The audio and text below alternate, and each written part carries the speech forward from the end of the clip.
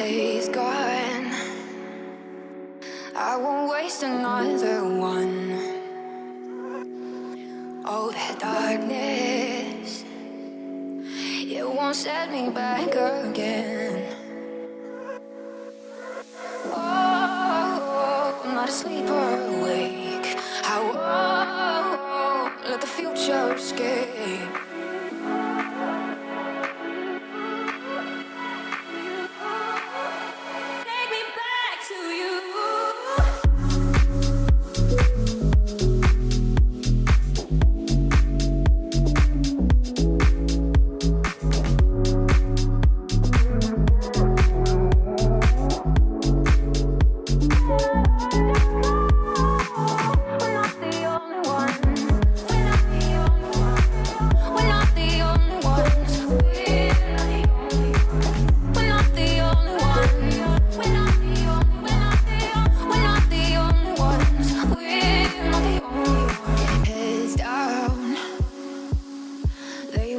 Just shake the ground. Oh, this lightness, it will fill the air around. Oh, I'm not asleep or awake. I won't let the future escape.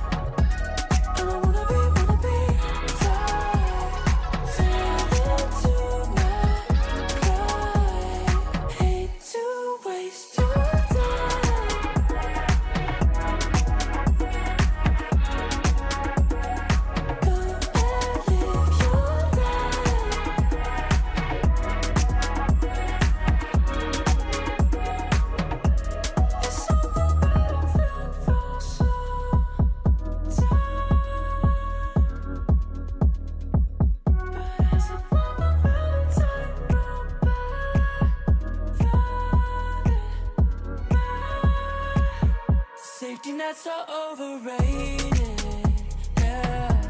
If you make one, you will fall. Too much of a temptation, yeah.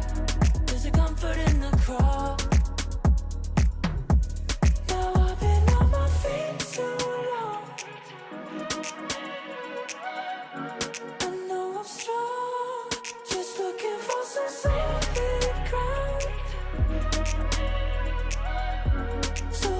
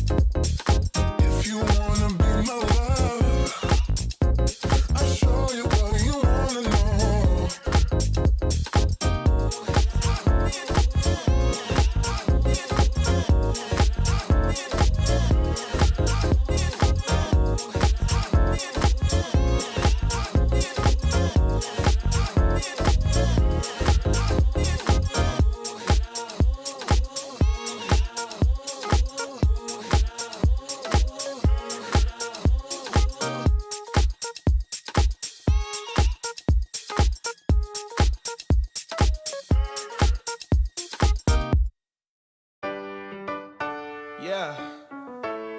La la la la la la la. Yeah. Your life hits hard, but I hit right back. I never back down. I keep it on track. It's the same day with no problems. I keep rising from the bottom.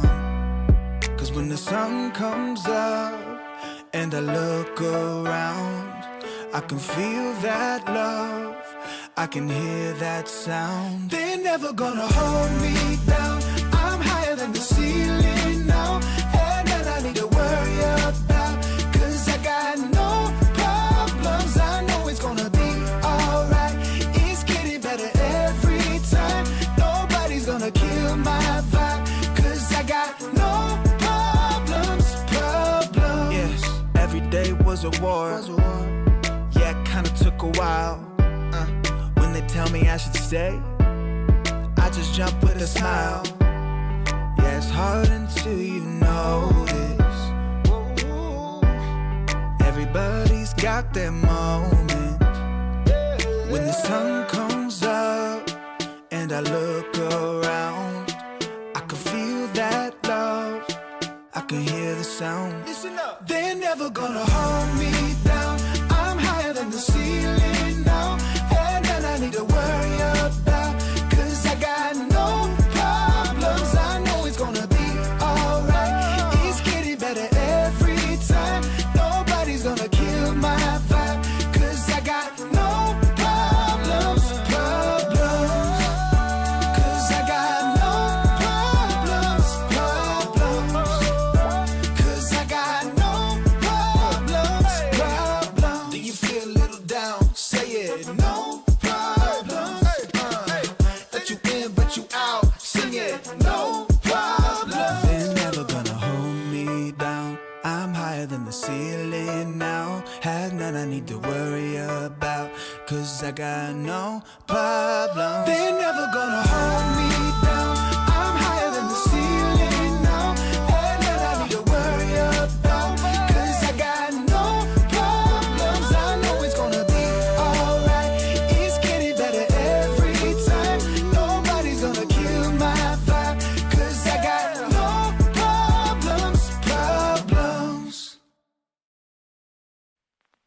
I pack my suitcase, headed out the door, I keep my shoes laced. 2,000 miles away from home, a couple dollars in my pocket, never stopped the boy before. I load my bags and hit the road. Miles past, turning back, found my track, face the fact, she a cold one. Never gonna settle for none, stay up every night till I won. Don't want a slow rise now, I'm confident opulence isn't a long ride out. When I look back now, I'm astounded.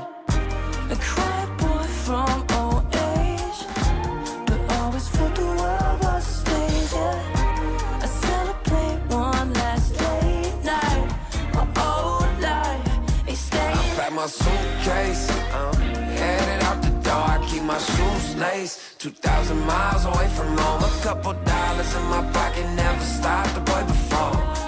I load my bags and hit the road. I'm headed to LA, headed on my way, I'm headed on my way to LA, headed on my way soon,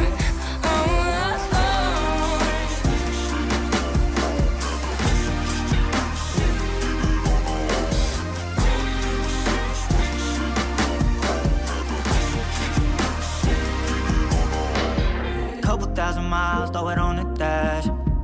Shit, the 10,000 hours, can't let them pass. Yeah, well, I was putting time in, you was pulled up wildin'. You always had shit to say, now when I see you, it's silence. Thought I have a Grammy by 25.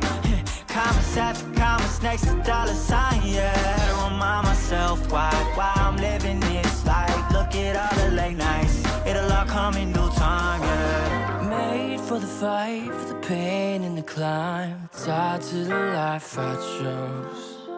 Stay through the night, another day, not a dime. Race against time. I couldn't just lay by and wonder what I could have made mine. I'm closing on the moment, no one's gonna hold me down. I pack my suitcase, headed out the door, I keep my shoes laced. 2,000 miles away from home, a couple dollars in my pocket, never stopped the boy before. I load my bags and hit the road.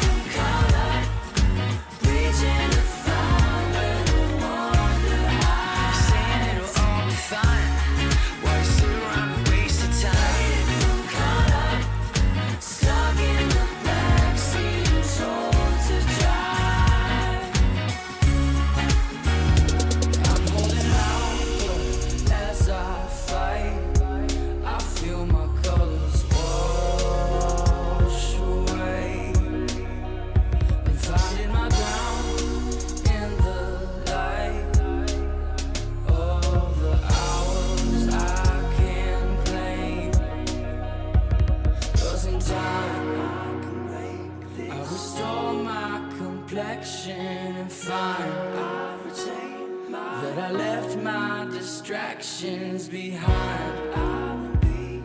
In the meantime, I'll blindfold my pride and keep hold of my time like it's gold. Fading from color, reaching to find where I wonder how. Saying it'll all be fine. What's the wrong waste of time? Fading from color, stuck in the backseat and told to drive.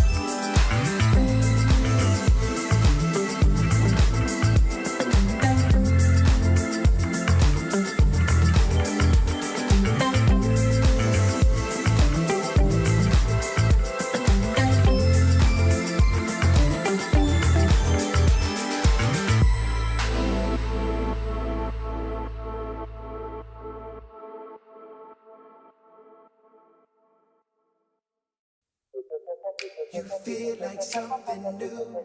You feel like something. You feel like something new. You feel like something. Don't just stop it. Doing what you do. When I lay back, holding on to you.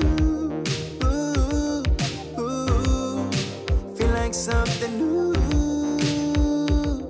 Yeah. Got my senses here on overload.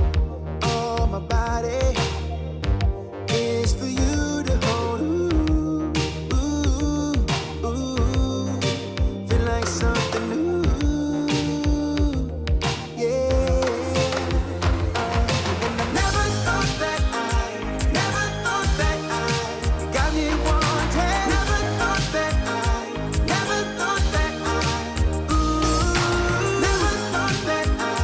never thought that I'd be saying you feel more like a dream. Yeah. You feel like something new. You feel like something. You feel like something new. You feel like something. I feel like I'm in another galaxy. Take my time in your eternity. Feel like something new. Yeah. And I never thought that I got me wanted. Never thought that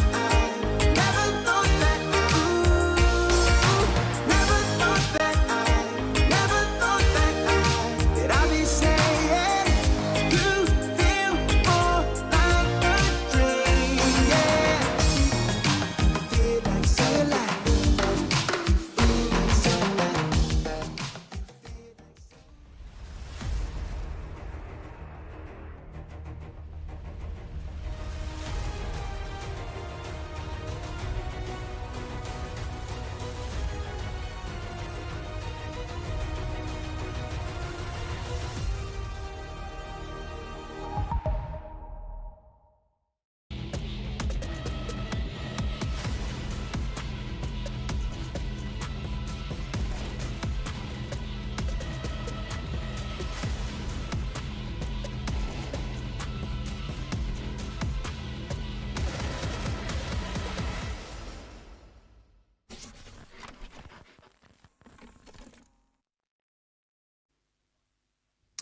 Hello everybody and welcome back to the ESL Challenger League, where we are all still to play for in the very early days of the Counter-Strike season. You're joining us on a fantastic night, as is any night, to watch some of the Tier 2 best squads fight their way for the VRS points and, of course, a potential spot at ESL Pro League. My name's Eternal J. I'm joined by my regular broadcast colleague Dweg for today's proceedings on the B-Stream. How are you doing, my man?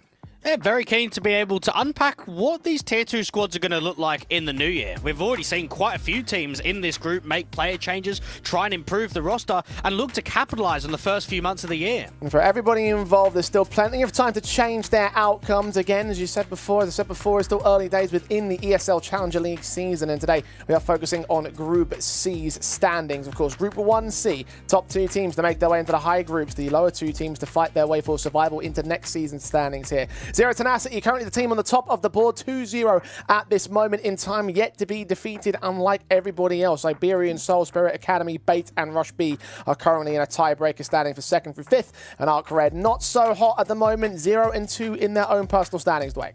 Even to look at the top end of the group, I'm very surprised on how long it took Alex to join up with the Iberian Soul guys, because we were talking about it on Tier 2 Talk for many episodes. He's benched on NIP. You've got Koi dropping the roster. Why is Alex not playing with the Spaniards, with his old teammates? It took ages for him to finally transition over. And while it's been a difficult period, I think they can look at this group and say, honestly, we can beat the majority of teams here and try and get at least a top 2 placement. Well, Iberian Soul will be in action, of course, on the A stream part of things, taking on that Arc Red side, and it may well be a layup for the Iberian squad. However, I think we've got a more interesting match today, Dweg, as we take a look at that top end team of the board. Zero Tenacity taking on Bait in our B stream action for today. A matchup that certainly has a lot of history behind themselves, Dweg.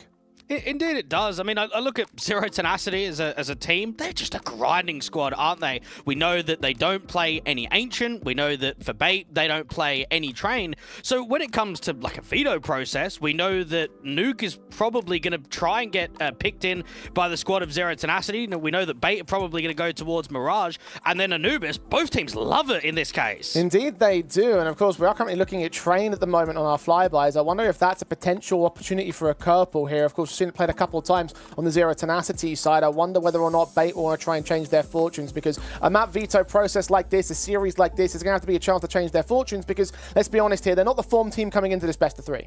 No, Bait have had would we say a difficult period? I don't even know if that's correct. I thought their last year was very successful. They were proven to be a top-end Tier 2 squad. Towards the tail end of the year, we saw a grand final in ESL Challenger Katowice. We saw a bit of a bomb out at the RMR, but tough squads against Spirit and Astralis. They've now got to look at the tail end of the year and moving into this year to say, we can't afford to get off to a slow start. We can't afford to lose to teams like Spirit Academy, to lose to Ecstatics Online. We need to be beating those squads, to be proving that we're not only a top-end Tier 2 squad, but that we can push that boundary towards Tier 1.5. Now, I would certainly say that at the end of the year, they were trying to prove, and they were proving up until a certain point, that they were a top-end Tier 2 squad. 2 LAN appearances, including an ESL Challenger, and managed to go second place in that particular event, but then the RMRs go a little bit wrong for them, and it feels like they've lost their way. Credit to them in terms of the Blast Bounty roast recently, where they lost out towards G2, but they have spurred on a roster change as a result of that lack of form coming out at the end of the last year. Now, coming in towards this one, you have to wonder whether that is going to be able to make a decent difference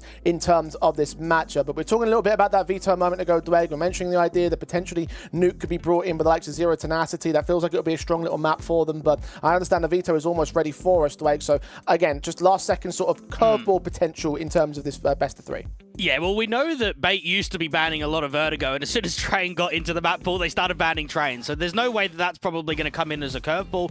The one difference could be, does either team decide to pick Anubis? Both teams, in the historic relations of the cause and the teams itself, have loved that map. So you could even have an idea of it being a map pick rather than it being floated towards the end. Well, it has been in their recent their historical head-to-heads a number of times, and there has gone back and forth at certain periods, although Zero Tenacity have had the one-up over them if they do decide to go towards that Anubis, if they do end up having that in the pool itself. And there's a potential with the idea that they played Nuke so much that you could have 2 very strong maps in the veto process if Bait want to go towards that. Nuke indeed is going to get picked in by the Zero Tenacity side, Mirage as our second, picked out by Bait, and our third indeed will be Anubis. Again, like I said, that does look rather tasty to me for Z10. Indeed it does, especially map number 1. Nuke is a fairly good map for Z10 and has always been the second choice and second option outside of Anubis and a lot of vetoes, but it's an awful map for Bait. The previous lineup last year with Captain Kirker in it really struggled on it. They haven't had a win on Nuke in a really long time. And then I'm even looking at Mirage and I'm saying it gets played quite a lot from Z10, but it's weak on their behalf. And then Anubis as a decider, that should be just the slam dunk of all things. You've got 2 good teams on Anubis going up against one another. This is certainly going 3 maps for me. But again, I take a look at the way that Anubis has gone in recent history, and I feel like Zero Tenacity might just have the edge over the Bait squad in terms of that third and final map. They've had some one-sided victories on them, and it has been rather significant in terms of their recent history. But I'm thinking again about the form of that, the fact that they are the form team coming into this particular best of 3, the fact that they are a very solid squad, and Bait have been making changes as a result of their recent losses. So let's talk about some of the more individual players on the lineup. I think Dwayne wanted to do an AWPA comparison as well. So we've got Brute Monster on one side, we've got Headtrick on the other. Headtrick definitely will be able to beat Brute in terms of the stats and the history and his experience by comparison, but is that the full story? Brute is a very consistent player for the Z10 roster, and the reason why the stats are a little bit lower for him, and actually the majority of riflers on the team, is because of their playstyle. It's Namana is that aggressive opening rifle on T side, so a lot of the resources go towards him. So I would say Brute Monster is a little bit more supportive on Zero Tenacity than what Hetrick is for Bait. This is a Ukrainian AWPer who has just been an absolute star since joining up with the squad, in April last year? And he's consistently brought that form towards the end of the year. Certainly making himself known as the mysterious prodigy from NIP back in January of 2023, and from that whole year and how that went before joining the Bates squad. But of course, in talking about the roster itself for the Bates squad, I mean, there's other players to think about. We mentioned the roster move, of course. Arcadia player to watch for today is Kensizor, and probably for decent reason, because he's going to be the guy that everyone's watching out for. He had a chance to get a little bit of hitting the ground running during the bounty. Obviously didn't go so well for the Bait count. Now here he is trying to do some work on the ESL Challenger side of things. Where do we place him? How do we feel like he's going to weigh up in terms of Bait and their prominence here today? Well, I look at Kensizor, and he's never played with any of his teammates on Bait before, so this is a huge opportunity for the young man. 18 years old, started his career in the Na'Vi youth system, which players like MPL and Hetrick were able to do themselves. Played out in a lot of the Ukrainian Tier 2 to Tier 3 lineups in IKLA, Exanida, Kono, ECF, but to make this jump, right, to go from playing middle of the pack to then instantly going up against top-end Tier 2 squads day by day, week by week, I don't know if he's going to be able to hold. This is going to have to be him making a statement in his first few tournaments. Well, no doubt he did look good on that Anita, Kono, ECF squad that we talked about a moment ago. I think obviously the concerns that you seem to raise is that they are very, very low-level achievements by comparison to what Bait are looking to strive for. And so you are right in terms of the conversions of moving up to a higher level of competition to teams like a Zero Tenacity, who are within the top 50 of the world. Yes, Bait do outrank them, but I don't know if Kensizor quite lives up to that same level of outranking as of yet. Maybe this series could be an example as to where they go with that, or maybe we could see exactly why they're getting undone. Maybe Kensizor is a pivotal piece as to why things are falling apart. Maybe there's something going on in that, and I think that maybe this series actually might really demonstrate whether or not they are just facing a bit of a blip, whether they're facing some just little bits of like bad results as of late and they can pick it up later, or whether or not there is a much more significant concern for Bait coming into 2025. Well, my biggest concern for this season of ECL is look at the previous seasons for Bait. They've actually really struggled in the group stage. Last season, they got 3 wins and 2 losses. The season before that, 2 and 3. Season before that, 2 and 3. This is a squad that you and I, we've been talking about one of the best Tier 2 teams last year.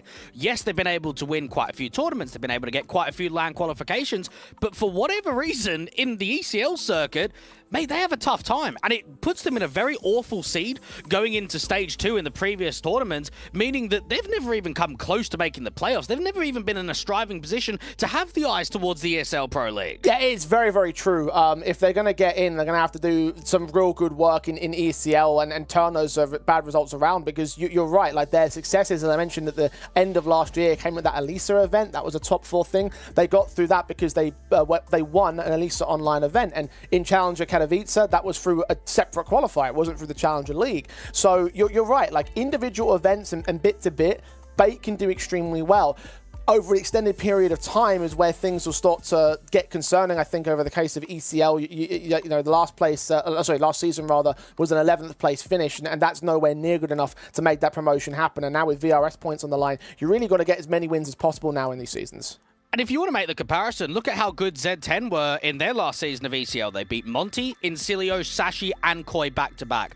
Those are all teams, 3 or 4 of which I would say are top-end Tier 2 squads. They landed themselves a top seed in the group. Yeah, okay, they struggled going on further in the tournament because they had to face off against Sangul and 3D Max and 9 Pandas, those top-end Tier 2 teams.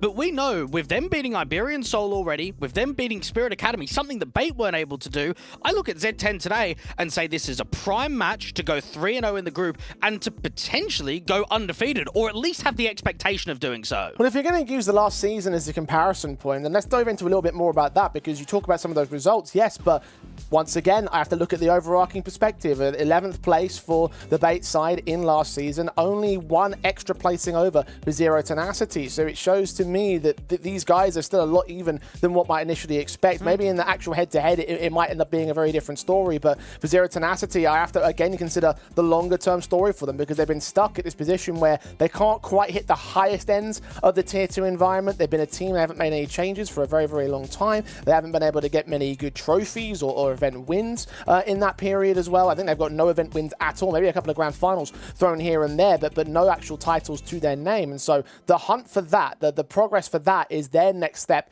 in their overarching story. And perhaps you can say it's the perfect start to the year. 6 best of 3s played on HLTV, 4 Z10, 5 of them being wins. Yeah, they've been tested from time to time, and you can see that by the ECL results. The 16-12 Mirage performance against Spirit Academy, the 13-11 on Train versus Iberian Soul, followed up by 19-16. We have seen maps and series being tested by Z10, but at the moment, the form looks good for them. Indeed it does. Now, will it maintain into this matchup, or will Bait get the better of them? Historically speaking, this is a matchup that does favour Zero Tenacity, but the last head-to-head, although it was many months ago, was a Bait victory. Will it be the case? Will it be the same right here? We're almost about to find out, with Nuke being our first map in the series. Predictions, Dwight, you did say it's going to be a 3-map affair. Are you going to go 2-0, 2-1? What's the call? I'm thinking 2-1 towards Zero Tenacity. I've just got more faith on the Anubis, more play rate with the squad, and I've yet to see a huge amount from Kenzie Zord just because of the limited sample size that we've seen from him in the last few tournaments since joining up with Bates. I think I'm going to join you there on the Zero Tenacity perspective. It just feels like they're the more stable team into this matchup. I feel like in the long term, Bait could still usurp them. They could still improve upon their current position, but as of right now, things are a little bit too shaky. So let's see whether Zero Tenacity can make it a simple affair, whether it will be dragged out all the way by Bait. Pistol round of our first map of Nuke is ready to go. Bait struggling on Nuke for quite some time. 6 losses on HLTV in a row for them. You compare that against Zero Tenacity. Last 3 months, 10 wins and 4 losses. Watch out for Namana and Chofo when it comes to this map. They're always going to be the impact players. Set towards the CT side for Bait initially. MPL is your forward man. Amana is right around that corner though. P250 at the ready and taking himself right up towards the red box, looking out the outside and hoping that he can spot players at yard. MPL playing hidden behind this smoke though, happy to wait things out. Evade that flash, and Chofo gets very close as a result here. He'll reveal himself with the footsteps. This is going to be the chance for the man to strike, but Alex instead takes first blood. Trades of Brute are good on the site, doubling up as well towards MPL. Kenzie Zord and Arvin go back and forth. The bomb's on site and can get planted. And late lurk on the outside means that Essential's being watched. Namana gets an easy kill, and Hetrix made all the noise in the world. Try and pop forward ahead of Squeaky, now known, of course, towards the T side. A 1-on-3 scenario for the USP, and surely the best he can do is get one good headshot out of this, but no more than that. They will bear down upon him, and all he can do at this stage is fight as best as possible, but ultimately his best may not be good enough here. Pistol win with Zero Tenacity. A great discipline in that 3v1. Notice how no one's really over-fighting. You've got a little bit of a jiggling from Avon at the back of Tetris. You've got another sort of Namana just committing ever so slightly, but not all the way. And it just means that Hetrix basically getting no chance. No individual fights can go his way to set up that clutch. Real good work from Brute Monster coming out from Hut. You have the opening kill from the main player for Bait, but as soon as the double trade comes in from Brute out in Hut, they maintain the bomb site and get the bomb down easily. The starting advantage to be featured, of course, by the Zero Tenacity side, and you expect that a map like Nuke can go swimmingly for them if they continue to get their way. Not been amazing from Bait in their recent affairs, and the majority of it has been CT-based. However, very one-sided scoreline losses to teams, like you mentioned before, Spirit Academy during Challenger League. At the end of last year, they lost a pretty one-sided affair towards Ecstatic and all. Well, let's extrapolate that Spirit Academy game, because that was only very recently. Started on the CT side and had a 2-10 half. I mean, how does that even happen? 2 rounds in 1 half on the CT side of Nuke? I mean, maybe we're about to find out right now. So far scoreless, and with the force buy in mind, that could be a problem that metastasizes. Zero Tenacity still playing the slower kind of game here, though. Careful to what Bait are going to throw at them. Not going to see any shenanigans, though. Just hearing footsteps in the out yard. A lot of space being taken from Z10, but watch out for the late lurk of Simki. And once maybe the CTs try an info play, try and retake some space into lobby, which they're doing now from the ramp take, this is where Simki could catch them off. Doesn't opt to peek forward for it, though. Chofo instead draws first contact against Kenzie Zord, down and out in heaven. One of the SMGs lost, 4 of which were brought in play by Bait. Simki's expecting them to push out lobby and try get towards spawn. Instead, they just wrap out towards the site, and MPL will fall for it. Simki can finally strike, get a sentinel to drop. Alex nailed it down low and dead to rights on Brute. Head trick, 1-on-5. Maybe a couple of players that you could pick up Simki, especially on 2 points of health and very close towards him. 1 decent kill, but that shouldn't go much further than that. I had a chat with both the coach, Philip, and Namana only a couple of weeks ago, and sort of discussing how their year went down, that they were overall quite happy with the level of performance. It was their most successful yet a part of the team and the organization. But the one thing that you can always fantasize and you can always understand from them is the lack of LAN opportunities. You always get your local LANs in the Serbian scene where, yeah, you can pretty much lift a title, but where are the international LANs coming from? And knowing that ECL's got a pathway to Pro League, knowing how important the Valve ranking is going to be this year, I'm sure that Zero Tenacity, with the grinding mindset they had last year, is let's try and push ourselves as high in the rankings as quickly as possible. By, let's say, February, March, we want to be in the conversation for LAN tournament invitations. We don't have to focus on some of the more lower level LANs, however. Of course, they are still outside of the top 50 on VRS at the moment. They're in the top 60, in fact, for that matter. You are right, those LAN opportunities have been few and far between. I know that last year they got close to going to that Reds LAN, but missed out on the fourth spot by 30 points behind the Sangle camp. And Z10, of course, new year, new objectives, and there's many new tournaments to play at the moment. ESL Challenger League seems to be going swimmingly for them so far in the first group stage, but again, is Bait or anyone else going to throw some spanners into the works? As of right now, the answer to that question is no. It's upgrade pistols only for round 3. This should be a 3-0 start for the Zero Tenacity lot. Well, I really appreciate no roster changes in the Christmas break. You look at the majority of teams here at ECL, you're going to struggle to pick squads that didn't make a single change over that summer break. They have held firm and true. Senthiel picked up by Namana. Decent damage done by these pistols on the outside for Bait. Alex will get nothing more out of his P250. So standard stuff in the rifles versus the ecos. See if Headtrick can escape with one exit frag. And he does. Namana drops. AK should get hunted back, though. They don't want to let that fall in towards CT-sided hands. The bomb plant will be secured in the meantime, so there's not real concerns about the round going awry. Just making sure that no further damage comes of it. Making sure the Headtrick does not hold on to that AK, and indeed he does not. 3-0 start for Zero Tenacity. Bait now to their first rifle buy of the series. And maybe we can start talking about match sharpness being a difference between these two squads. Zero Tenacity played 22 best of threes in the last 3 months on HLTV, whereas Bait in that same time window had played 17 maps. We're talking about a huge disparity on the amount of tournaments, on the amount of officials against at least top-end squads. Bait have not had much time at all to embed Kenzizor into this roster, and for Zero Tenacity, hasn't been much of a struggle for the most part on this T side, but now that the rifles come out, this is where Bait can start putting a threat down. Look how quickly MPL is going to make his way outside, and won't go so far as to regress past red box, or tank some damage as a result. Well read there by Zero Tenacity, half HP, the man already. Will his M4 be able to do anything with his position, though? He's hiding in that smoke. Headtrick's there to support, but he's got no vision. Instead, Namana and Chofo line up for him, and MPL can escape with a 5-on-3. Yeah, well, it's just going to be an A-split out from main and through the top site with the util. Unfortunately, a lazy clearance there from Zero Tenacity gives the in-game leader 2 easy picks. Avon can get a trade back, and from this point onwards in a 2v4, you just want to do damage if you're Z10. Try and cripple away at the economy, just even if you can get 1 or 2 more picks against the CTs. And they got cash to buy back in the next. They are trying to find an avenue of workability. Of course, the bomb's been left on none of the 2 players here.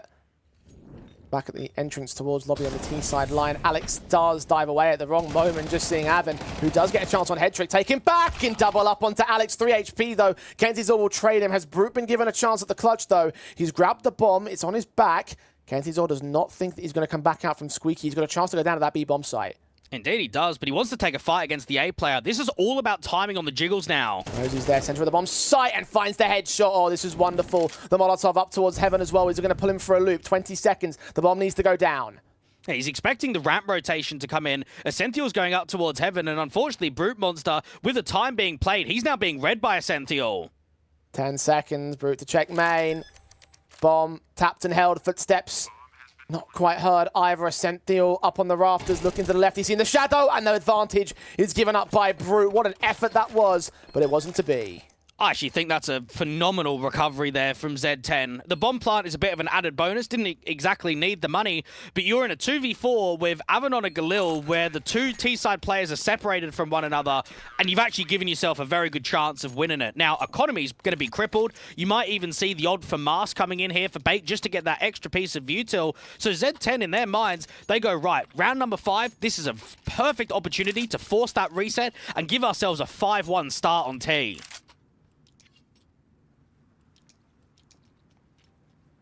Excellent potential right now from Z10. Can they turn it into success off the back of that heavy damage, though? Bait want to try and recover. AK, M4s, SMG from us. Very broken investment by comparison to the full gambit of AKs and the AWP out for Brute. It's very slow to the contact, except for these outside players. MPL almost got another lineup.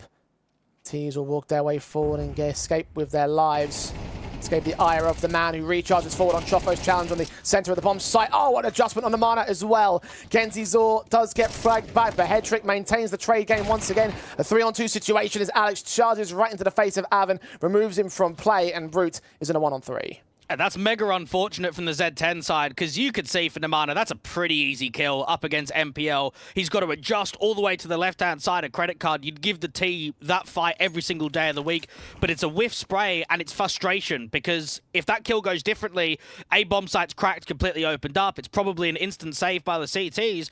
And all you can really say is that Bait have been reliant on their NPL star in-game leader back-to-back rounds to get multi-frags.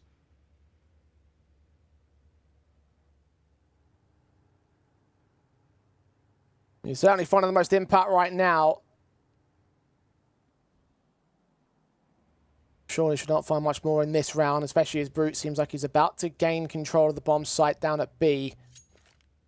Planter secure, but that will signal the full-blown retake, and then it's still a 1-on-3 situation with an AWP in mind. The HP won't be a massive benefit towards the challenge on MPL. Has heard that one player coming in from ramp. Checks Ascenthial. Hell of a headshot to gain. Is there more coming, though? Not from ramp side.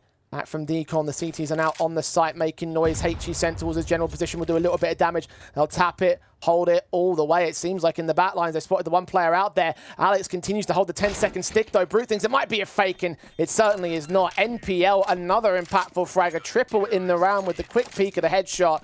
And Bay have staved off the reset. Well, this is where now we start looking at our impact players. You've got MPL that's being a bit of a demon outside. He's at the back of red. He's out there at Icebox. He's constantly fragging. So Namana's got to come up with a way of trying to neutralize him, whether that's putting more bodies towards outside or less bodies. That's going to come down to both the coach and the in-game leader to make that adaptation, to make a difference, to stop MPL with his fragging abilities at the moment.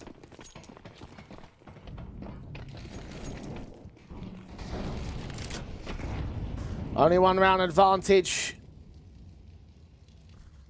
Recoverable from Bates here, but their Tenacity have fought valiantly in these awkward stances, thinking about that 2v4 from a couple rounds ago. I'm thinking this could still be dangerous. I mean, Hero AK with upgraded pistols for everyone. You've got to be looking for 2-3 kills in this round if you're Z10. That's what I'm saying. They could well find it with how confident they've played thus far. The Eagles on 3, as you mentioned. Weakest weapons, the PT-50 for Chofo, who does lead the charge on the outside of the diagonal smokes. HE's to open those smokes up, but will not see anything from Bait. They'll start to clear. Namana is watching the main entrance. MPL quickly bursted upon. They know that AK's now in play, but do they suspect the rest of the force buy? And Simki's got to try and cut one of these rotations. Whether it's an A player going down the vent or even a ramp player trying to take lobby, he needs to find impact because he's the only player in lobby on the lurk. No noise made by Z10. Namana checking those corridors, made a little bit of noise on that drop-off. Ascenthial will know they have access all the way. Kenzizor in the meantime has taken Simki. That's from the lobby position. Door will open for Namana. Is he going to time this well against Ascenthial? He almost did. The PT-50 moves on. The M4 gets taken aback for it. There's a rifle now that can get picked up by Zero Tenacity. The Deagle of Avon is first port of call, though. Tagged up by the AWP. The bomb plant is secured, so there's cash basis to work with. Are Bait going to back off and save? No, they are just waiting for backup to come in from Secret. Watch about Namana, though. He's going to try and fight the players aggressively from Secret, but lose it. Alex turns it around, and MPL and gains the advantage, extends it as well to Choffo. Avan so low HP, finally dead. Brutes, Deagle now to try and take any more damage. Not going to happen, so zero tenacity. It was mostly pistols. They gain at least the cash bonuses, and they can go in with a very, very strong buy as Bait will equalize. And you can just feel that Z10 are being a threat right now. Even though it's been a bit of a round streak from Bait, that's a 4v4 where if Namana hits that first kill against the Secret player, there's a bit of time stalling, there's a bit of chaoticness. That's a pretty well played round. For Bait, they've just now got to try prioritizing holding on to a strong economy line, because I'm looking at double AKs being saved, and now with sort of the AWP investment from the previous round coming in, they've got to look at this and say, right, let's try and make it 4 or 5 rounds in a row. Let's keep mass players alive. Let's try and deny bomb plants if we can to not allow the constant rebuys from Z10. We're all squared up. Zero tenacity.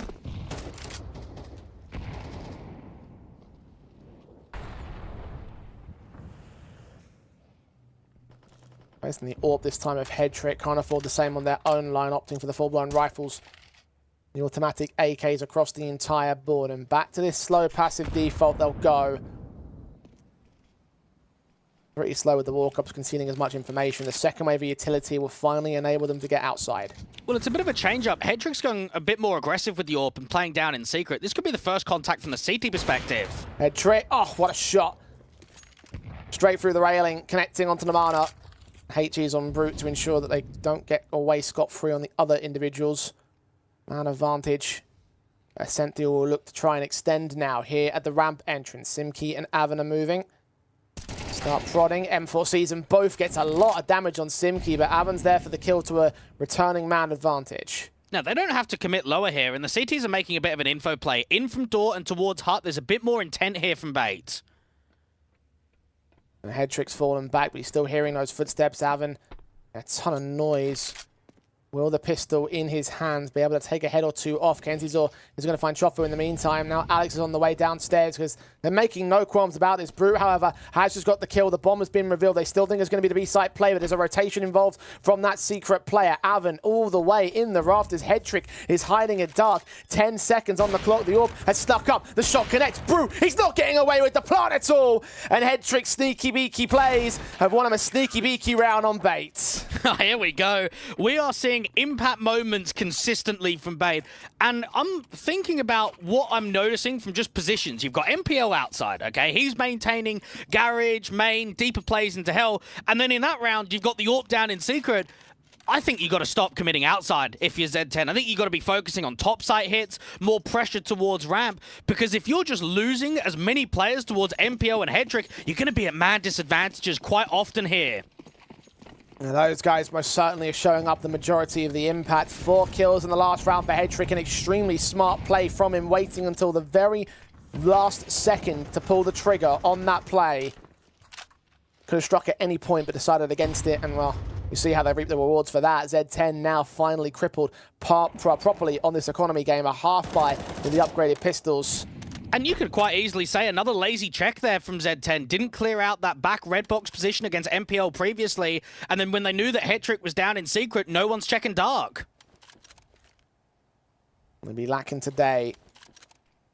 Start off wonderfully. A lot of situations, a lot of circumstances telegraphing their victory. Choffo's going to try and see if they can maintain that and restore it in this particular case. Alongside Brute and Simki, it's all coming apart for Bait. The pistols have ruined them, even with a TK involved. Zero Tenacity have got a 4 versus 2, and the last 2 players of Bait have got to fall back and save. Well, that's the first time for MPL that he's been full blind in which an exchange is happening. That's an easy flash towards the main entrance. The Tech-9's going to get a freebie and a pure collapse towards the A site. Now, Head Trick and Ascenthial just need to make sure that both the AWP and the M4 stay in play, because the money for MPL and Alex is actually quite limited. Need to get these drops on if they want to continue buying, most certainly. These 2 players will have to facilitate it. They're prodding for more exits, but none are coming their way. Z10 will start to back off towards spawn.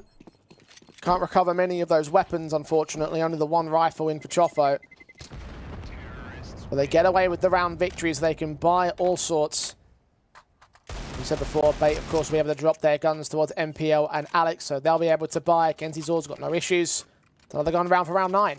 And there is a real rich history between these two sides. 6 best-of-3s played between April and September last year. I'd love for this rivalry to start up again in 2025. They'll be playing in the majority of similar Tier 2 competitions, and anytime you get a bit of back and forth, right, you get a series going one way, then the other, it starts building up to something, to then you think, well, actually, who is the better team? In terms of their goals, they're both outside of the top 40 on VRS, so they will be working to try and improve those rankings and try and get better invites at better tournaments. So victories like this may well matter. Oh, spray is fantastic for Avan. That certainly matters to Alex. A beastly set of numbers against his HP marker. 5 points left for the rest of the round. You've got Namana, who's been able to take a lot of map control outside, but his teammates are slightly further behind. You've got Brute Monster that's just scaling, scoped in towards the garage entrance. Chofo also behind him. They know that MPL has been quite aggressive in these last few rounds towards outside, and Hetrick previously on the gun round had the AWP down in secret. He's doing it again. Smoke suppression on those 2 main entryways towards the upper bomb site. Essential still waiting for someone to prod from ramp. It's outside control for the majority of Z10. The bomb has been left back at the spawn entrance, though. And not a lot of util left by the CTs. They've got, what, 1 more resmoke on Hetrick and an incendiary, and that's pretty much it. Chofo's found an angle to walk, but MPL's ready for it. Killed off. Chofo again, taking one of those impact players out. He's not ready for a Sentinel, though. And turns of the M4 peeks into the lockers. Chofo has been traded. Still a 4-on-4 with an advantage for Z10. Again, looking at Alex's HP, but he's on that AWP now. And time is starting to dwindle. This is going to be a top site play. Brute struck. Oh, 2 fantastic frags. Alex and Hetrick down. Essential does take him back. Kenzizor is looking to lean in a Simki and adjusts well. The bomb's been dropped. 13 seconds. The Heaven player now needs to strike. Essential checks for him, though. Namana with the headshot. Now Kenzizor tries to protect the bomb. There's 5 seconds, though. They can't get it down in time. They have to hunt the last CT. Did they secure it? Oh, no, they did not. Bait get away with a steal and a half, and Kenzizor with after-time frags and all. And that is an incredible recovery from Bait, because it looked incredibly unlikely that they were actually going to be able to win that round. Now, you might look at that, Jay, and say, oh, well, they took so long, right? They didn't have a lot of time. The problem is, Namana's coming Heaven rotate, and you just can't make noise, can you? As soon as you start coming up that ladder quickly, the tail is up, so you need to slow it down as much as you can. Brute has done everything with the kills outside, towards secret, into main. Just not quite capitalizing and not getting that bomb down. Bait, it's a miracle. Kenzizor got the right kill at the right time. Simki's going to get some revenge, though. Deagle's in play. The hero rifle once again. SMG players are charging right into the T-side line. Essential's now down. MPL's going to strike on Brute and to be successful in that kill, but there's so many more to gain. The hero rifle's yet to strike on Avan's part, and they've already gained the man advantage. Hey, you've got MPL that's still searching and up against Simki. Could this be another Deagle kill? No, not quite. Chofo next up. Oh, what a shot that is. MPL down as they play distraction as well. Chofo leaning in for a second, and Alex is dead as well. Oh, the Deagles are doing it again for Z10. Hetrick now, 1-on-3. One of the 2 top fraggers for the CT side. Now needs to provide some top frags here in a clutch.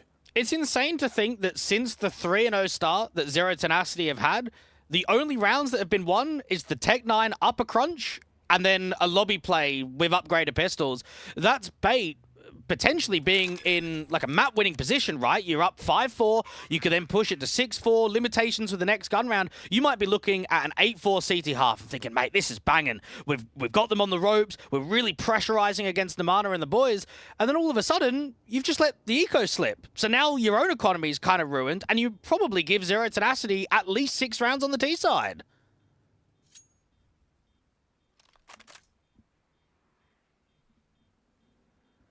And they should take the lead at the very least. Bay getting lost in the sauce in that round. Hetrick will at least get an exit frag onto Namana, but it shouldn't make a massive amount of difference.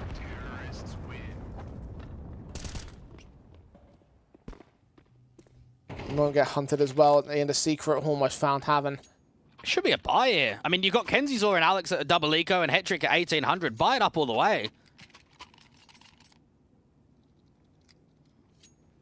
No reserves for round 12, though. Got to try and win this. Zero Tenacity will claim, or should claim, the lead right here. Maybe a lobby crunch, set the M4 to get some fights outside. This is such a tough round to win, just with the weaponry alone. Marta from range, the AK. First port of call on outside. MPL's happy not to press the issue and engage him. Similar story for Alex also at Squeaky. He went down towards Secret instead. Try and get back out from the corridors. Ascenthiel blind past the smoke, does not hit any of those shots. Instead, return to 40 points of health. Headtrick does find his kill, and a second on Choffo. I think a gap must have broken in that smoke, the diagonals towards outside.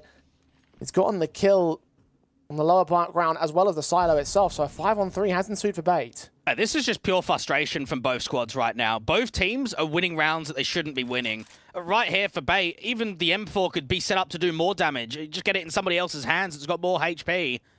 Brute clearing out lobby. It's going to be a ramp take. You've got Ascenthiel as the only player at ramp, but one of the A players, either Kenzie or Hetrick, can drop Ven.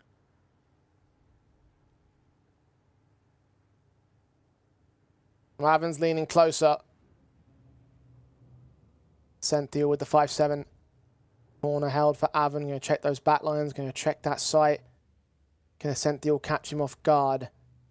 Hunting for a pick on his B defensive and ramp defensive for a fair amount of time and got very little for it. Brute and the AWP will start leaning forward. The 5-7 strikes. Looks back on as the AWP shot misses. Brute unable to connect a second peak, and suddenly it all looks good for Bait. Nothing that Simkey can do in a 1-on-5 without bomb control, without time. He's without this round.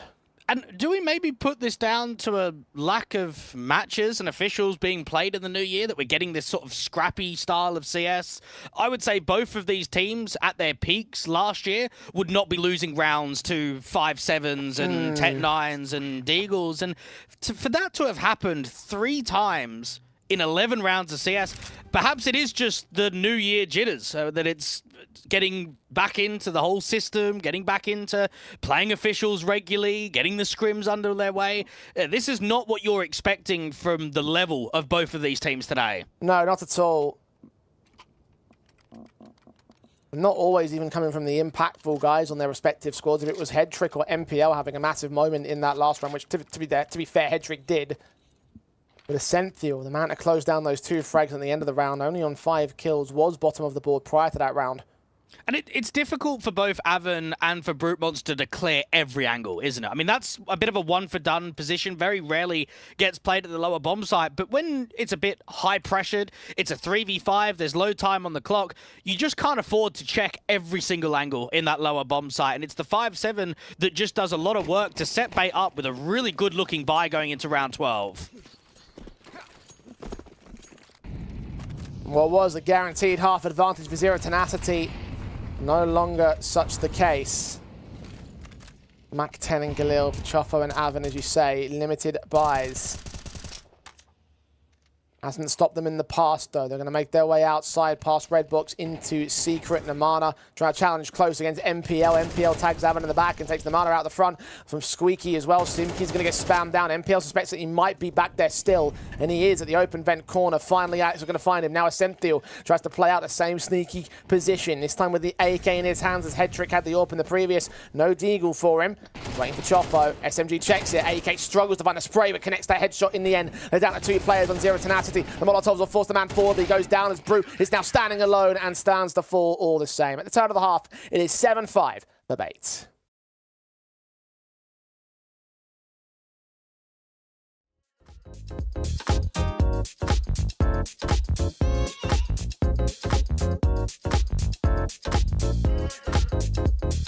If you wanna be my love, baby, gotta take it slow.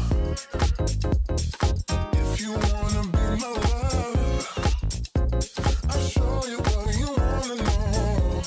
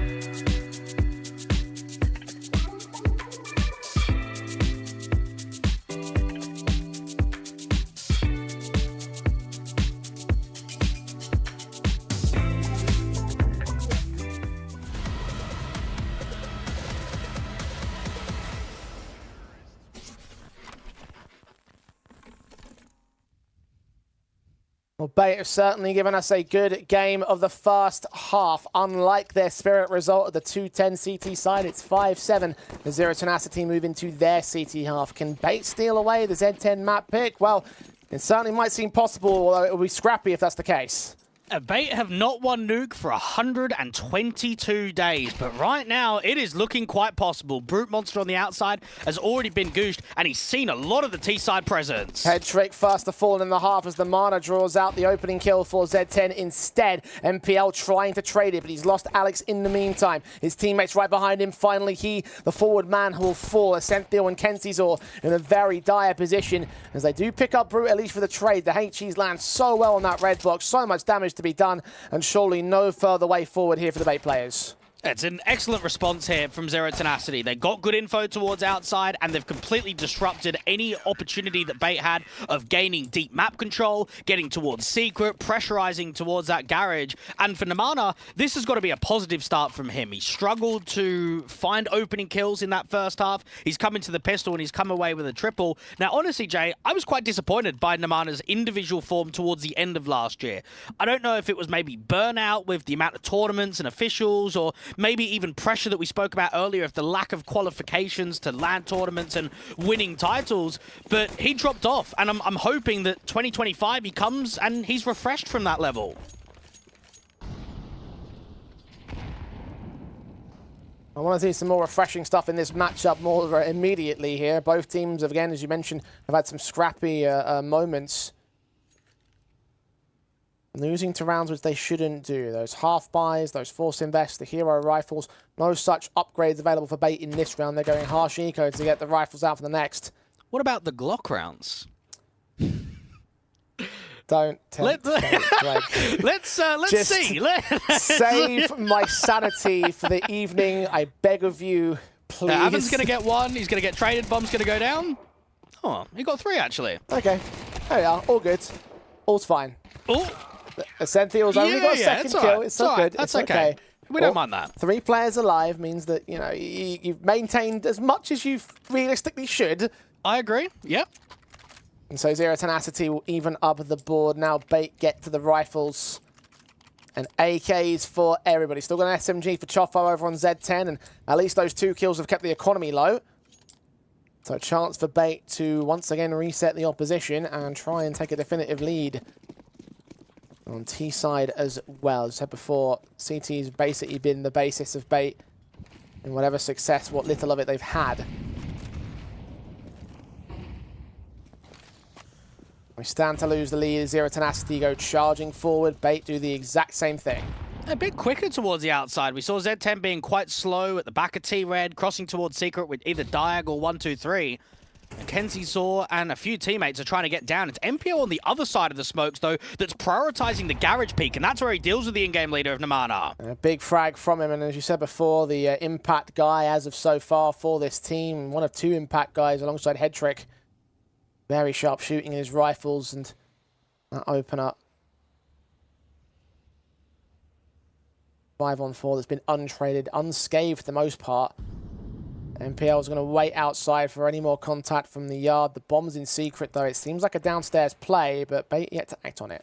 Well, I'm really liking the discipline here, running the clock and making the CTs quite nervous. This is where you start forcing info plays, maybe a bit of a gamble stack. There's basically no util for the CTs to speak of. That slight jiggle outside is a great tell, though. So many players spotted with it. They're going to rotate a 3rd player away from the B site upstairs to try and defend some of the other entryways. Meanwhile, Avan strikes on NPL, takes him down. They're going to try and pincer him, though, as he looks the wrong way at the wrong time. Head Trick given a freebie by the virtue of his teammates' footsteps at the entrance to hell. And now they're going to make their way in from heaven. The player from the ramp room peeks forward, but Brute gets Alex in another exchange. A 3-on-2 still favors the Bait side. The bomb plant will be secured. The retake, if it comes through, will have to be quick and thick about it. Doing damage from Brute from range back at the squeaky door. Ascenthiel drops in the rafters. Now the Heaven player starts to make his way up. Choffa making no crimes about his position. Made a lot of noise. So Kenzizor with that kill. Brute peeks into both of them. and Kenzie Zor will trade back head tricks casualty, so Bait get what they want. They get their round. It's a really good effort from Avon because he does as much as he can. He's down there in the lockers. He's jiggled up from heaven. He's seen that it's probably an outside lean towards A, so you try and get bodies over. You're being sandwiched from both sides. He's actually just had a phenomenal achievement of surpassing 800 maps played on HLTV with Zero Tenacity. He was the one that joined up as basically the last player to join the organization on the 23rd of August 2 years ago. Zero Tenacity threw everything at it, but it was Kenzie Zor with the clutch, and for Bait, they've finally taken the lead. But what about this force buy back from Z10? Brute's already landed in MPL, so the headshot angle's already worked for the scout. It wouldn't be the first time a broken buy has worked. Zero Tenacity or Bait. Man advantage that will go unresponded to as of right now. You still got your top fragger on the board in head trick.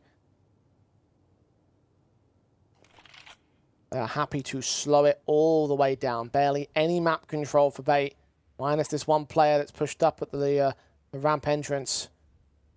Z10 will not respond in kind. Yeah, they start doing the outside smokes, but there's not a single lurk towards outside. So this is either going to be a ramp take or a top site XE. Blind shots will draw emphasis over there in that position. There's 3 players total on the outside control. Kenzie's always struck on Simkey, so this divided position and the hit towards the weakened area of the map on A is now finally forced the issue from Bait. 4-on-4 established. Bomb plant will not be denied by the blind sprays. Asempti will return a blind kill onto Chofos, and a man advantage well and truly to the favor of Bait, and they should be able to keep it from here.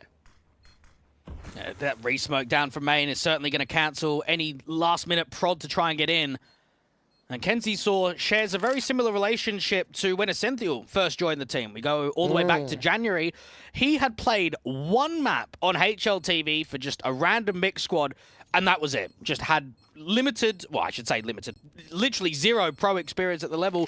At least Kenzie Zor has had quite a few known organizations and teams under his belt, but this is still a young 18-year-old that has played on teams that are kind of ranked around 60, 70, 80, low-end tier 2 into tier 3 to instantly, right, we want to challenge for titles. we want to challenge to be a top-end tier 2 squad like we were last year. That's a huge jump in the pedigree of a career. Well, sure, that should be an encouraging sign for Kenzie Zor, because Ascenthial had far less prospects from him before he joined Bait. In fact, he had 3 tournament references on record prior to that point, and you still end up seeing a player that's fit right into this roster, improve them overall. So the fact you got the same sort of situation, except with more credits over towards Kenzie Zor, is that a positive sign? I would say it is. It shows that it's a change of the guard of recycling the old guard. He's on 10 kills right now. AK in his hands, Ascenthial only with the Galil alongside Alex. There's an AK to play with for Namana over on Zero Tenacity, recovering a few upgrade weapons, but not a definitive buy in this round. They'll try to hand out another steal. Avon, cheeky position on the boost, is not going to get fully checked by Kenzie Zor. Head trick draws out first one against Simkey, but Avon's not done! Triple found. The Deagle will continue fighting. The Scout gets involved, and Avon drops in with a Quadra. Plenty of money gained from the SMG, and 3 AKs saved by 3 players.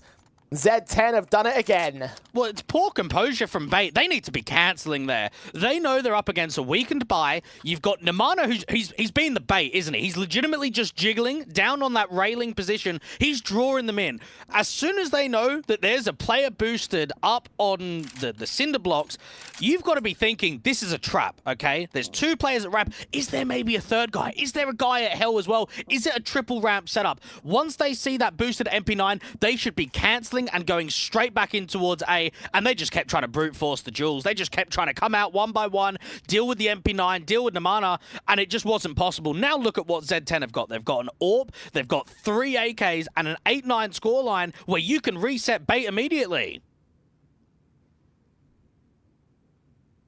Chance to swing back in the favor of Zero Tenacity.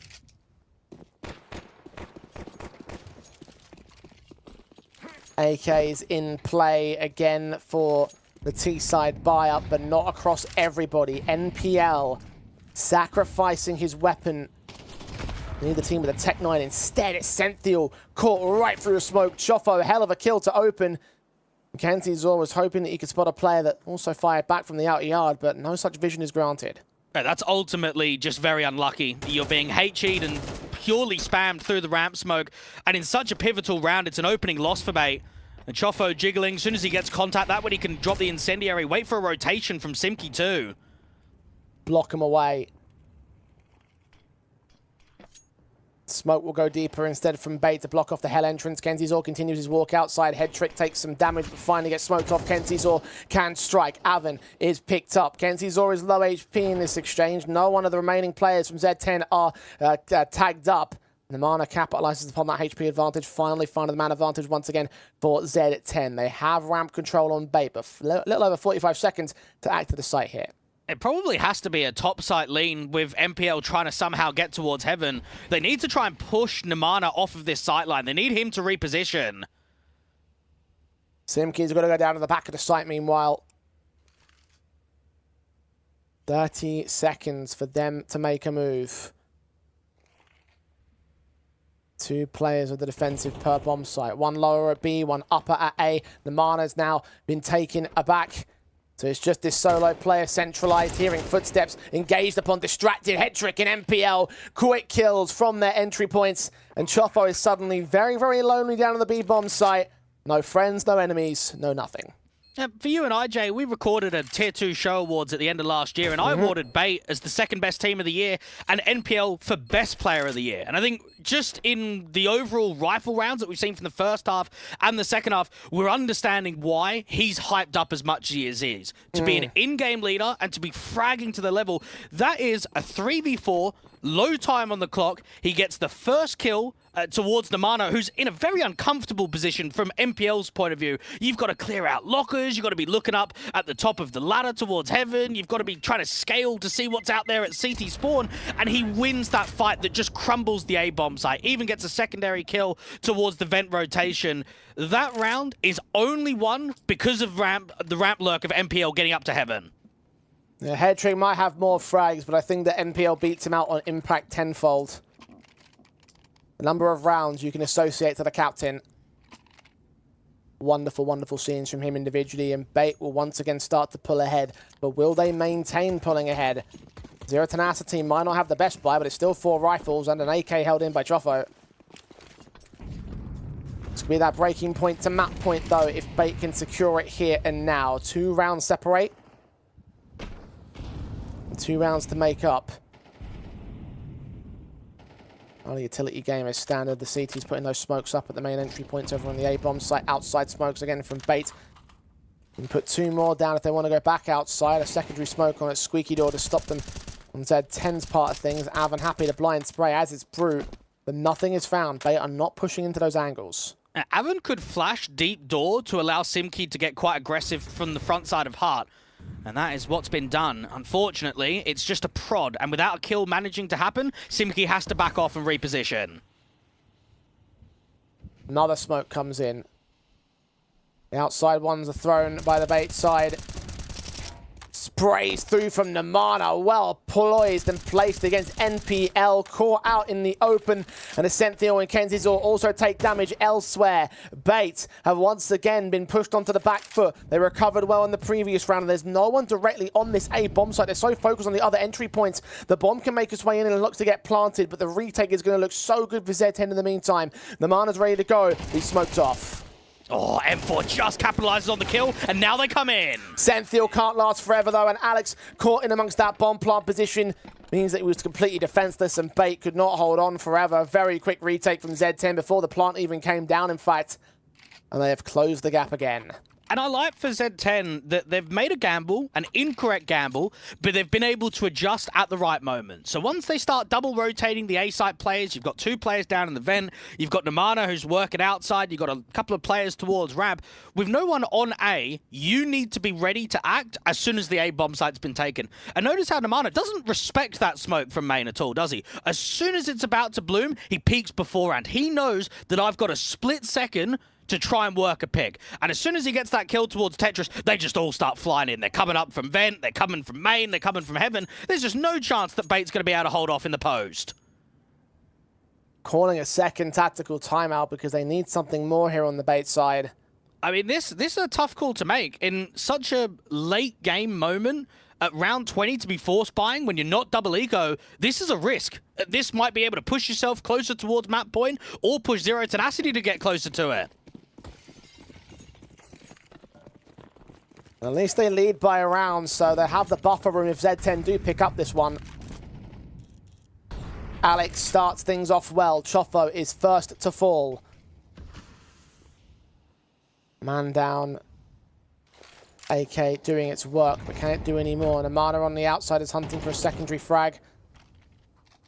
AK continues to make a ton of noise. Will Alex pass that off to a teammate? He is low HP. MPL been tagged in the meantime. HG sent his direction. He's trying to play around the red box against the Mana. It's all timing and headshot accuracy of the Tech 9 5-on-3 now for Bates. No, it's falling apart because Namana doesn't even know how much more there is towards outside. He doesn't know if it's been compromised with more players or it was just a single lurk. Rifle now picked up for MPL to use against Avon. The AK advantage still sits with the CT side. Two of them are here. But Bait, a little bit more stopping power, a few more players to work with. Alex has fallen, however. Simkey tries to bring that man advantage back. MPL continues to work outside. Simkey's forced away from Heaven. Ascendial's back to way to consider some sort of wraparound. Avon finally challenged MPL, finally taking him. Bit of a deeper smoke there. He might peek ahead of that. Blind fire onto Hedrick's going to do some damage. Flashes in for Simkey, gets him into the bomb site. Hedrick, decent shot from range, but Avon takes both him and Ascendial out. And we are even on the board. Zero Tenacity go 10 apiece. And right there, that's a moment that describes Avon's experience as a player. He is easily the most experienced player in the Tier 2 atmosphere from both of these squads. He's got nearly 1,400 maps played across his career on HLTV, and he is just so disciplined on dealing with the lurk outside. So many players would be tunnel visioned on looking to fight in on the bomb site towards A, but he slows the round down, he waits, and as soon as he gets that kill against the outside player of MPL, it sets up the round for success for Z10. And Bates, he said the risk of allowing Zero Tenacity to usurp them, gain control of this map up, or maybe might throw another opportunity in with the upgrade pistols, though MPL's caught brute as he was distracted up on that silo player. Very cheeky play there from Bay. I'm not even sure if it was intentional. Either way, they've started Namana trading. MPL continuing to fire away. This guy just cannot be stopped. You put a weapon in his hands and he's hungry for the kills and he gets them almost every single time. In from main and towards A. They're going to go in quickly. Smokes on from Squeaky, main compromise. Secret seems to be an angle of attack from Avon. He's leaning up right now. Will he catch the players? Will Chofo see them? Head trick has just been seen and he's been removed from play. The players at Garage will try catch him and Avon's there to bail out. And Kenzie Zor to drop. The Senthiel bomb on his back. A site is relatively opened up. Only that player in Heaven and the Rafters who is considering the prospect of a Hell and Ramp entrance play. The Senthiel should be able to secure the plant with this. Avon's on the other side of that main entrance. So plant, cash injection, go for the buy from there. He might want to try and tap it to draw a fight, though, because the CT economy is quite limited as it is anyway. He's got to think, what's my best chance of doing as much damage in the round as possible? I think sticking it is going to be a mistake. Yeah, Simkey takes him. No fights forced, no attempts gained by the Tech 9 player. And Bait have lost the lead once again. Z10. 2 rounds to get the victory. The third and final tactical has been called by the Ukrainian squad in the meantime. And that was a good recovery from Z10 after losing 2 quick picks against MPL outside. I've actually seen quite consistently on Nuke on the CT side that Z10 like that little run boost to get the AWP on top of credit. Now, I don't mind it at all. I've seen it in a few games versus 500. But to do it against an eco, I think is a fundamental mistake. This would be the round to go and do it in. You go up on a buy-up, they haven't seen it, you try and catch them off guard. You don't do it against pistols of Tech 9s and Deagles, and that was an uncomfortable one. I mean, even Chofo, he's not really in a position to fight against those Garage players, is he? Yeah, he might have caught the credit player off of Hedrick, but it was only Avon's reassurance of him getting outside that helps with that crossfire. 11 to 10, overtime could be calling. It is neck and neck right now between the two. But that stalemate could get broken by Zero Tenacity in a confident round right here. They've got cash to fall back on as well. So Bait have got the more difficult victory ahead of them. MPL has done so well to generate the impact. Headtrick has been his main backup impact man. AKs will fire away first. Headtrick with the opening kill. Damage done towards Avan. Namana's going to get the trade. NPL can trade him. Advantage taken by Bait. HP over Avan as well. Looking up to heaven. They've seen that player from entryway will fall away. Simki even back down at hell. They anticipate this. He needs a multi. He needs to step up individually because Avan's clearing out lobby. Simki gets one. NPL gets the trade pretty easily. Mackenzie's all caught looking the wrong way. He's casualty. Leaving again a lot of the impact of MPL, the captain. Now watching for that heaven push from Brute. The AWP could get caught off guard. Avan's low HP at this moment. He's got the bomb in his hands. Oh, Brute, an all-important frag that brings back a chance, a 2v2. Oh, what about Avan? Is he being watched? Headtrick's looking the other way. All timing at this moment. Positions being checked on. Headtrick is watching for that Helocker's position. Alex needs to provide support in some capacity. In smokes down to cover off Avan's angle. The bomb trying to get recovered here. Will the AWP look to strike? Headtrick has grabbed with the Molotov support. And the big old wrap comes in from Avan. Was he heard there by Alex? He may well have been. They're going to account for it. Plant safe as Alex looks for this next kill in the round. Round the corner, he looks to go and challenge Avan to success. Brute now, his AWP on retake. Most certainly not the ideal weapon for this. Smoked off position, can't quick scope in time. And Bait hold on to a lifeline. And that whole round just comes down to pure patience in slowing the round down.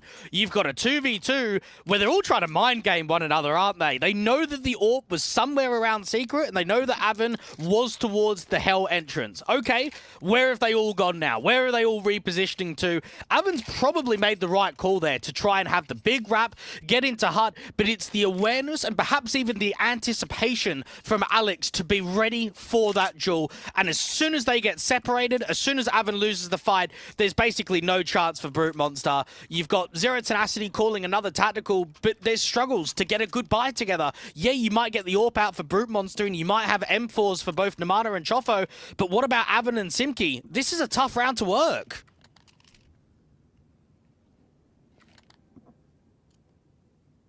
Well, they've worked worse. Just quickly as well, Mac 10 in the hands of Kenzie Saw, and no head armor for anyone on Z10.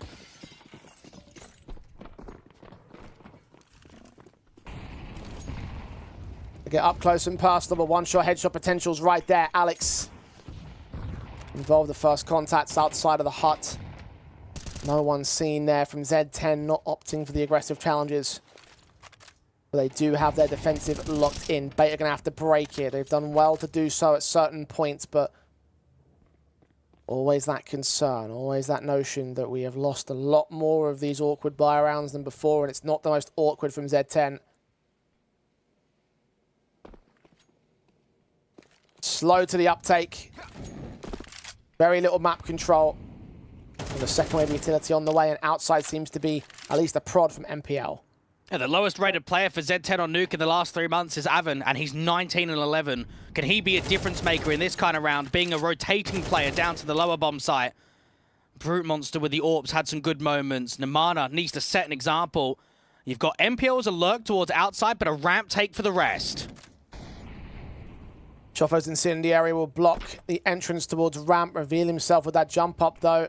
Be aware he's on the railings at this moment. Flashbang sent. Brute's there with the kill. Chofo responds towards his trade. Alex down. Essential credited with the most recent kill for Bait. They're trying to hunt down this player. What a dink that is. It's not a massive amount of damage done towards Headtrick though. Essential starts leaning forward. There's 3 CTs here. Molly into that dark entrance. Chofo's going to be burning for a headshot seen.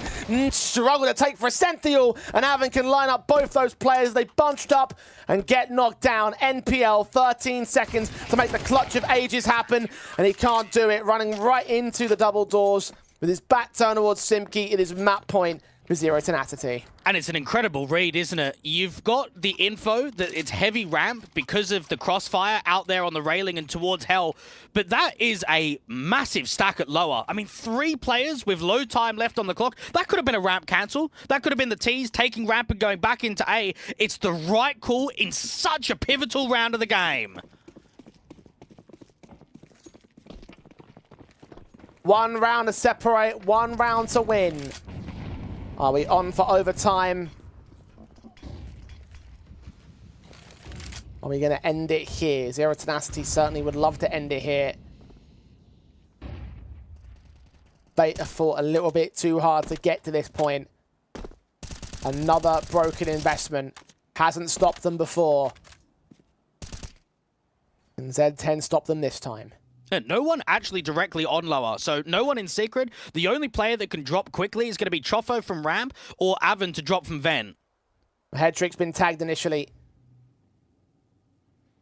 Not the best of players to lose HP on for the bait side again. Second top of the board. The Deagle has been deadly in the hands of the bait squad. It's slow downstairs. B site is the contest. Alex, a shot on Simki, a rifle to try and get picked up, a run right into Avon. Now they have control of the B site.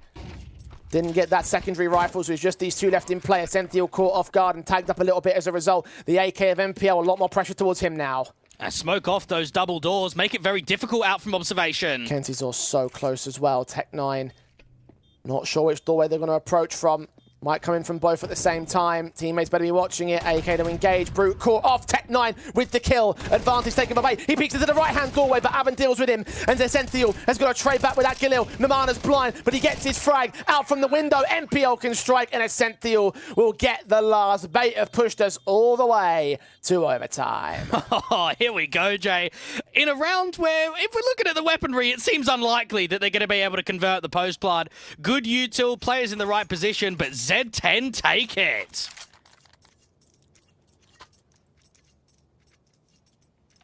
Wonderful, wonderful stuff on display. When the going gets tough, the tough get going, and both teams most certainly have been tough. What an opportunity this is to steal the map for Bait as well. Yeah. To go 1-0 up in the series, going into Mirage, a weakened one of the opposition. You've got to strive at this chance that you've now in the running to potentially 2-0 the series. And what an unlikely map to steal at that. Nuke. Haven't won in, what was it, 120-something days, Dwight? Yep, last time was against 3D Max on the 28th of September last year. Jeez. Losing streak and a half. And Mirage will be coming up next as well for Bait, so if they take this, they stand to gain so much more than just the map win. Look at this. Look at how close Simki is to head trick. A single pixel of that gun barrel may give him exactly what he needs here. Molotov in towards Alex to force forward. The AWPer still not spotted yet. Simki on the corner. Checks him. Head trick goes falling. He doubles up towards Alex as well. Ascenthiel's got to trade it, and he's successful in that regard. It's a 3-on-3. Yeah, it's getting a bit chaotic towards lobby now, isn't it? You're getting pressure points from both squads. Now, the outside is still being quite active from both Kenziesaw and MPL. There's a player down at Secret of Namana, and the Heaven player's been seen on the jiggle. Taps to the AKs. The Mana's trying to provide crossfire support, and he finds the angle on Kenziesaw. Choffo takes down NPL and all. Ascenthiel now a 1-on-3 for him to win.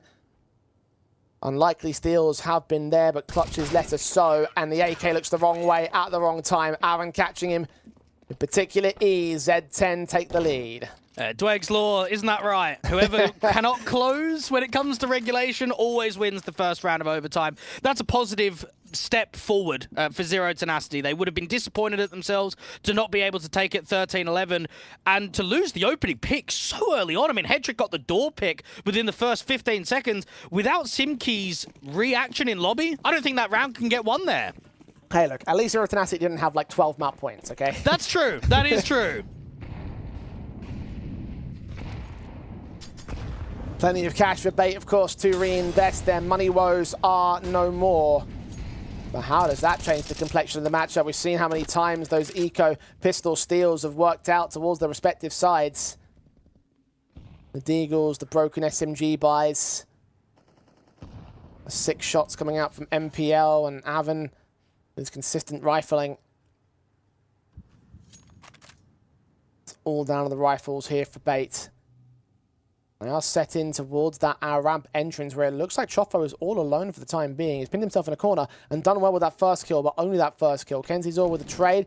Now Brute to hold down the Hell entrance. Good AWP shot. Shoulder peeking out, tanks a lot of damage, but they've got the man advantage. Not for long though. Alex has found a trade. And watch out for the late lurk on the top side. MPL was here to try and cut CTs. Unfortunately, Simke's actually watching out for him, so man advantage goes back the way of the CTs. The HP over on the bait side, 182 between the two players. Brute on 17. Alex has taken Simke in the meantime. He was a little bit more ahead of that 2v2 scenario. Now both the CT players inbound from ramp. Hedrick's got a peek, got to get a kill at least, but no. Tons of damage done. Alex has got to finish the job, but Brute is watching him and will take the shot and the kill. Z10, another good retake. 14 on the board. That's good composure from Zero Tenacity. That's a high-pressured round, an uncomfortable one, especially with the AWP on retake, but a perfect incendiary goes towards the back of default, and it forces a fight. It means that you can draw the T's out in the open. 14-12. Bait, I think they can look at back-to-back rounds and say, we fumbled with the 5v4, we've now fumbled with the 2v2 post-plant. We need to take these opportunities. We need to take these chances, because if we're not converting those kind of rounds, we're going to give a 3-0 scoreline in overtime to Zero Tenacity, and that's a death wish on Nuke. It may well still be the reality here.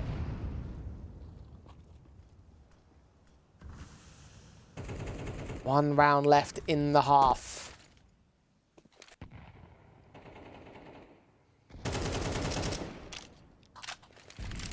Bait trail by 2.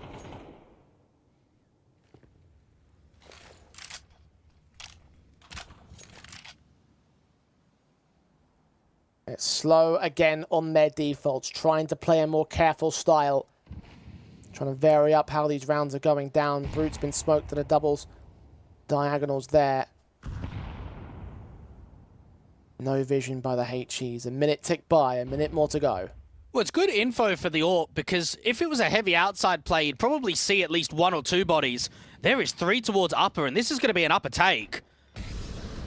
Ready for it with 3 players, though. Avon going to tuck himself away to play anti-flash. Look back towards the heart. Entrance will burn significantly, but take 2 players down with him.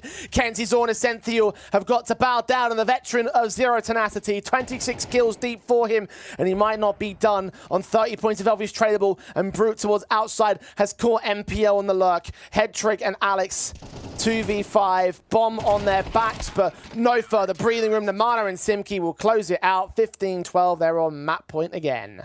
Avon has been the unsung hero across this Nuke. He plays very difficult roles where you're hard lurking on T side and you're basically the A side anchor to stop the top side hits. You're not in active positions. You're not constantly working fights, but the reassurance of his impact in the late round and with awful weapons. Notice how many times we've seen Avon using a Galil, seen him on a FAMAS, seen him on an MP9 where the bigger weapons are in the hands of Brute Monster and the Mana.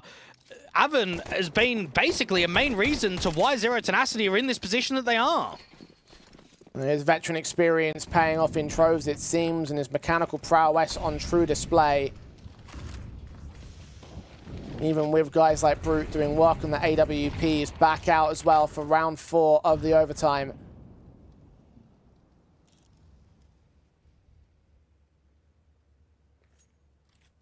A bit more proactive in these defaults. Outside control looking to be established by the T-side line. And on the red box, they were looking to press, but they're actually going to start to fall back here, put further utility down. The Molotovs drive them out the outside positions, but they're so centralized to the bomb site. Yeah, this is getting very slow. Maybe nerves are starting to kick into closing out the series, or closing out map 1 at least. Very passive. Ascenthiel seeing nothing, and a lot of utils being used towards outside, but still no vision for MPL to work with. Flashes. Outside sent MPL spraying blind of that M4. Teammate of Alex ready to receive them. 3 players, potentially just the 1 kill comes in. Damage done to Brute. Will tag him down to 34. Choffo takes some of that as well. And now the second AWP is on the way towards the downstairs area, towards the secret challenge. But a flash is inside a main, indicate it might still be an upper play.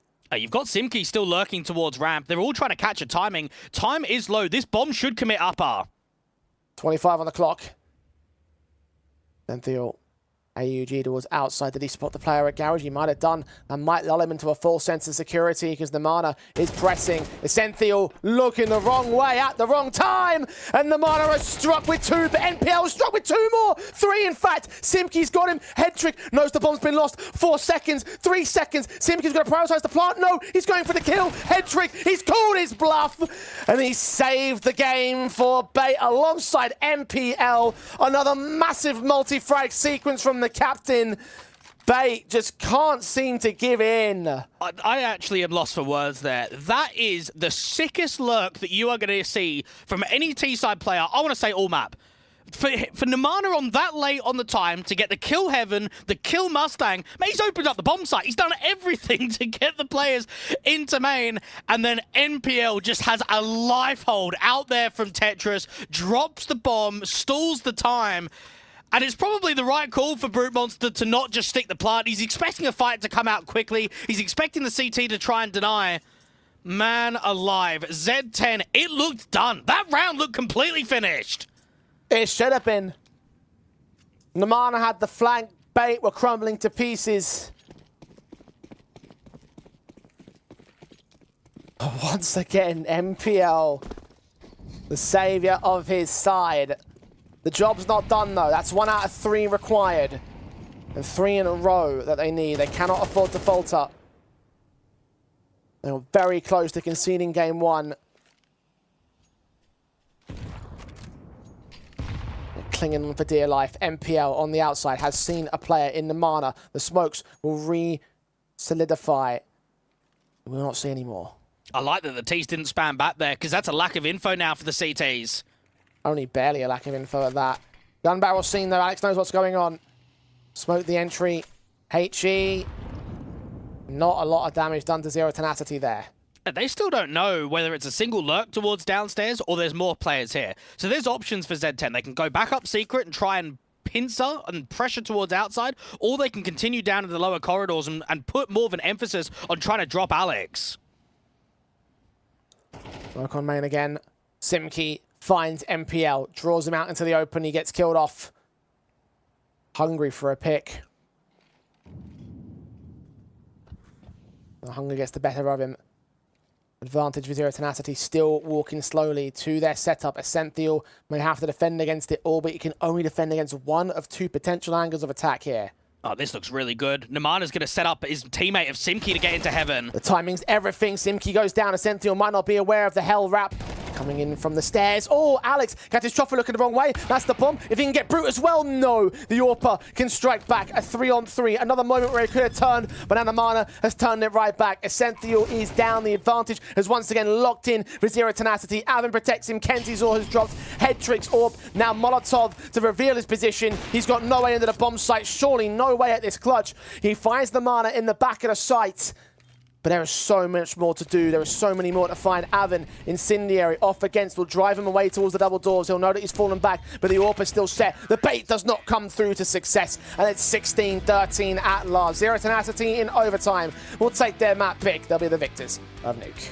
And they deserve that, Jay. They worked incredibly hard to be able to get that over the line. And I guess for Zero Tenacity, when you were the team that could have closed in regulation, you should be the team that closes in OT. Certainly so. I mean, it could well have been a much more a cleaner affair by all standards, and that does give a little bit of credit towards Bait, but you're right. The end result is the victory for the boys over from Zero Tenacity, and that's going to be a positive sign, because had they lost out this map, then maybe we could have been entertaining the idea of that 2-0 for Bait to return instead. Yeah, look, this is a much better Nuke performance from Bait than what we've seen in a very long time, which is definitely a positive from their perspective. I mean, 5 out of the last 6 losses on Nuke has been basically getting 5 rounds or less, just getting absolutely farmed against competition at the higher end of Tier 2. However, I look at the game today and say NPL performed very well. Hetrick put up some really good numbers. Is that going to be consistent enough to do that on Mirage, to do that on Anubis? Because I thought from a team play aspect, I saw a little bit more from Z10 than I did from Bait, and maybe that's just because they're more comfortable on Nuke. Honestly, I have to agree on that front because you're right. Really, it was MPL and Headtrick, the ones that were generating all the impact, and there wasn't any backing there to really give them all the consistency that they wanted there on the Bait side. So I think there might be something towards that. Then that other question you have to ask is, was that because it was such a good performance on Nuke? I mean, or such a good map in general being Nuke there from Z-Tier Tenacity, to be more specific, because it is a great map for them. 70% win rate, or a little over 70% win rate in the pool. It makes sense why they picked it, and maybe that is a reason why. However, I will say that in terms of the Grand Series itself, it is one factor to consider and one thing to think about when considering how Bait can now work up towards second and third map. Because remember, Anubis will be the third map in the series. That's still a great map for Zero Tenacity the same. Yeah, indeed it is. We probably won't see as much performance out of Aven individually, just because of the map of Mirage. A little bit more difficult for a small site anchor to be involved in raw impact. But we saw Namana being at the forefront of mid-rounds and forcing uncomfortable over-rotations. So this is where Z10 really need to lock in going into map number 2 and realize we at least play a lot of Mirage. We know that we're one of the weaker teams, but let's try and give the fight back to Bait, and let's try and go undefeated so far in the group stage. Well, they are currently up in the series. Zero Tenacity now have to do battle on Bait's map pick. It is Mirage coming up after this very short break, so do not go anywhere. We'll be back with the rest of the series after this.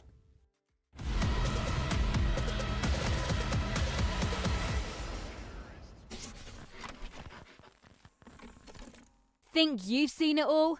With Faceit Watch's Point of View Selector, you can experience the game from any pro's perspective. Use the multi-view feature and customize the stream with up to 4 angles. Control what points you see while earning rewards. Drops are activated and lucky winners will receive Faceit points.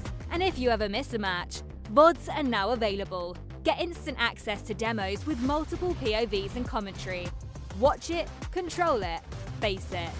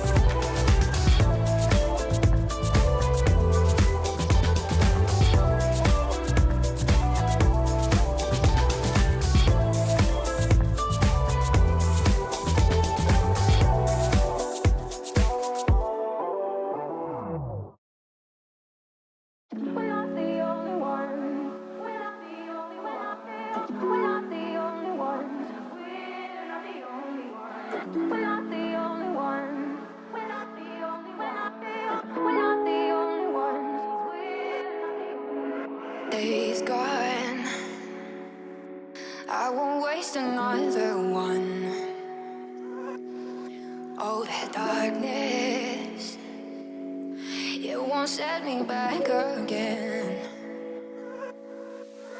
Oh, I'm not asleep or awake. I won't let the future escape.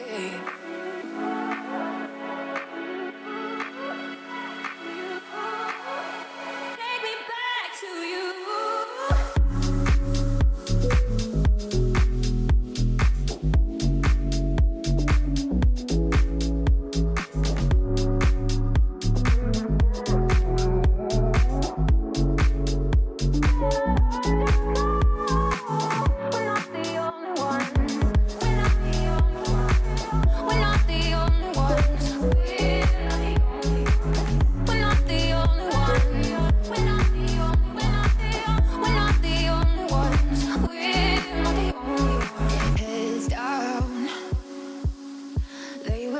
Shake the ground.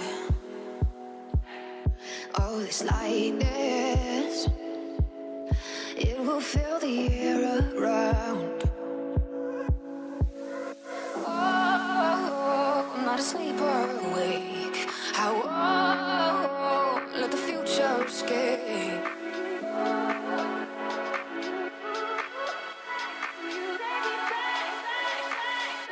Back to you.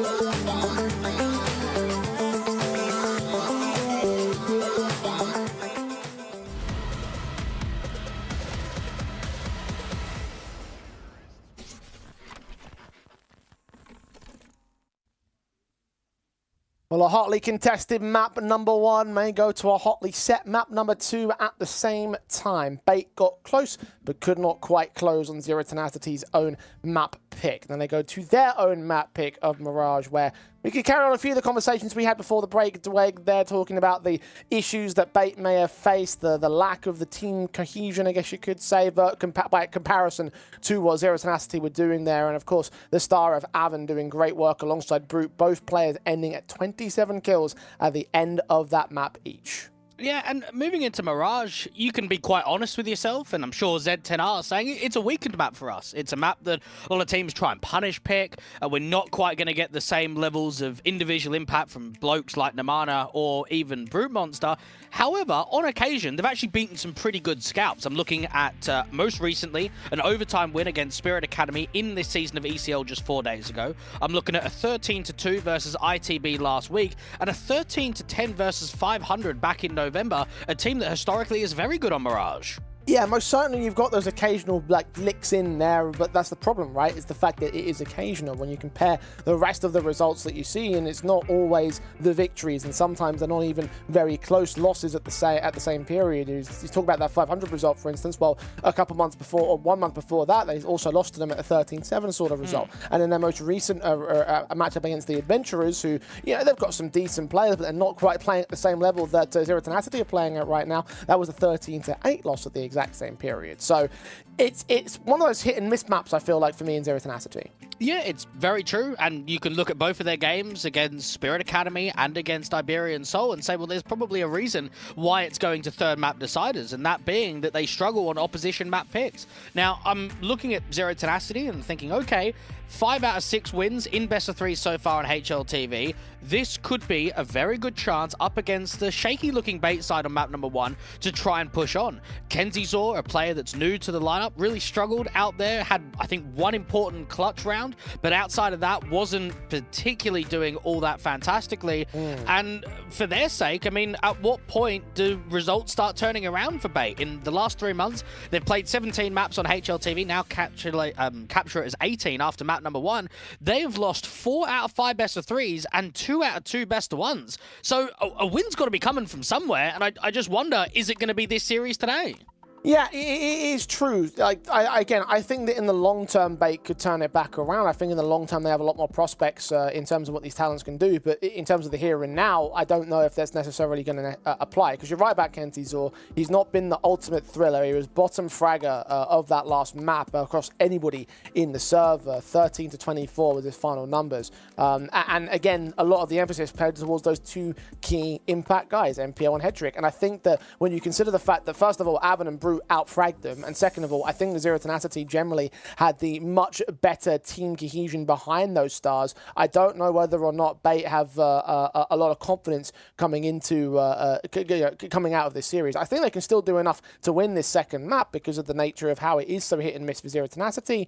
But in terms of the series, I'm still thinking that the best case scenario they can do is just take the single map and then lose the third on Anubis. And it does make me ponder the idea on who actually is the best Ukrainian team now in 2025. Is it Passion UA or is it bait? I would say for basically the entirety of last year, bait were the better team. They had more accolades, they had more LAN qualifications, but now with what Passion UA were able to do at the major, yeah, I know Fear's obviously gone over to Fnatic now and they've had to bring in Topper and Kavem. This could actually be bait finally being toppled over and looking at Passion UA consistently and saying, actually, we're the number 1 in the local scene. Well, look, if you want to go from a more scientific perspective and look at rankings on VRS, Passion UA are number 39, bait are number 43.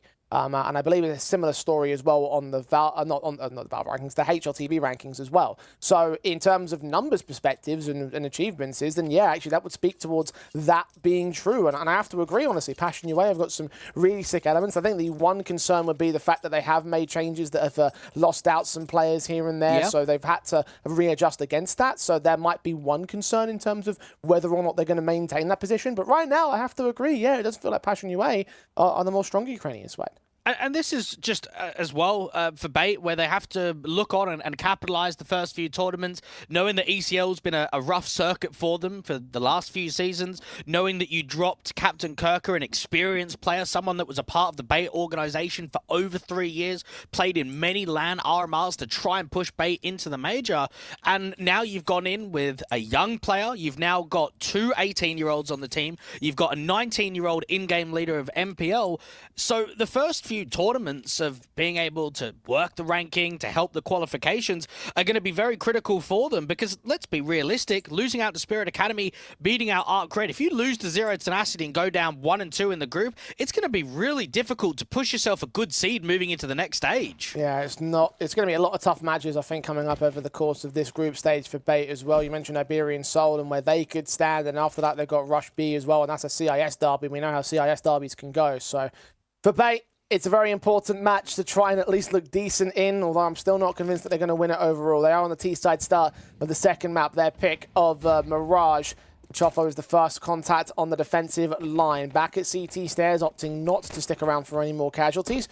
They'll just get the bomb site, should get the bomb down. It'll be a 5v5 retake. A deep flash. T's going aggressive to fight towards CT spawn. Another one for Alex if he wants to throw it out. Seems like he's going to do so. Senthiel charges forward, headshot. Wonderful on the drive-by from range as well with a double. A triple not quite secure, but MPL's there. Part of a three-man firing squad. They're bear down upon that market entrance. Simki's got no way to break in, and Namana's got nothing more that he can do but take occasional trades here. Simki's gone down off screen, and the Senthiel will pick up Namana with the final casualty. Triple for a Senthiel, and a big way to start things off in the pistol round. And we only saw a single map being won by the Bait organization at the Shanghai RMR, and the one map that did get won was against Astralis. It was picked in the best of 3 series. They had a 5-7 T-side half, came into the second half and closed it in reg.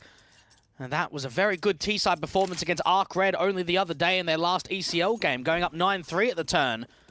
Zero Tenacity forced by him back. We saw forced by success in the first map. Let's see if it continues here on Mirage.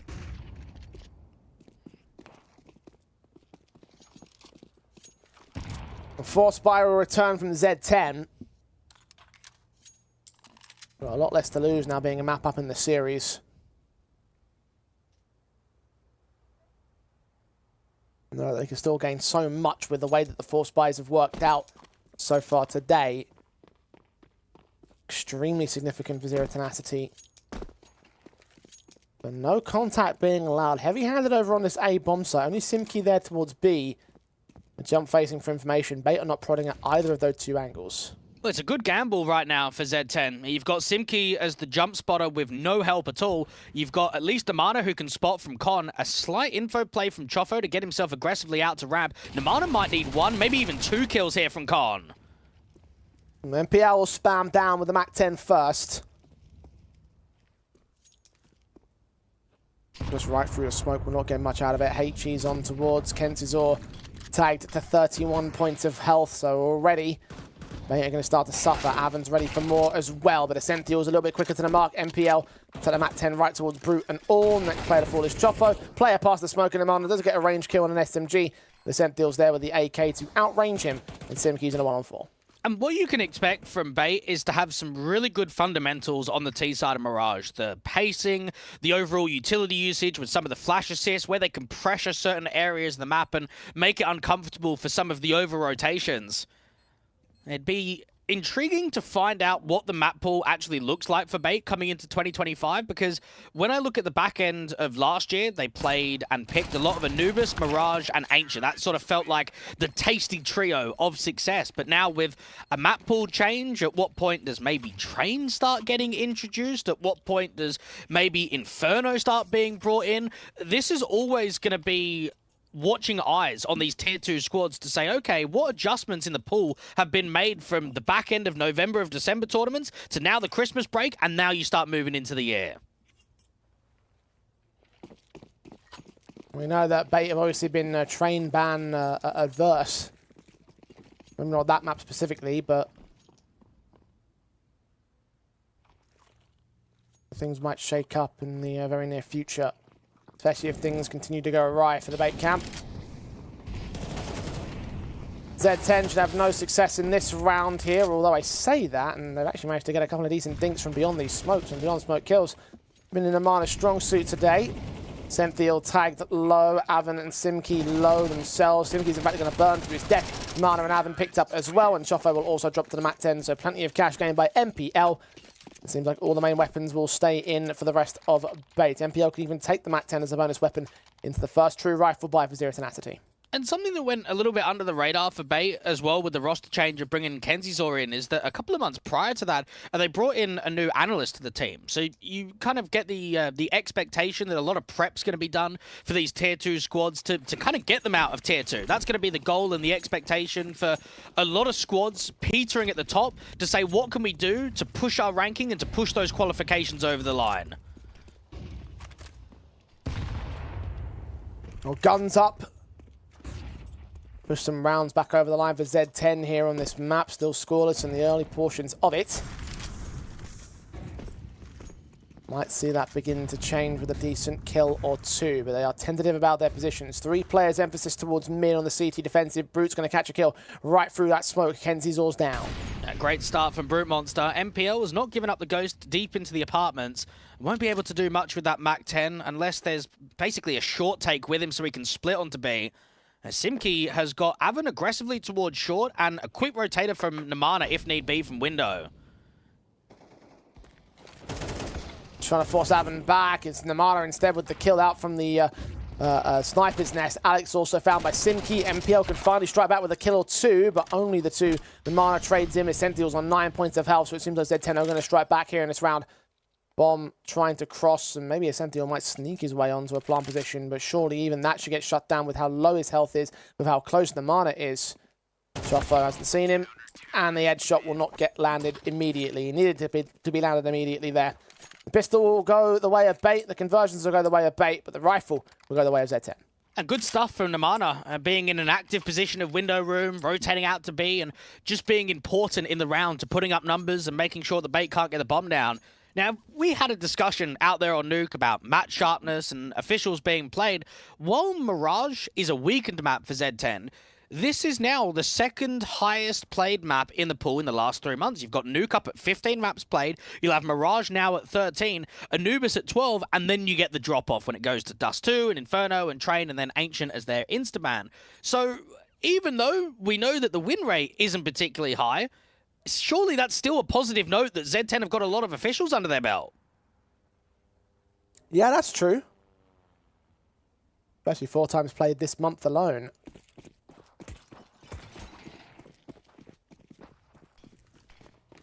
Given workability in terms of the accuracy of the game plan.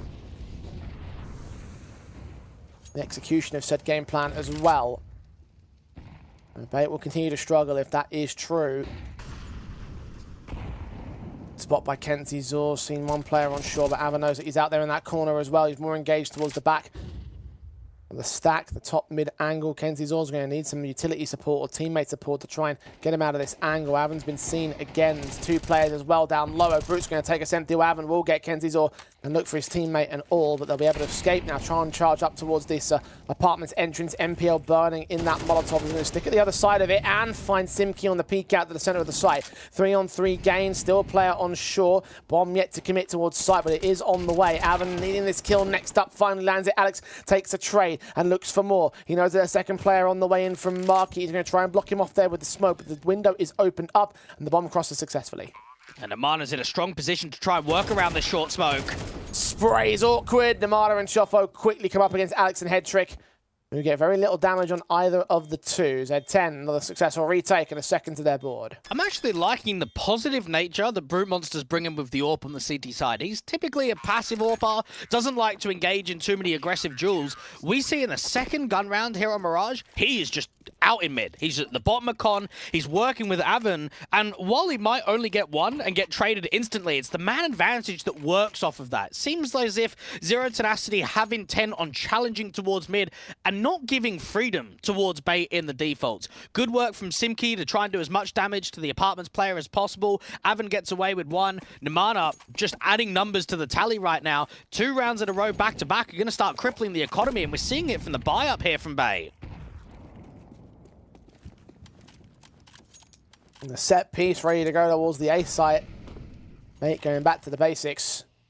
Done this a couple times over the course of the day. The pistol round obviously was the first one to open up. Another rifle round came in as well. One's going to come in from Kenzie Zor. A lot of damage done towards him though. The Molotov that's put out there. Sees the player at Ninja spot but cannot land the kill. The HP's a little bit too much. The Sentinel can take the mana back, but Choffo's still here, fragging with a double. Back up as Simki's there behind him. The Sentinel's picked up. MPL will also not last long. Avon's the one to close, and Z10 can equalise. They're starting to cook now, aren't they? And they're starting to get a good feeling on the CT side. And anytime you can start drawing confidence with mass players being alive and stabilizing economy, you are going to have a field day in this first half, or at least this first segment of the half. We've now got the NWP still in the hands of Brute Monster. You've got AKs for Simki, Namana, and Avon, and then Money Floater around the 3k marker up against a Light and Deco. Now, realistically, you shouldn't be losing any more than 1 or 2 players maxing around like this.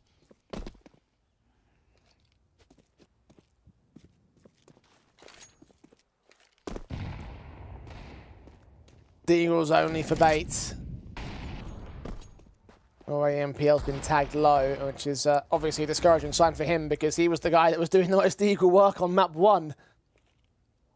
So many occasions in that outer yard angle where players fell to him, and he's top fragger once again for bait in this map all the same. Matching Namana's numbers, backed up by Ascenthial in his current set of 7. MPL will still get away with the kill on Chofo, so credit. The trades are good. Alex responds back, and Kenzizor follows up on it. So now it's not just MPL's deadly Deagle. There's at least 2 in play, and 2 more kills to gain. Now, the aim punch is going to hurt. Hetrick's the only one with armor, but this is extremely winnable. Plenty of time on the clock at a 4v2. Almost made it 1, but Simki strikes back to make it 2-on-2 instead. The Orpa is ready for Kenzizor. Ready for Ascenthial, the same. Starts to second guess himself, though. This might come down to timing. AK's peeked up, and Kenzizor wins that fight. Now it's all on Brute, the AWP, to walk his way forward. They've got to get into the sniper's nest to grab that bomb. And they're going to pick it up and go right back into the B site, at least for Ascenthial. Kenzizor might cut the rotation, and Brute runs right into him. Wonderfully played for him on the triple. Looking for an impactful round from this individual, the newest addition to the bait side, and he's just found one right there. And that's just a frustrating round because it doesn't look as if they're kind of trolling it at all, like they're just going too aggressive for Jules. They put up a good HE into the apartments. MPL just somehow hit a blinder. As soon as he got first contact from top mid, he just domes in towards Con, and then within, what, a handful of seconds, it just starts collapsing and it becomes a 4v2 quickly. Bait should not have had much chance of making that threatening, and Z10 won't be happy with themselves. No, not at all.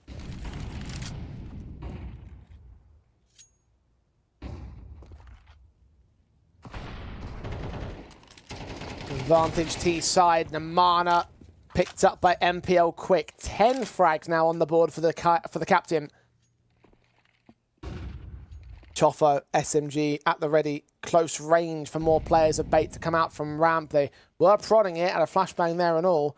Headtrick's waiting for more, though. It could be a point-blank shot from the SMG, and yeah, head ripped right off from his shoulders. And we just see 2 Jules aggressively being taken here from Z10. They're getting desperate, even out towards ramp. They try again, and they keep prodding towards that area to see if they can find a reassurance kill, but it's just not coming at all. And unfortunately, with how much expense is coming into this round, the pressure is now starting to go on the backs of Z10. Simki gets away with a couple of kills, actually, with the HE and the M4.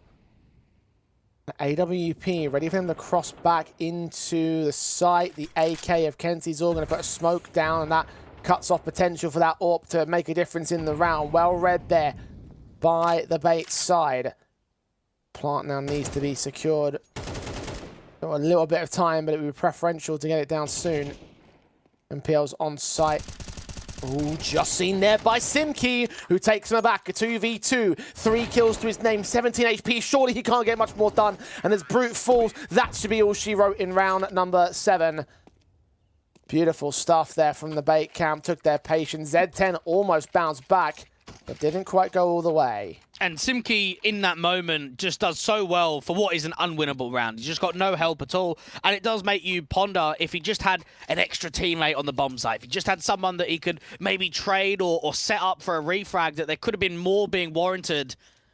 And Bait got themselves into a little bit of trouble with the 3 rounds that got gained by Z10, but now you're crippling at the economy line. It's going to be basically a full USP eco. Shouldn't really be any investment with how light the loss bonus is.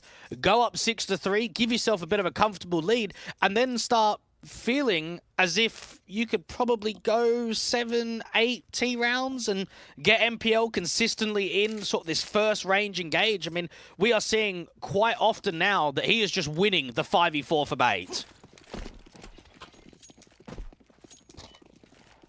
Continuing to be the impactful star of the moment.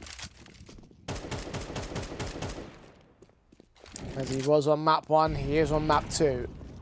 The Mana down first, the pistols stacked, suicide diving their way through towards the ramp position, trying to get this off with the drop. Headtrick does well with the AK support of Ascenthial to maintain his life. About a best as effort as you can take there with only the basic ecos. But it does not work to any success. 1v5 for Simki, and he will not be doing anything more in this round. Bait will be very happy with not losing players, not losing that all sought after strong economy. Zero Tenacity won't even have money to get the AWP up for Brute Monster in the next round. So it should be 5 M4s for everyone, maybe a FAMAS if they want to get a little bit of extra kit and util backing. But Brute Monster not having the big green, it could be a factor. I mean, 2 and 7, he's had a tough start to Mirage.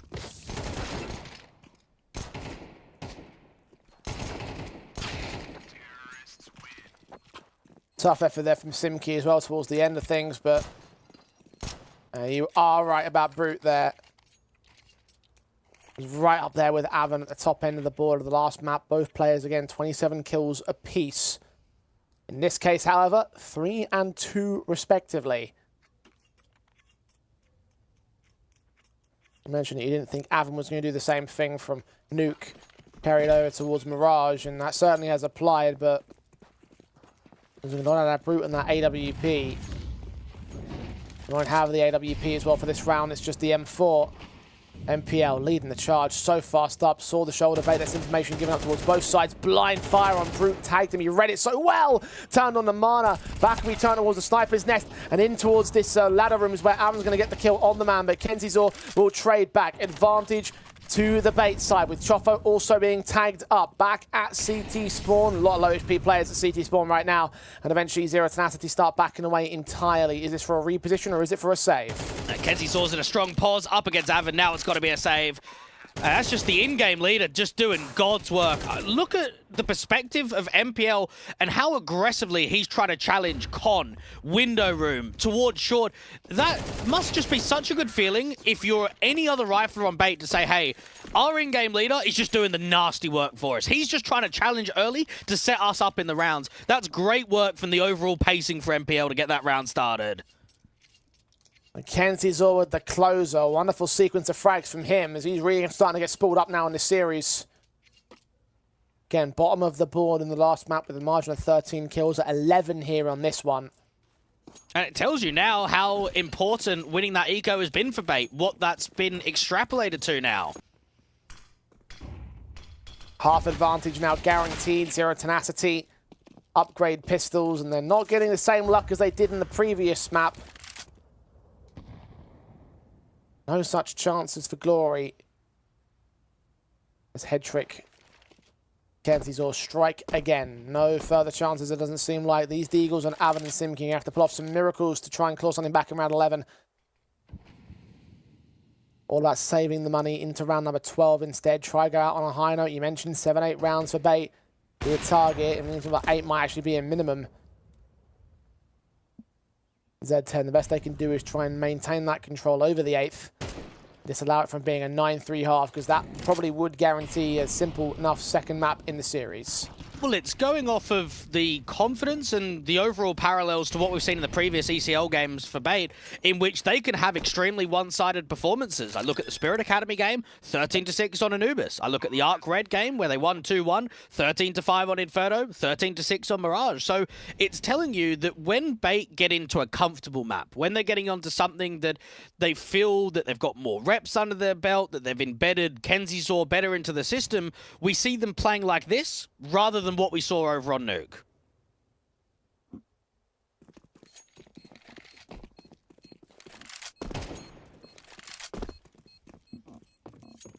(8-3) bait.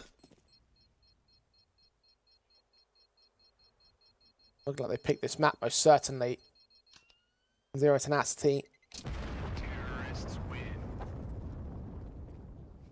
A couple of good hits on Mirage in the last few months, but this one most certainly is that miss I feared so much.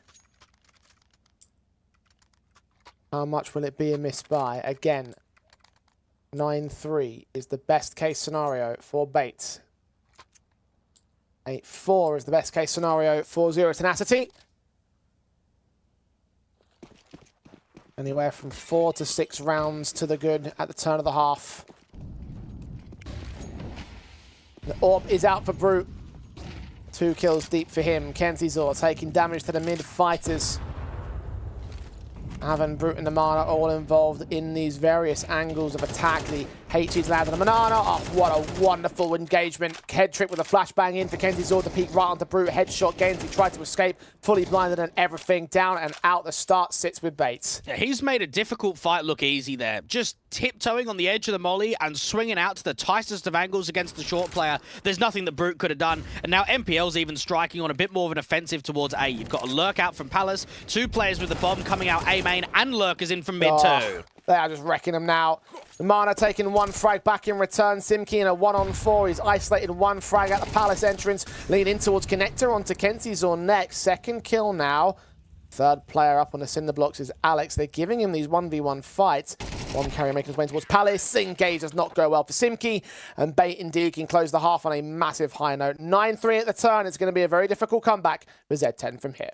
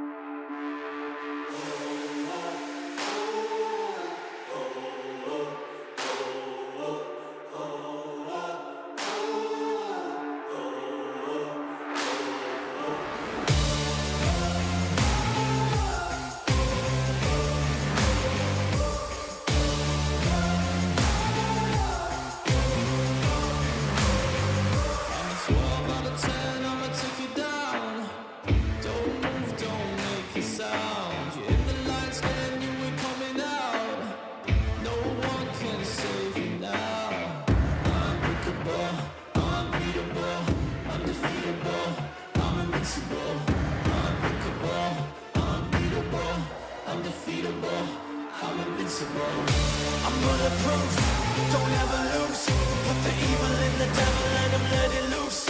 I'm an earthquake, make your bones shake. There's no question I'm the king, I always dominate. A force to be reckoned with, better remember it. Look at what I can do, walking all over you. Incredible, it's criminal. I never lose, I'm bulletproof.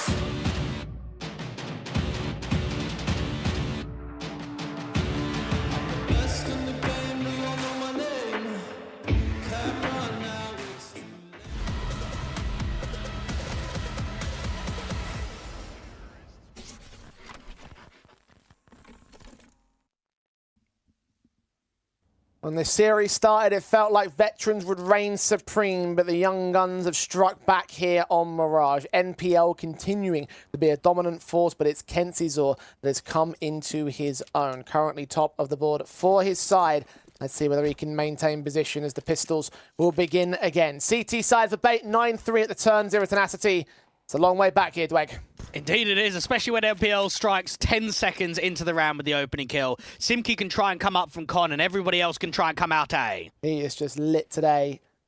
15 frags, takes the top frag mantle away from Kenzie's in a blink of an eye, and looks for a whole lot more with backup on the way into the A site. They have conceded control. Z10 can get the bomb down as a result, but have to fend off a 5-on-3 as NPL gets another kill. Alex flicking a half straight to Avan's head, and now Choffo will get a return. Kenzizor's picked up. Alex continues to lead them into the back of the bomb site back here at Dark. Look over towards the jungle entrance where players been spotted. Choffo also charged out. Players backs a turn towards Palace, but he cannot get the headshot he requires, and the damage will be done across several players at the CT side, but none of them fall. Pistol win for Bait. They are charging straight forward to map 3. And I legitimately think, Jay, in this isolated best of 3, the ecos have been more important than rifle rounds. And normally I always disagree with that. I think rifle rounds show consistency, it shows momentum and overall game plan from the first half to the second half. But I'm looking at Mirage and I'm thinking it was a 3-3 scoreline where we were starting to get some depth from Zero Tenacity. They lose to what? Deagles? And then they haven't won a round since then. It's just the carry-on momentum that Bait have brought since winning that eco round. A streak that has grown and grown and will not seem to stop at any point here. And similar eco returns have not been found by the Zero Tenacity camp. Shenanigans were so rife on the last map that I wouldn't blame you for throwing that logic out the window. The Bait have taken the ball and ran with it. Zero Tenacity cannot seem to tackle them to the ground. The bomb plant bonus will enable them a buy here, but it's not a very strong one. Galil's onto Choffo, one of them already tagged by a stray bullet. Emphasis towards the B split, that actually seems to be coming in very early here. Ascenthia will try and hold them off with Molotov support. He's got an SMG as well towards the short entrance. Kenzizor at the archers gets Avan. Choffo trades him back. Ascenthia is waiting for more contact, and Brute may be about to give it to him. Round the outside goes both the SMG and FAMAS player.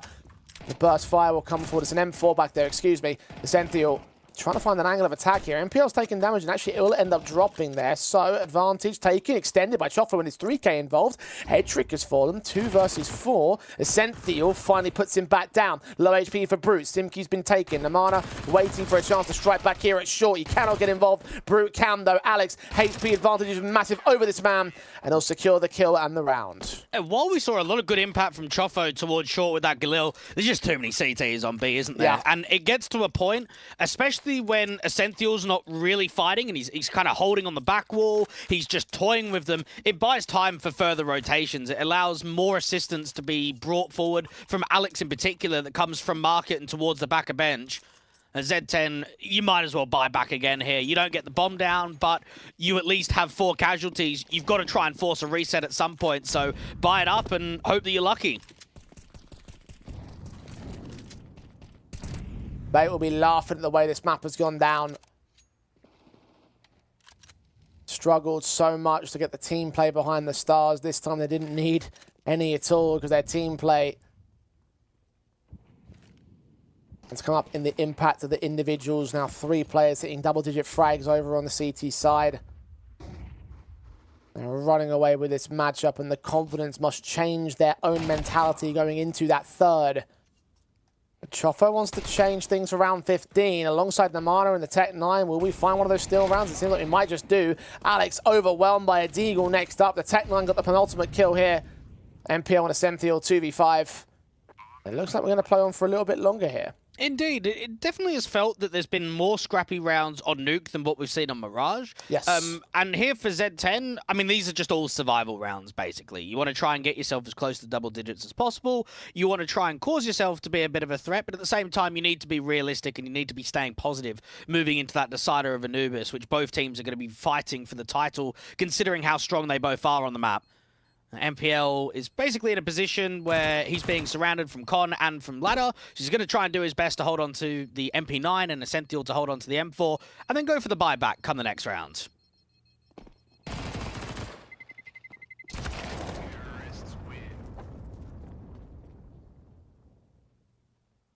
Keep the 1 rifle. The money's not amazing for it. A no loss bonus means that we will be seeing those guns regardless. Alex already investing into the MP9. A little bit of time with Zero Tenacity to claw back a little bit of decency. But it's still 7 rounds to make up. Not an easy feat.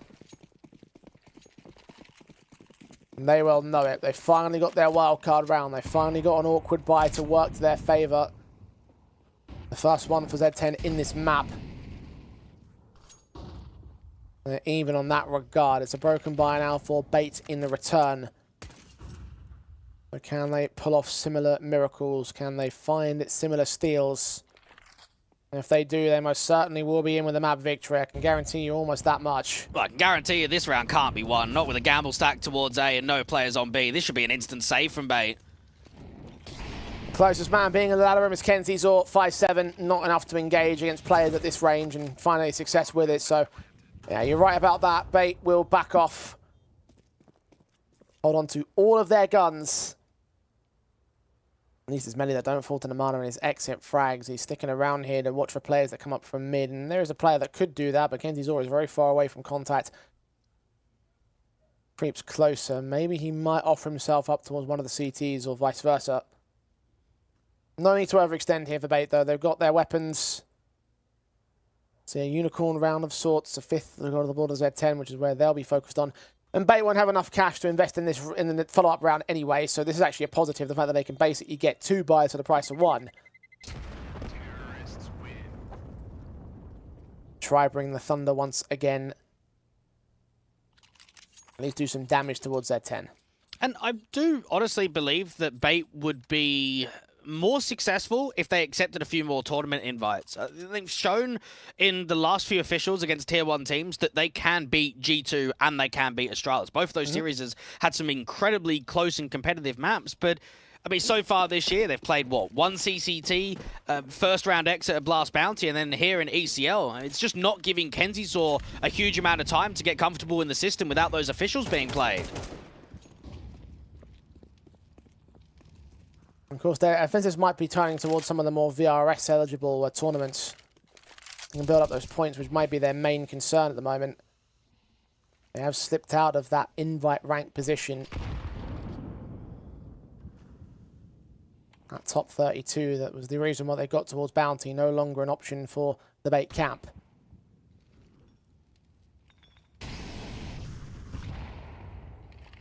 Many options available against Zero Tenacity here and now. They've got the M4 in on Essential, who's been tagged up heavily.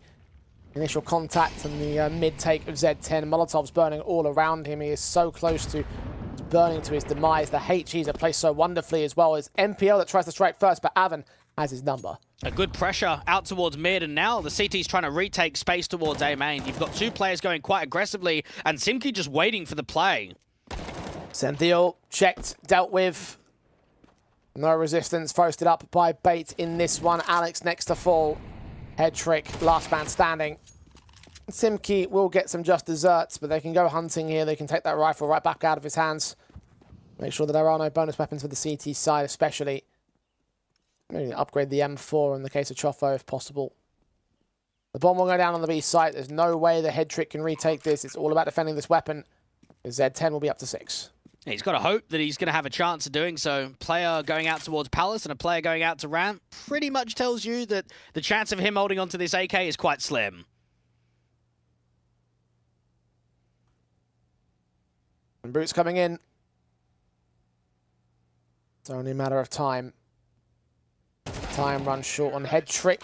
Dark, very good pre-fire reaction, but didn't quite hit the headshot. Now Z10 are within 5 of Bait. This is where the real task begins, though. The AWP immediately out on the CT side. Head trick.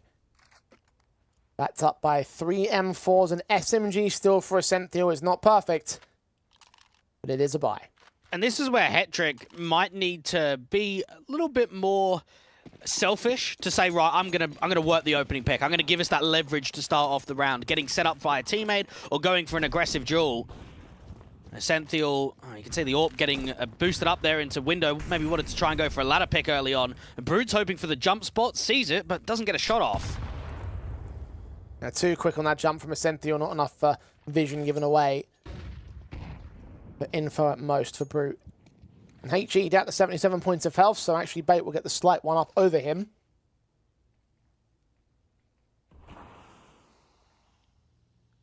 Slow to the uptake, slow to contact. Slowly forward onto position as they take mid control on Z10. Kenzie Zor catches the mana off guard, ready for Avan. Incendiaries to push him away, almost got his head lost. Players in from Schenectady meanwhile move forward. MPL will pick up one. Alex will suffer the Brute's quick up for a trade. And Shoffa will get back onto MPL. Was make it a 3-on-2 right now for the bait side. The bomb can commit towards the A side. Simki has that control. Got a challenge from range against Headtrick. The AWP fires right past him. They don't connect. And Simki's got to try and take as much space away as possible. He's got to try and challenge to make this a 2v2, to even protect the likes of Chofo of getting the bomb down. CT is exposed. Shofo's planting for default. The flashbang, however, will blind off the CT players coming from that angle. Sentinel makes his move up. Chofo has been seen. Simki is waiting for Headtrick to move from range. The rifle to strike. Simki strikes back. Chofo has been revealed and dealt with, and they can hold the whole defuse right here. Simki cannot reach the diffuser at this point. He's going to charge forward. The time stalling from Kenzie's is more than enough. And the jump face and the kill in from a Sentinel is extra salt in the wound as Bait make it a successful retake. And now sit with 6 map points. I honestly don't think that Z10 could have played that any better. It's a 2v3 where you're planting for CT and you've got a player jungle. You just need that planter to get one, don't you? Even just the slightest of kill on one of those spawn players sets up the clutch for the likes of Chofo in jungle, but it doesn't happen. He gets pinned out towards dark. And Bait have now got plenty of rounds to close and a good buy off of the back of it, of keeping 2 alive. Brute struck early for Zero Tenacity, though. NPL getting punished a little bit.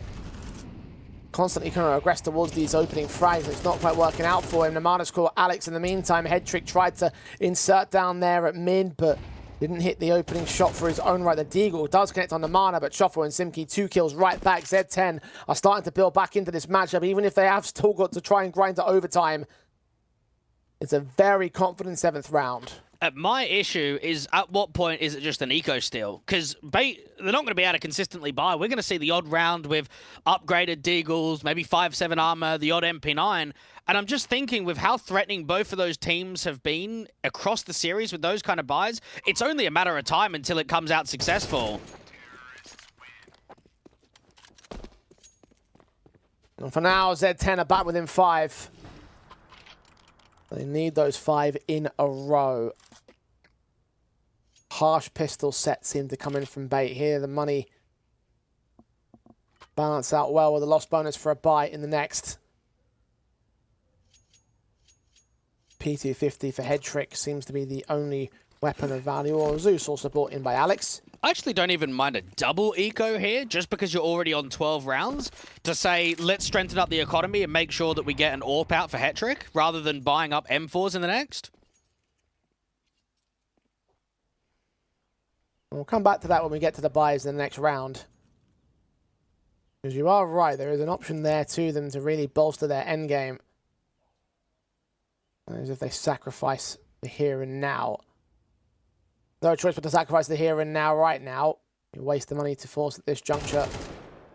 Avon, kill found. Kenzie's all picked up a Sentinel, trying to wrap that corner. Headtrick does get a kill out of it. AK in the hands of the CT side, but now the only man standing on the CT side. Doesn't cut the bomb off from the bomb site or rotate towards B very quickly, but not like it matters. Simki's going to catch the headshot he's looking for on Headtrick. Around the other way of Zero Tenacity. Now, will Bait opt for that second eco? No. It will be a buy here. M4s across for everybody. Yeah, no kits and, what, 2 incendiaries? I don't know about this one. This might come back to bite ya. Zero Tenacity will be under the perspective that they could be up against another buy. How is the leverage going to go for someone like Namana? Can he squeeze an opening pick? Can he start putting more pressure towards Bait? Can Headtrick or MPL turn their impact up? MPL still top of the board, but struggle to find those early round openers like he's done so many times before. Headtrick, of course, weakened his weapon counterpart. Kenzie's all continuing to match MPL as best as possible.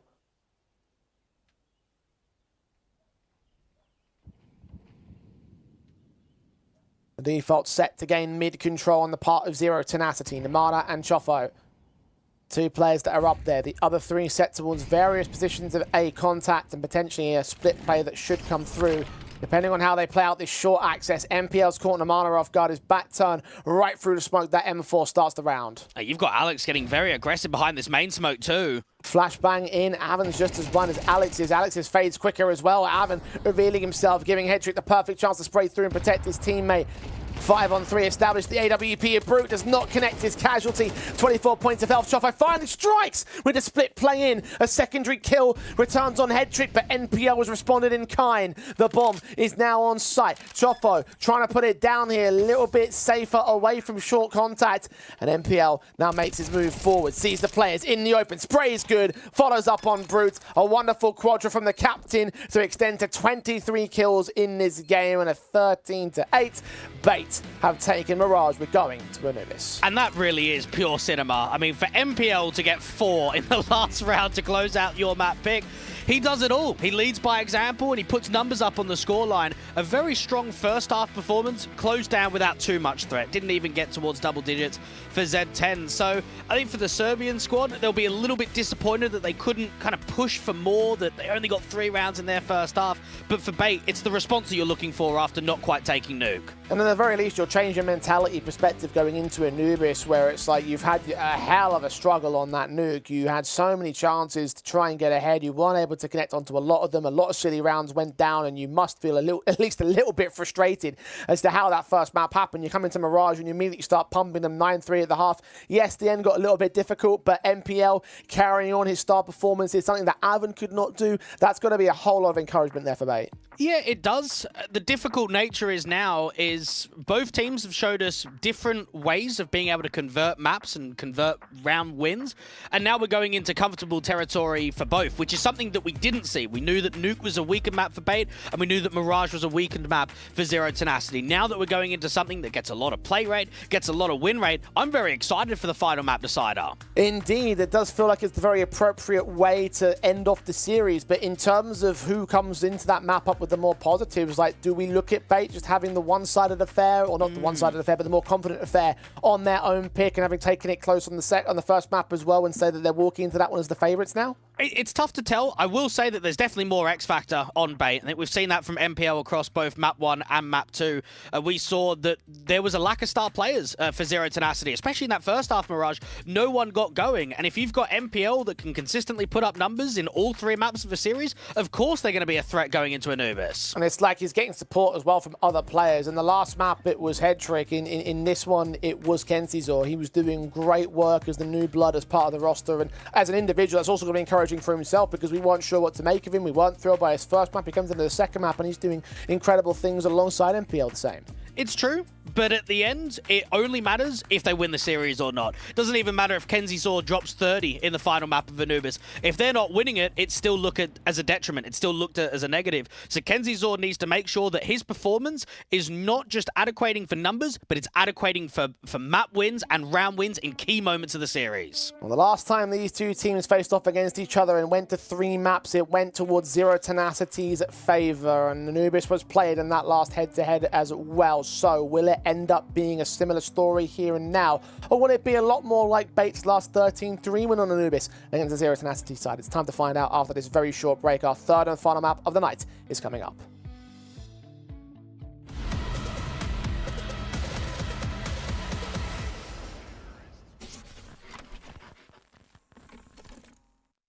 Think you've seen it all? With Faceit Watch's Point of View Selector, you can experience the game from any pro's perspective. Use the multi-view feature and customize the stream with up to 4 angles. Control what points you see while earning rewards. Drops are activated and lucky winners will receive Faceit points. And if you ever miss a match, VODs are now available. Get instant access to demos with multiple POVs and commentary. Watch it, control it, Faceit.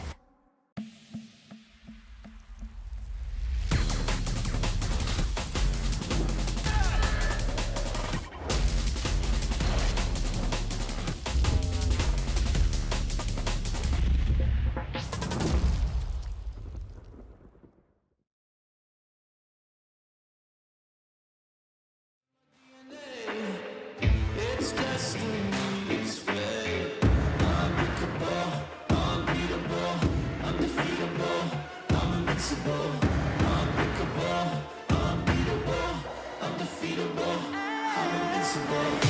I'm bulletproof, don't ever lose. Put the evil in the devil and I'm letting loose. I'm an earthquake, make your bones shake.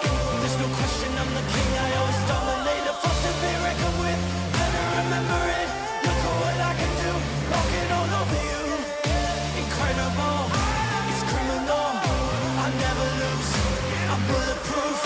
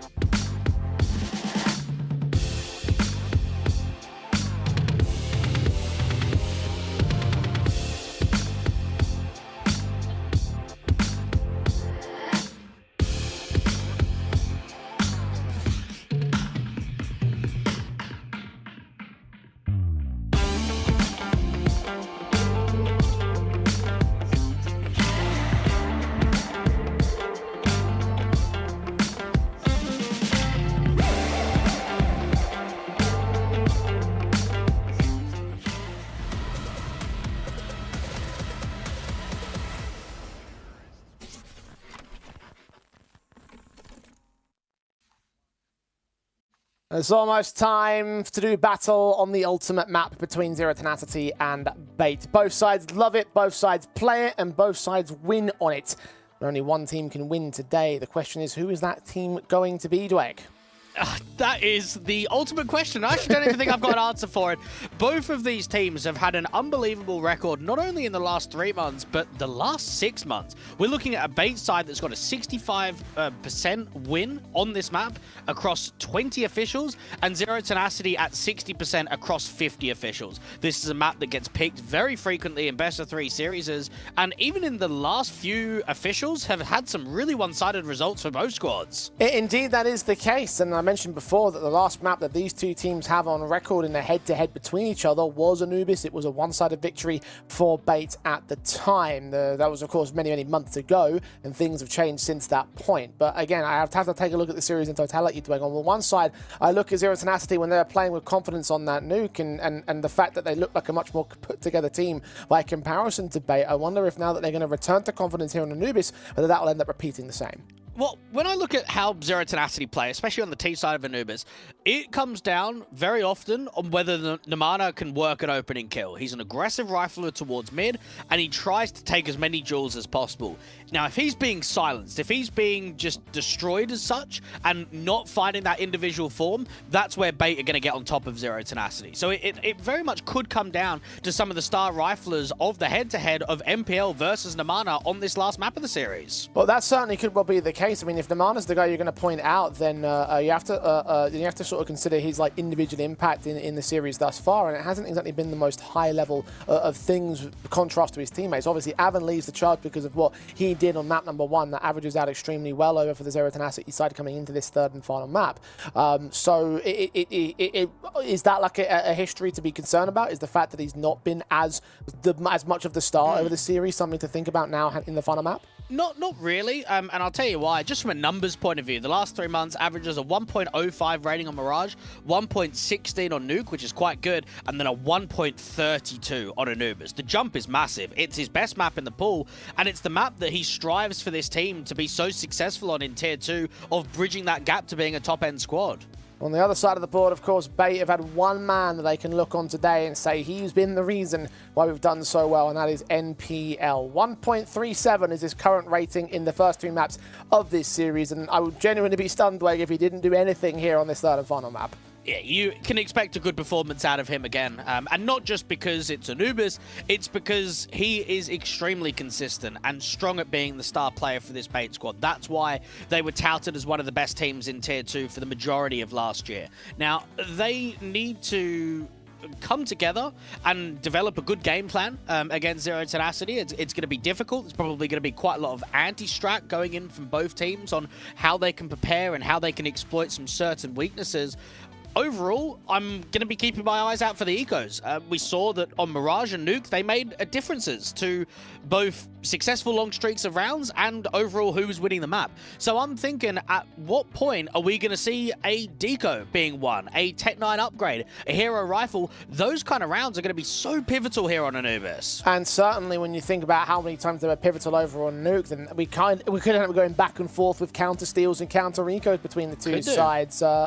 Obviously, I feel like Zero Tenacity dealt with them a little bit better considering how things went down over on Nuke, and that is one thing to considering, and one thing that I'm considering rather, and one thing that I might be concerned about for Bait's sake if that ends up happening again. They did very much rely on NPL only to make any success happen on that first map, and he's been consistent for them over the course of the series. So if they have to rely on that again and that same sort of set of circumstances play out, then I'm not sure whether the team play is there for Bait to fully compose themselves against the Z10 side. Knife round is set in for Zero Tenacity, so they get pick of the litter, and they get to decide which half they go with, and surely they're going to be picking T side of that. Yeah, you would do. I don't think it makes a huge difference just because both of these teams are quite proficient on this map. I mean, I'm looking at Bait, and their last 3 wins that they had in a row, 13-6 Spirit Academy, 13-2 Ecstatic, and then way back in October, an overtime win against Eternal Fire. This is a squad that can take scalps at the top end of Tier 2 and even take scalps of teams in the Tier 1 atmosphere. So they can take a scalp here and now. Bait and Zero Tenacity, one more dance to do in the best of 3 series on Anubis, and hopefully this will be the most spectacular dance of the night. Bait on the CT side start, Z10 pick into the T half as the pistol goes live. for our final map of the series. Simki tucking out and hearing aggression for a Senthiel that just tries to go for a quick prod out there from main. Kenzie Sword doing the same thing. Info gathering at the moment, but not getting a huge amount of at least the options of where the T-side players are. As per usual, Zero Tenacity established their defaults and play things slowly, as was the case over that T-side of Mirage, as was the case a slightly lesser capacity over on Nuke at the same. Well, Namana's just searching. He's trying to work a first duel out here from mid, completely solo by himself. Starting a prod and maybe about to face contact at the CT side. His teammates nowhere to be near him. In that context, it's all him on a solo fight. Takes an engage, and Goosh is down head trick, but him and NPL can do a lot more damage in return. 55 points of health for Namana. The smokes now start coming on towards the A-bomb site as Namana will back away towards mid and rejoin his teammates later on in the round because they're executing now. Alex taps to the USP. Not 100% accurate. Brute can take the opening frag. Simki can take NPL and a secondary kill and all. Headtrick's got to stay hidden and wait for backup. It's a 5-on-3 right now for Zero Tenacity. Now, Headtrick's just not even getting a chance of a duel. No one's going aggressive here on the T side. Well, except for Avon, who's now inserted towards Heaven. Brute's now involved in this position as Avon actually gets the kill back in. Amana now going to go ahead and join his teammates. As all three CT players move together with the firing squad. Brute can take one of them down. Chopper can take the other. Essential 1-on-4 now will take the first pick out of the round. Secondary kill. Spamming away with that USP and taking one more back. The bomb is in an open plant position. Essential's got no kit as well. Time is against him and Namana knows it. He's called his bluff. He's drawn him out of the bomb site and drawn out the pistol win for Z10. Very good effort for Essential, but it was too little too late. And I actually want to give a lot of credit towards Namana in the round, not so much for the time stalling he's done at the end there, but notice how he is drawing information away from that camera area, isn't he? He's kind of tucking out from house. He's taking bullets. He doesn't commit to fighting there. If he just commits and he loses the fight, then everyone can focus their attention towards the bomb site directly, and it's a man advantage up from Bait. It was a great individual move for the in-game leader to realize, okay, I've been unsuccessful with this prod. I'm going to back my team to get into the bomb site on the Exi, and I'm just going to give the respect of not continuing to pray.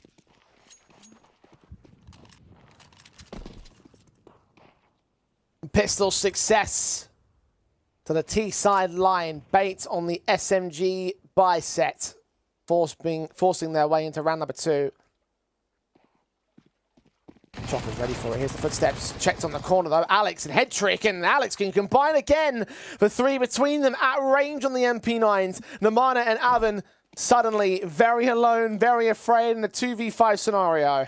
It's an extremely unorthodox play. Normally when you go aggro water, you might put a smoke down towards the T-stairs, might put a molly out towards rugs, a flash around the corner. That was as dry as anything, and it's just crippled them. They've just lost so much from that first contact towards A main that Avon can't recover this round. Yeah, he might be able to get the odd pick here or there, but there is no chance of survival. A 1-on-4, one pick found in amongst it. AK upgrade available to him here on the floor. Not sure exactly where it dropped to, but it doesn't matter. He's going to face on towards the CT side in a moment. And looking the wrong way at the wrong time costs him his life. What a steal there from Bait. And that comes to the conversation that we had legitimately 5 minutes ago. It might not have been an eco, but a force buy win when you had a pretty comfortable pistol, it now just ruins you. That was the perfect start for Z10. You can get off to that 3-0 beginning. You can lead by example. Oh, wait, we've been reset with double eco status. All of the momentum has now just been swung in Bait's favor because this is such a tough round to work. Yeah, you've got the hero AK on Brute Monster, but up against the rest of the buy, it's very unlikely they can convert this round.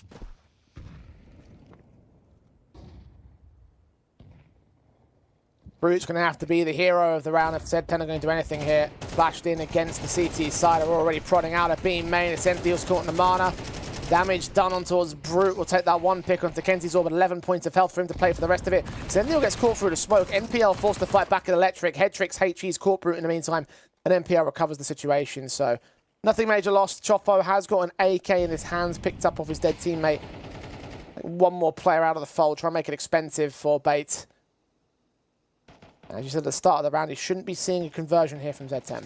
And it's the right idea. You've got a hero AK on one. You've got to make Brute be a player that can force something, right? Work an opening pick, get himself a couple. Chopo's actually got 2. Edge of the smoke, Headtrick comes in, and maybe similar to the pistol, looks as if it's a done deal. It's a 4v1. It gets quite close. Similar there.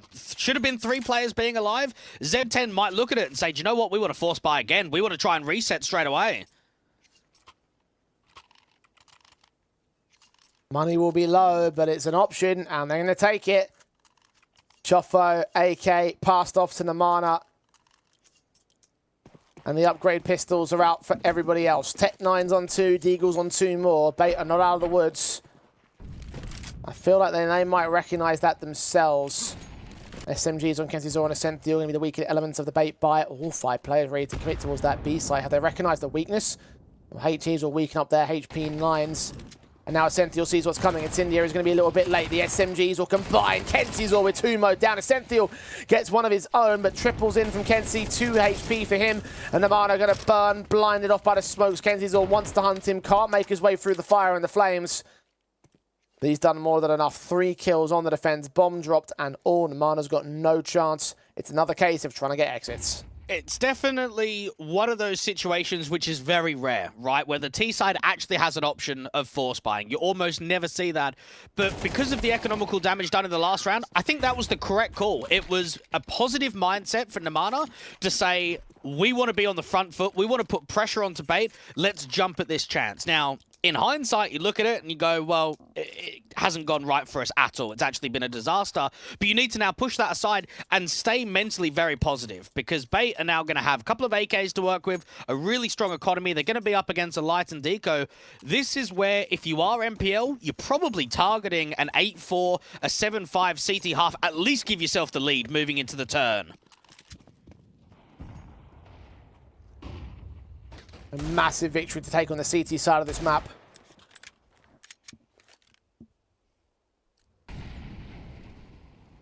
You know how valuable the attacking half is on Anubis.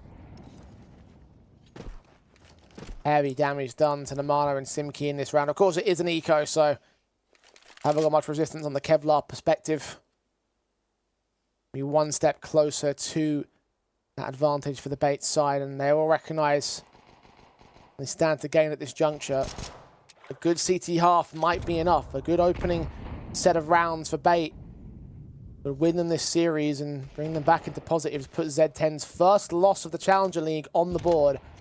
MPL's taken 2 kills, so they're well on the way to doing that. Well, it was a really slow start on Anubis against the Iberian Soul lads. They were actually started on the CT side and went 3-9 at the turn of the half. Had to have a monster T side to recover it. So I'm now just wondering, is this maybe a factor of third map decider? Doesn't really matter what side that you start on, but just not quite getting those first few rounds, being on the back foot and constantly being pressured.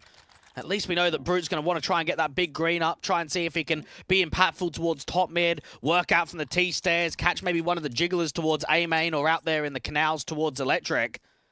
A 4-1 for Bait. They'll be very happy with how the start of this map has gone.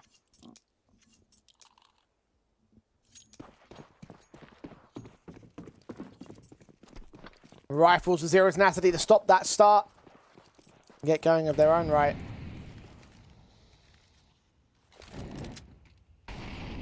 3 to the good on the CT side. The utility resistance is perfectly timed at this B site. The HEs from a previous round, the incendiary on this one. All 5 players out here for Z10. Execution is quick. Namana struggling to get away with the second kill. Kenzizor and Headtrick get away with 2, but Brute and Avon trade them back and gain the man advantage. 3-on-2 for them. Bomb plant will be secured. MPL and Alex are still setting up in mid. I don't know if they're going to go for this here. Well, they might as well look for exits at a bare minimum. Even if they don't commit to the retake, the money is so strong that you should hang around to see if you can get some exit damage off. The smoke at Temple will basically confirm that MPL can't make his way in, although Alex is sneaking all the way back around to the bat lines. I think that Brute's ready for this here. Orp does take him. Alex down. MPL just to hold on to his weapon. I think they're aware of his exact position. They can escape back from main and be safe. Zero Tenacity will get their second round on the board. That was actually an excellent raid from Bait. The molly placement out there to main, the rotation of the third player on B. From a fundamental point of view, that's probably the best CT read and hold that you can have. So it's so surprising when it gets ripped apart. You only need to praise and give credit to the trading ability. That's super uncomfortable for both Avon and Brute Monster to come through from main up against so many players when you're trying to clear all of the bomb side, to not only take B, but to take it with a man advantage with the bomb going down.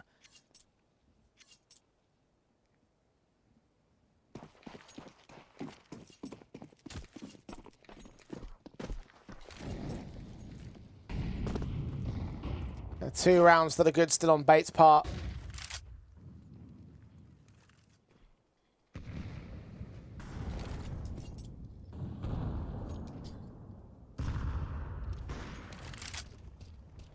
Z10 still have to catch up fully. Namana has got a lot of map control here. Mid uncontested by Bait. They'll leave MPL to play double duty on the side defensive of A. Look back towards camera now. Timing is everything in this next fight, and how this next fight goes could well decide the round. No, Namana has slipped right past his grasp. Meanwhile, in over at A main, Alex behind the smoke, flashed in. Simki blind spraying. Alex will take a kill and a half through that smoke. Chofo tagged to 46, but Namana is still creeping all the way back at CT spawn. It's a round-winning lurk, but it still comes down on whether the A players are going to be successful. Now, MPL and Alex, in theory, should be dropped here by Namana. They have no idea of this luck. None whatsoever, but they start looking around towards camera. Alex might get caught off guard. Both seen. Tap burst. That's wonderful. Namana indeed has made the round-winning luck. The players make their way into the bomb site. This plant will be secured. Avan's there to cut off Ascenthio on the rotations.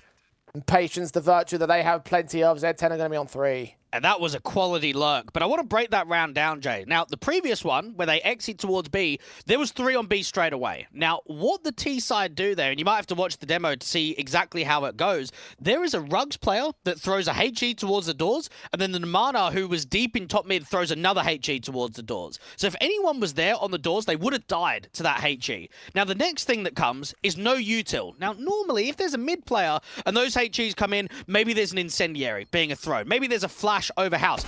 There's no util. So the tell for Namana is, I actually don't think anyone's playing mid. And that's why he makes that solo mission without using any util. He wants to be the element of surprise. That's a perfect read from the in-game leader.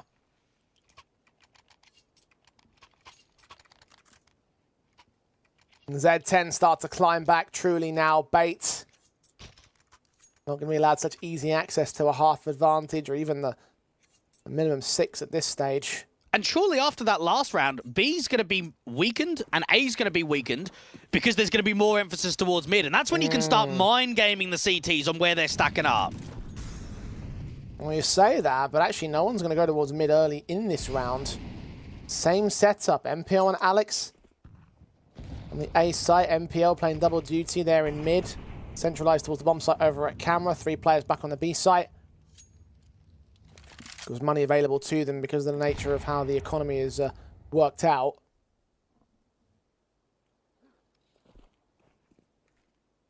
Slow to the uptake. At least they'll leave MPL a bit more aggressed into that camera position more directly. Kenzie's all meanwhile burning with that Molotov. They think he's closer, they think he backed off. Head Trick has certainly used that position as a bait in towards Simki. First casualty of the round against the T side, but a lot of damage done across the board of Bait. And Namana's still got a lot of space towards mid. He could put emphasis down here towards MPL. Oh, HE to 12.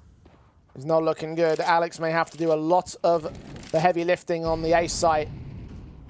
Namana's once again acting out towards mid, revealing himself with an engagement on MPL that doesn't quite fully go the way of the kill.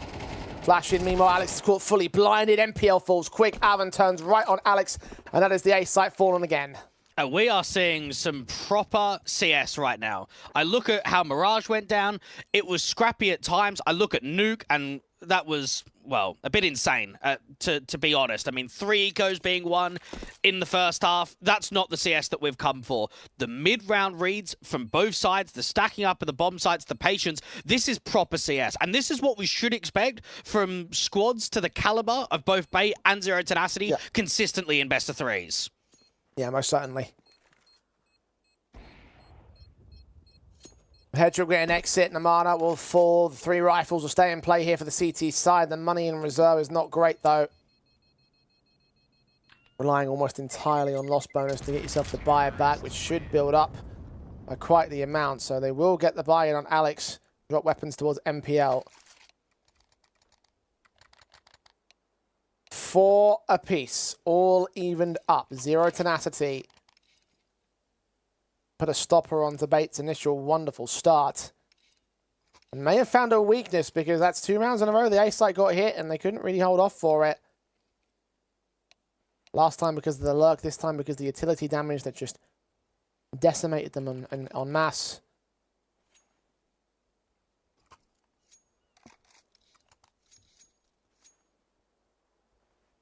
Will it be the repeating scenario? Will Zero Tenacity hit A site again, and will Bait be able to deal with it? Or is there a shake-up on the CT defense? Well, they're starting to get the idea and the read that B's being stacked up heavily with 3 in these last few gun rounds. So keep working mid and keep working these A-split potentials up until the defense starts to move. Double mid for the first time in a long time. MPO and Hetrick to work together. Hetrick breaking away from that B defense, so I guess the defensive already has moved at this stage. But so has the offensive default the same. They've got a smoke down over towards that that main position over on A, and then a rotation in towards Canals going onto the B-bomb site. So it looks like a B hit been called at the perfect moments here for Zero Tenacity. Kenzizor moved away the Molotov. Player in the back lines, Ascenthio alongside Kenzizor can combine with those 2 kills, trade back for 1. See the player at the platform. Great sequence from Kenzizor. Triple in the round for him. And Brute around the corner in a 1-on-4. Kenzizor knows that he's somewhere close, doesn't know exactly where, but doesn't look like it matters. Brute's been seen. Kenzizor with a quadra. The hero of the backline reclaims the lead for Bates. Yeah, that is a proper Cold Palmer moment out there on B. Just the utility support that comes through from blocking, the re-smoke down towards main, the reaction for Kenzizor to not only relocate because of the molly, but to turn away from the flash, to deal with the electric players, to be ready for the frag to come out from jail, and then just instantly start fighting back towards main. That is a beauty of a hold out there on B. Indeed it is. Combined efforts of 2, but mostly down to the 1 individual that just did absolute work there for the Bait camp. And again, another massive moment for Kenzizor, exactly what we want to see out of him. He's had a good game in the second map. An impact here in the third. Was slow to start over the course of the day, but this is exactly what we were what I was hoping to see at least, exactly what he was hoping to prove in this series. Maybe it's also Bait looking at us as a community and the majority of Tier 2 casters and saying it's not always about the hot prospects that we're looking at. I would say Kavem has been looked at for the better part of the last 12 months to 24 months as a real hot rookie. Someone that can upgrade a squad massively and was ready for that chance towards the top. And he's definitely going to prove it on Passion UA. But for someone like Kenzizor, who hasn't maybe had the biggest of voices in the community, to see him here competing with Bait and to see the performances from the last couple of maps of the series, it is impressive and it's a good start. Look at Bait set up here in this round. 3 AKs. Plenty recovered off Z10 in that previous.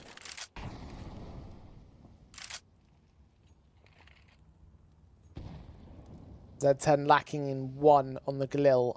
And notice how supportive the AWP is as well from Hetrick. He's not looking for fights. He's playing super defensively towards camera and A for the majority of these rifle rounds. And then Namana loves to push that issue, so best to hold the defensive rather than to try and force ahead. They do get pushed back regardless. Smoke towards Temple. Molotov on camera. Smoke on camera as well from Namana to block vision and disallow any access towards that mid angle. Won't know exactly what's going on, although they will know that he can't make his way into another backstab. Back into Canals to engage against Kenzizor, putting HEs down. Very nice land on Simkey. Yeah, Hetrick's going to be slow on the rotation to come through from Beach if they do want to set up 3 on B. Kenzizor up against the smoke. Namana gets the entry. Straight swing, headshot lined up. Ascenthio backed up at Glyph. And second teammates on the way. That's MPL involved in this. The vertical crossfire locked out as Ascenthio's peek in. MPL is mowed down the same. And that's going to have to be a safe call now for Alex and Hetrick. Hetrick will stick around in the back lines, hoping he can get an exit frag. But this will not be around for Bait. Zero Tenacity answer back in kind. And this T side is Namana at his very best. You might look at the numbers and the kills overall and say, that's only 7 kills. How can that be his best?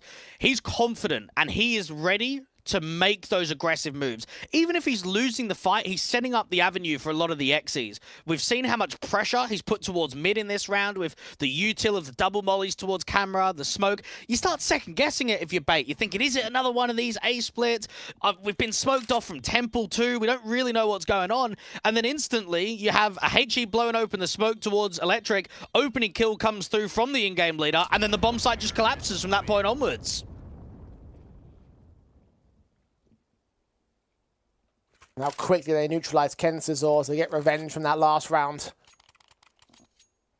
mow him down, give him no chance to have another incredible sequence of frags on a defensive line that you can't stop. But he is still top end of the board right now for Bait. Top of the server, in fact, on the frag counts. 9 frags. Second is Headtrick at 8. Alex and Namana tie up the third place position at 7 apiece.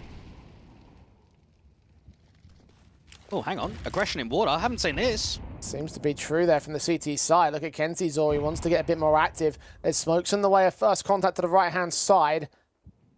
Smoke put down by the CT side and all, so they might suspect this here on Z10. This is where protection needs to come from Hetrick looking down towards T-Stairs to make Kenzie Zor only focus towards that mid window out from Bridge. Opening kill already comes from the AWP, and Hetrick's actually going to try and block towards B main to slow them down. Namana again with the opening kill, though. Checked it in mid, wonderfully placed. Second player, MPL, overwhelmed by Avan's flashbang, completely blinded. Alex tried to prod out A main, but he couldn't get a kill for his own right. Smoke comes out against that Molotov. Namana still here in mid. Alex has got to defend the A site from that oncoming onslaught, but it could all be a ruse. Look at the timing here from the AK. This couldn't be more perfect. Essential's in so much trouble, and he has no idea. Quick burst to the back of the head. Headtrick's turn is going to be turned towards one direction, whether that be main or Temple. He turns on Temple with Smoke protecting at main. The 3-on-2 can ensue. The bomb plant will look to get stuck here. The second rifler, Alex, is on the way to the retake. Avan just needs to get some support, and that smoke from the left-hand side buys him some cover to reposition. Another wraparound from Choffo as well to a secondary backstab on Z10. Headtrick inside of the smoke. Brutes watching with an AWP scoped in towards Glyph. Avan so close to Headtrick. So close to seeing Alex's sprays, but Choffo closes in the pincers. Headtrick starts to get hunted. We'll get away with Avan at least. Triple in the round for him, but it does not yield the round success. Looking for exits at this stage and running out of ammo. 1 bullet left in the mag. Needs to hit this Choffo on the next shot, and it's not going to happen. Taking out all players down on Bait, and there's 6 on the board for Z10 as we go to the last round of the half. The money is not amazing for Bait. And Namana really has been exceptional on this T side, hasn't he? After struggling across the series in Map 1 and Map 2 to consistently be that forward-facing player on the T side, he has basically won out this half by his own. His lurk attempts, the over-rotations, the pure entry power that he's bringing, this has been a masterclass from Namana.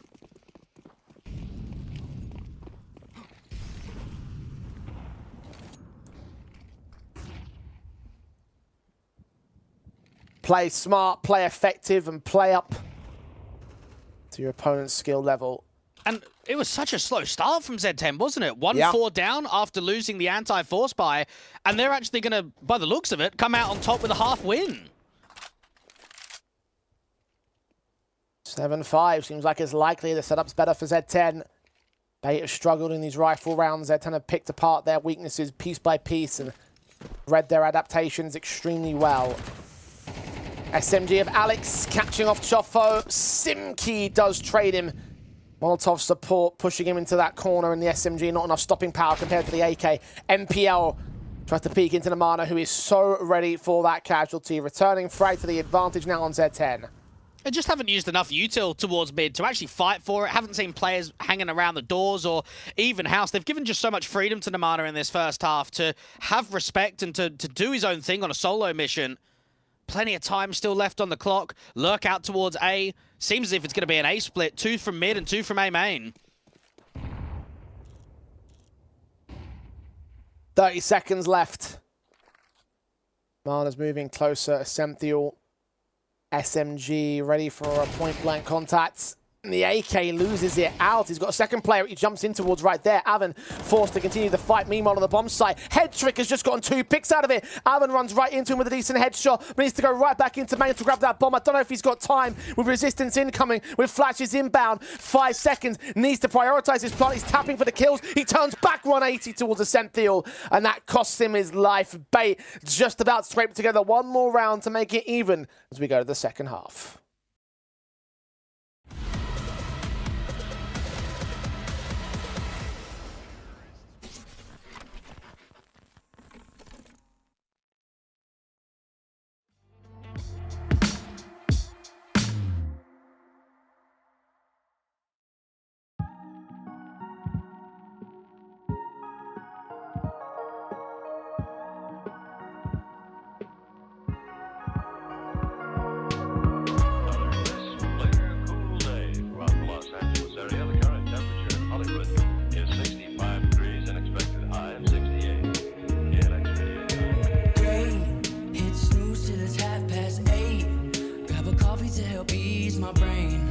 There's no time to bait. Climb out the sheets, find the jeans from a previous day. Grab the keys from off the counter. Commute into the city, gonna take another hour. Man, I hate trading time for a way. At least I got a home and a job that pays. Faded from color, reaching to find where I wonder how. You're saying it'll all be fine. Why you sit around and waste your time? Faded from color, stuck in the backseat and told to drive.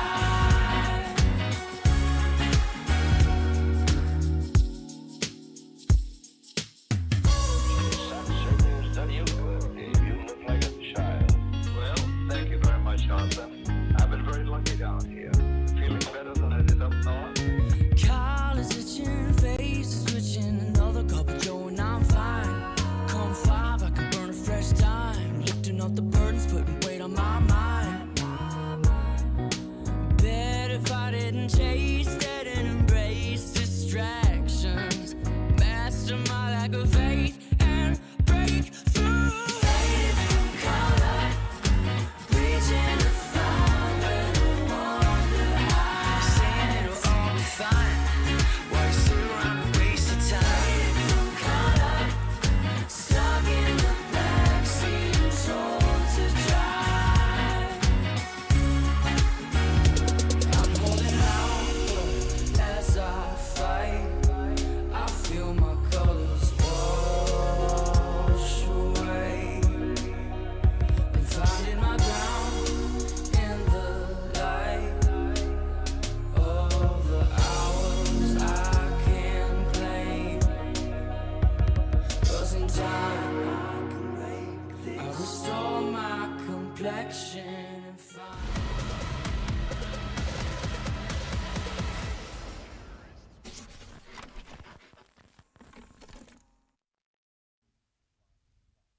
And it turns out the veterans do have control of the situation. Namana providing impact, and round after round going the way of Zero Tenacity. Nearly took the opening half on the T side, but Bait clung on to keep it even. It's their T halfway.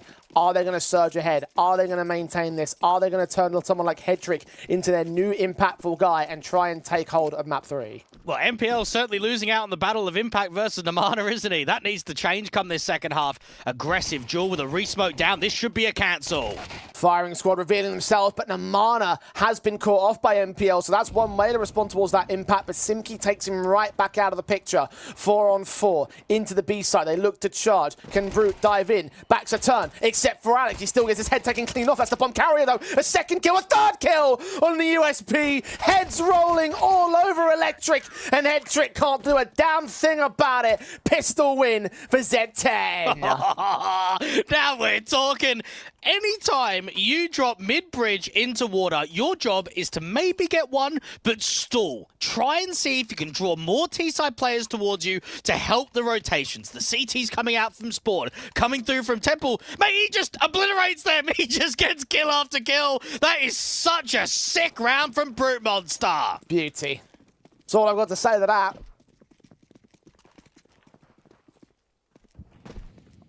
When Bait felt like they had all of the pace. Knocked back on their ass. And is this where you start thinking, could Nuke have been taken to make it a 2-0? We got it into overtime. We could have pushed it over the line, gone 1-0 up in the series, gone into Mirage and taken it. Now you're up 4-1. You're now down 6 to, well, definitely 8. The game's starting to run away from them.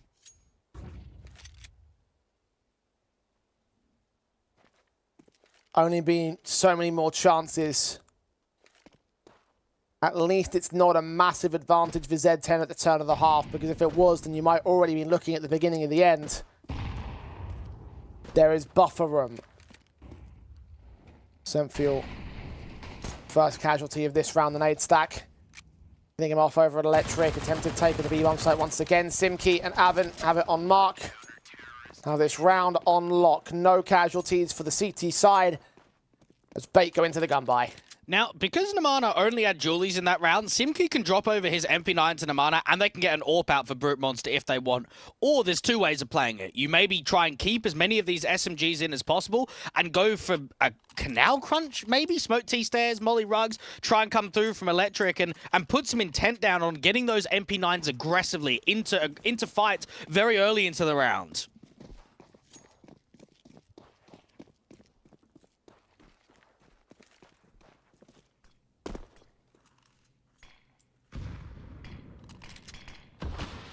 The smokes are set.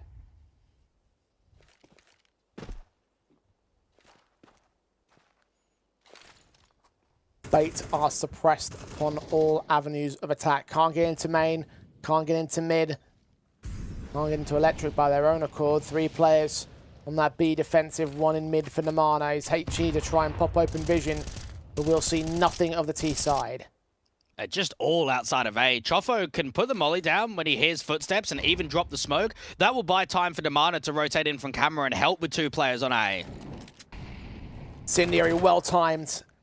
They're forced to fall back. I think you heard some of that damage as well to Kenzie's or smoke coming in. Nice. Also well timed. HG. Oh, that is wonderful. Chofo sprayed, doing damage, but he's blind, so he's not accurate. Namana's got to come up with the 2 kills instead. MPL can trade to a 3-on-3, but he is tagged. Alex is low. Bomb plant could be secured, but the owner sits with 0 tenacity here. The resmoke down from camera is going to make it awkward. Brute Monster needs this jewel out from the beach position. The problem is, none of the T side are actually offering a jiggle right now. Orb ready. Swing forward, missed shot. Simki distracting his man. Brute, he can't hit the second one either. Now they turn their attention towards camera as Avon makes himself known. Brute, a 3rd shot missing, and they're forced to back away and save. Bait, well done. MPL, well done with his 2 kills in the round. He made the difference again. And that's a real shame because the utility usage there from Chofo is brilliant. Oh, yeah. As soon as he hears the 1 tick of a player in from the incendiary, he gets ready for it to be an A exec. The smoke is on point. The HE is even better. It's unfortunate that he doesn't get a kill completely blind there because with the HP damage and you being at close range with the MP9, you expect to get 1 and then Namana might be able to get 2, try and fall back, hold the man up. Doesn't quite happen. Zero Tenacity unfortunately crumble on the bomb site, and Bait, well, they give themselves a lucky break very early into the second half, come the first gun round.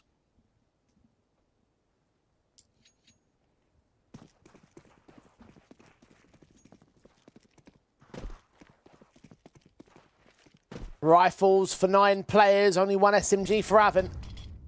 And money in a state for both teams. Bait have a little bit better in savings for Alex and Kenzie's Orb, but not by a massive amount. Essential.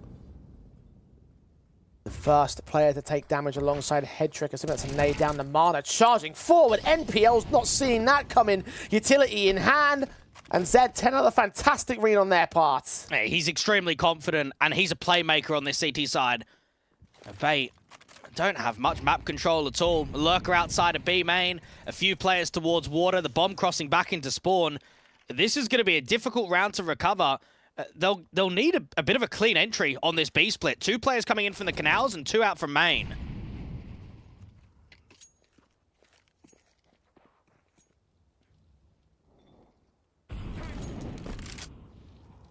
Molly's up to sight hit. That one bursts in the middle of the air for Bait, though.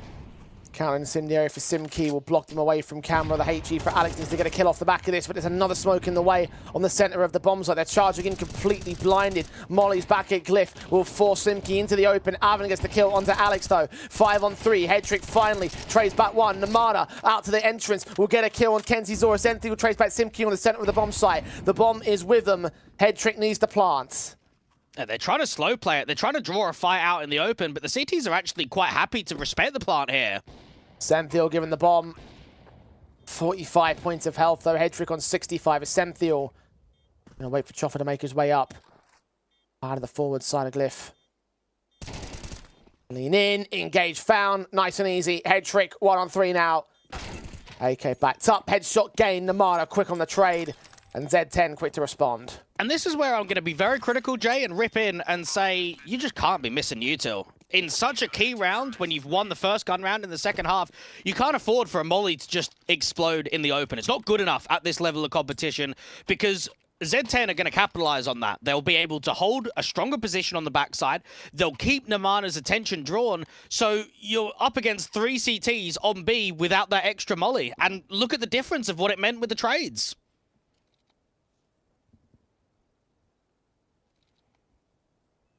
Tactical timeout called in by Bait. Their first one of the map. Well, I'm just thinking, since losing pistol and going 4-1 up, they haven't strung rounds together, have they? They won, what was it, round 9? Then they won round 12, and now they won first gun round on T side in the second half, and that's it. Individual rounds are not going to help you economy-wise or momentum-wise at all here on Anubis. It's true. Look at the state of the buy and the points proven. Mac 10s on 2 players, Tech 9 Glock, Galil for Alex being the best weapon. Doesn't feel good. Bait won't be feeling confident about their chances in round 17, but they have to pull it off somehow. They've done crazier things with less equipment. It'd be like a nuke round right here. AWP for Brutes. Flashed off, dealt with by Essential quick, didn't pull the trigger for a blind plucky shot. Chofo lines up 3 and transfers the spray back and forth to get them all. Pistols remain on MPO and Head Trick. The bomb is lost to them. The rest of Z10 are on the way. Backup is here and the round is lost. A great hold from Chofo, just when it seemed as if there was an opening chance there from Brute Monster's Def to be able to capitalize, to pounce into the bomb site. The ace comes out. And this is maybe where we do need to look at numbers on a bit more of a clearer scale and say MPL has gone from averaging 23.5 kills on map 1 and map 2 to now 8. That's a huge drop-off. Yeah, you might be in slightly different roles, and even in that round, he only had a Glock in comparison to all the other upgrades. But to go from that strong of a fragger to now basically not even producing impact, maybe that's a key reason why Bait are struggling here on Anubis. Another tactical called in. They need to get themselves held together now, Bait. Well, they needed a bomb plant in that last round. You've got, what, 2 Galils out and only 1 full set of util on Essential, and that's it? They weren't able to secure it, so they've got to make do. They at least have 3 AKs. The majority of weapons are good. But Z10 have the full buy, and Bait have to challenge that to perfection. Once again, impact players are not making the difference compared to the team play of Z10, and now Namana is taking over the top of the board.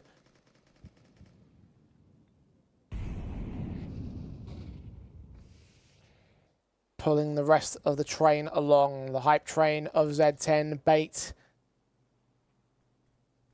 trying to derail it as they play their way in towards mid. Is Brute ready for the kill? Not quite. Flash in against him. Smoked off from camera. Reface not secured. Both CTs back off. And very defensive here for Namana. Now he's got options to go back towards B, even stay here in spawn. This could be him getting a multi-frag. They might not expect this position. He's got Avon on the crossfire as well.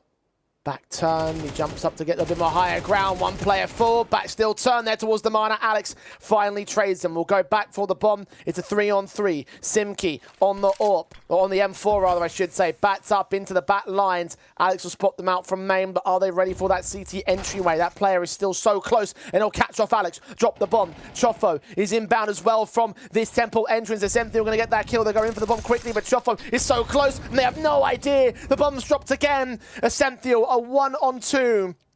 Will put the plant down, but they're coming in from 2 different angles. One here from camera, the other from electric. Picked up quick. Essential knows exactly where Chofo is. Knows that he can't reposition too far. Swing forward. Barely missed the barrel, barely missed the pixel. And timing is everything as Chofo keeps himself hidden.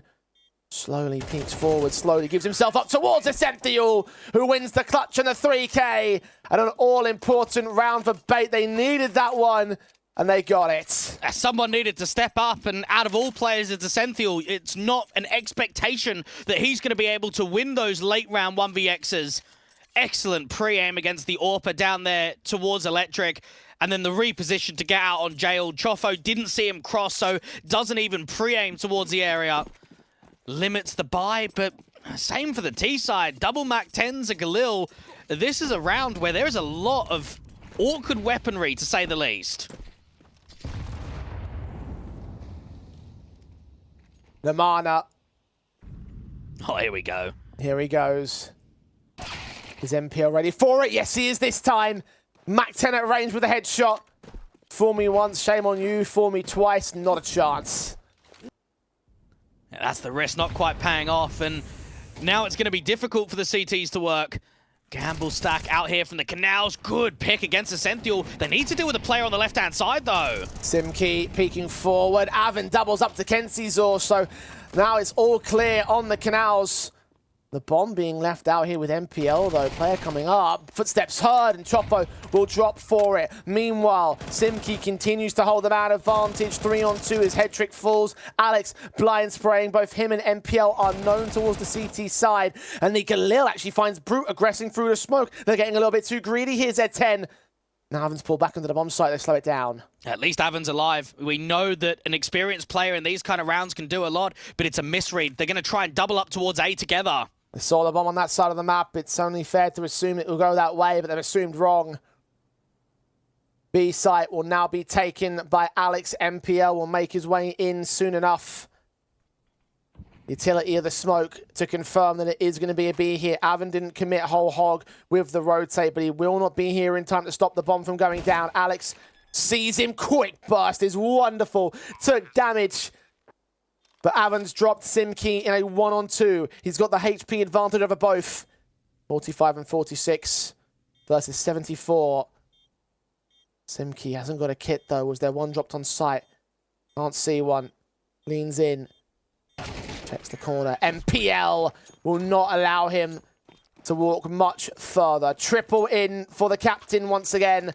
It's 9 to the border. Bait Z10 have been reset. And now this is where you almost need to take the context out of the first half and the beginning of the second half and just erase it from your memory. When you've got these kind of scorelines, when it's 10-9, when economy is very low for both squads, it doesn't matter who's played better previously. It's who's coming up in these clutch rounds, who's coming ahead in the 1vx's. We've just seen a 1v2 and a 2v2 be converted from Bait, and it's surviving their chances right now. It's allowing them to get closer to a tied-up scoreline.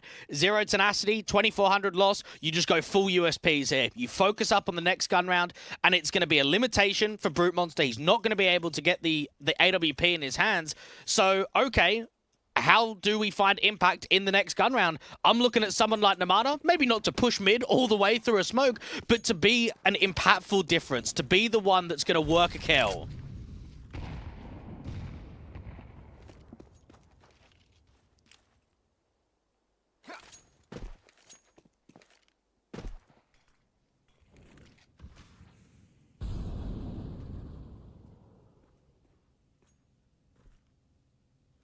Heavy presence from Z10 in 2 key choke points.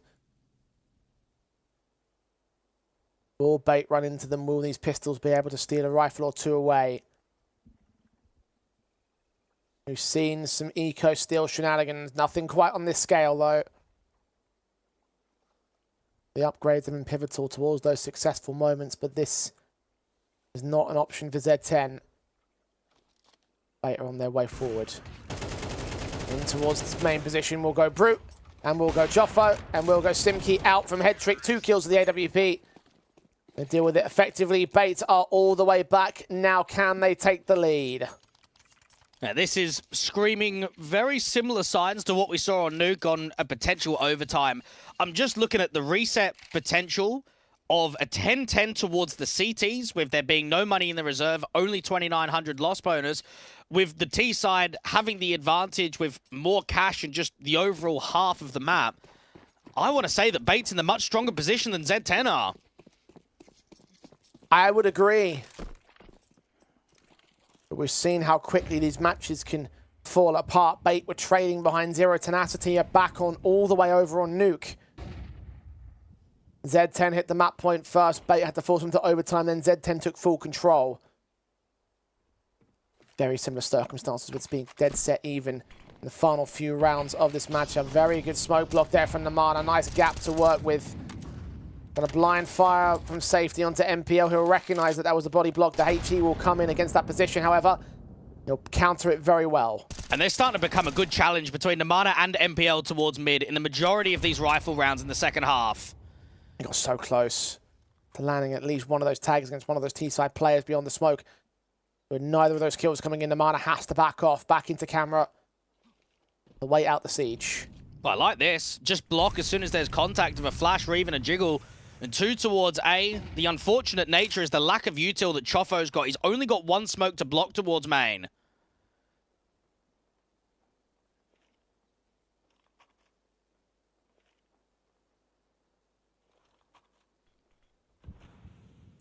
"35 seconds. They're walking forward ever so slowly.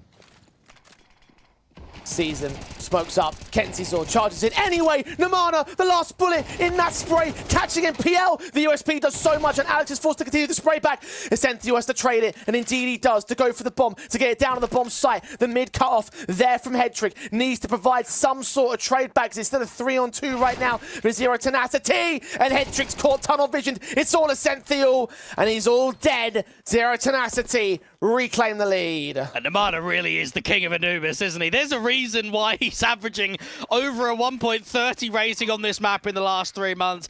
That is just pure impact from the IGL. To drop the smoke as soon as he hears the smoke going down from Temple, before he's even got a contact on that area, the spray, 2 kills instantly, damage up on the 3rd. You could not have asked for a better hold on A. Yeah, you couldn't. Now he's the star. 21 frags. The fragging IGL that MPL cannot be at the very end of the map up, and you have to wonder if he was able to post the kind of numbers that he was doing on Nuke and on Mirage, that maybe Bait would have given themselves at the very least the edge. Hedrick and Essentio are the ones leading the frag counts, but they're nowhere near as prominent. 17 and 16 kills seem to indicate. Kenzizor trying to prod out from Canals into Electric. The Molotov landing right inside that smoke does nothing. Simki got another one down just to hold the position. The teaser backs off. They have their hearts set on the A play. Yeah, this is now down to Chofo because he doesn't have the same amount of help that he's had in previous rounds. Brute Monster with the AWP is actually going to try and rotate out towards Bricks or Heaven to be the second A player. Incendiary up to block. Quick press forward. Chofo's AK backed away. Essentio with 2 fantastic kills. And Kenzizor can follow it up immediately. Zero Tenacity. Alan and Simki have no choice but to fall back and hold their weapons. In the blink of an eye, Bait backhanded Z10. And Chofo's done nothing wrong there. He's jiggled the angle. He's dropped the incendiary at the right time. He's dropped the smoke at the right time. What they can't do is refrag the players towards main. That is a ripper of a multi-frag to come through for Essentio, and then for Kenzizor to back up that 3rd kill, in which Brute Monster, Namana, and Chofo have got bodies on A, but they can't get impact. They can't get bodies to drop. And Bates make it 11-11, and it is a harsh economy line. Simki's going to have to drop 1, Namana's going to have to buy himself, and then maybe Avon drops the likes of Chofo.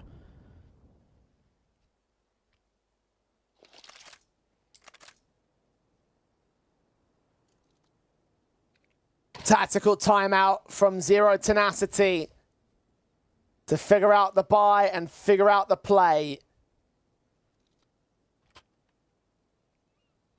Because once again, Bates have made themselves a key threat. The Zero Tenacity have held the lead for the majority of this final map. Every time Bates seem to equalize or take a step closer towards Zero Tenacity, they come back and they return. Reclaim the lead, reclaim control, reclaim dominance over this series. The money is in ruin for the CT side, though. If Bait win round 23, then surely they'll win Anubis and win this best of 3. The first strike in Z10's win-loss record here in the Challenger League. SMG for Brute. weakest weapon in play at the moment. Simkey's jumping for info. They had head trick there to try and receive him. The smoke comes down towards Electric, so he won't be allowed much more vision from there. There's a bit of a prod outside B main. You've got Avon that's just been jiggling ever so slightly and hasn't seen anything. And Chofo and Brute Monster have got a lot of util towards him. This is actually going to be a quicker A-exec. Flash in from head trick, smoking support. Mollies from Chofo going to try and block them, which will be successful. The smoke comes right back. Another incendiary is right ahead of it. Essential close, does get a kill away. Chofo with a kill of his own. Alex returns fire. It's a 3-on-3, but he's low HP. The HE does not help with that situation, but he evades the majority of that damage. Bomb on site will get planted. Again, Z10 have the favor of the retake. And they've got to make a choice, though. Do we actually want to commit for this? Save and we get a goodbye going into round 24, or go for it and risk it all? They have got Alex low, but how much information do they have on that front? Incendiary is close. MPL will not receive that. HE sails right past the low HP player. Flashbangs in. The M4 of Namana leans closer. NPL with a kill. Alex picks up. Secondary pick back return, and Head Trick provides support from the back lines. And Bates are almost all the way through. 12-11. Money is wrecked for Z10. They're working on lost bonus, $2,400 worth. And it is map and match point for the Ukrainians. And if there's anyone, Jay, that we wanted to talk about being a match MVP or the difference maker, I think it has to be Essential's 1v2, right? Yeah. If that round does not get one in the 1vx, this game is done. We probably don't even get bait to double digits. That's how much has been won off of the back of a huge clutch. The ramifications of destroying the economy line, of pushing momentum, allowing confidence to be high. MPL finally striking with the raw impact that he's been hunting for all of this second half. And for Zero Tenacity, this is going to be a gimmicky kind of round. This is where you're going to be on the front foot and you're going to be searching for an opening fight to upgrade one of those SMGs into an AK. The seasoned youngster had all of the emphasis on him over the course of this series, and he's going to get overwhelmed on Namana's part. Alex is very good to respond. Once again, Zero Tenacity try something ballsy. It nearly worked out, but Bait will not be fooled so quickly. They will not allow those advantages to fall out of favor. It's a 4v4 for now. They're leaning in towards A main without the bomb's controls, completely dry without utility. There are two players watching it though. Brute with util ready to go down. Simkey will strike off the back of that. Kenzie's all seen. Kill found. Swing to the second. And Brute turns on a Cynthia all the same. And just like that, Z10 spring a trap. Bait walk right into it. And it seems like we're on for yet another overtime this evening. With how good the execs towards A have looked in these last handful of rounds from Bait, and the idea that it's a 4v4 against a weakened buy, I am so surprised that that is a contact play. That they are going in dry and that they are hoping to catch them off guard. Just commit to the XE, keep it simple, have the AKs drawn up and be ready for the fights against the weakened weapons. Does one incorrect call come back to bite them in overtime now? Because Alex, yeah, he might be able to get the bomb down for free, but 1v4, he's just got no chance in this.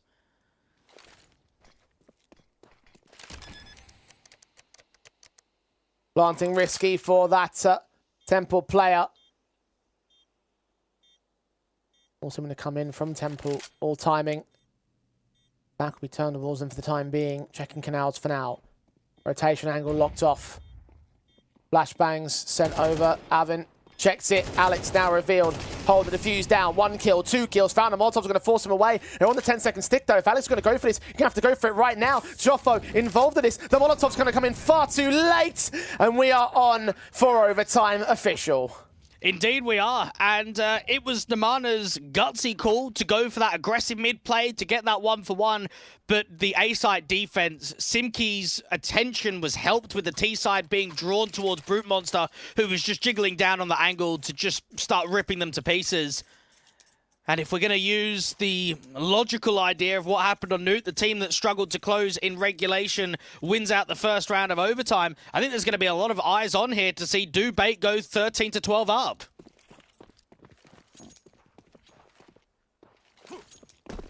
Can they make it a flawless opening half like Z10 did on the overtime of Nuke?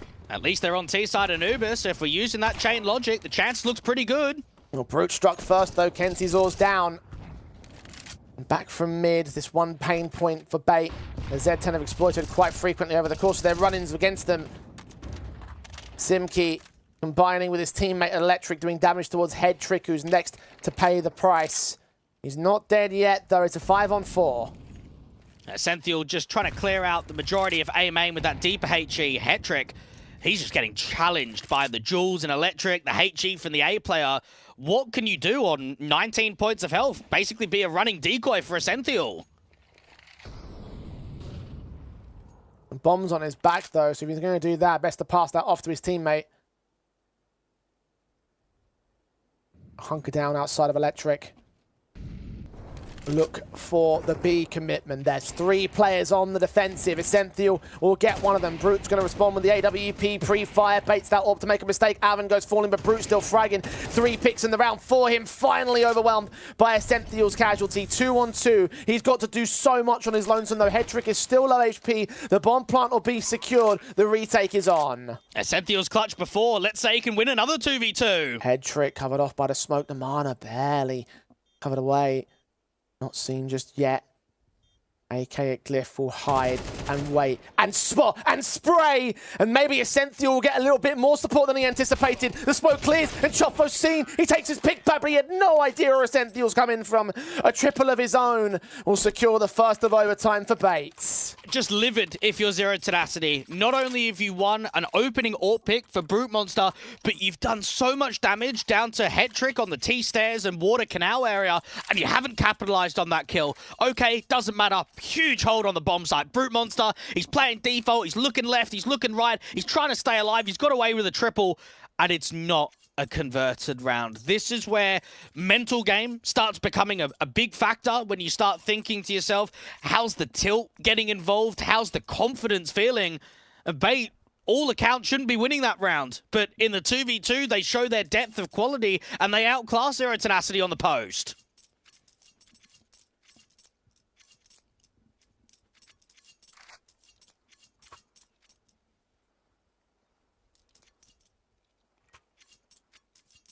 And they take the lead again.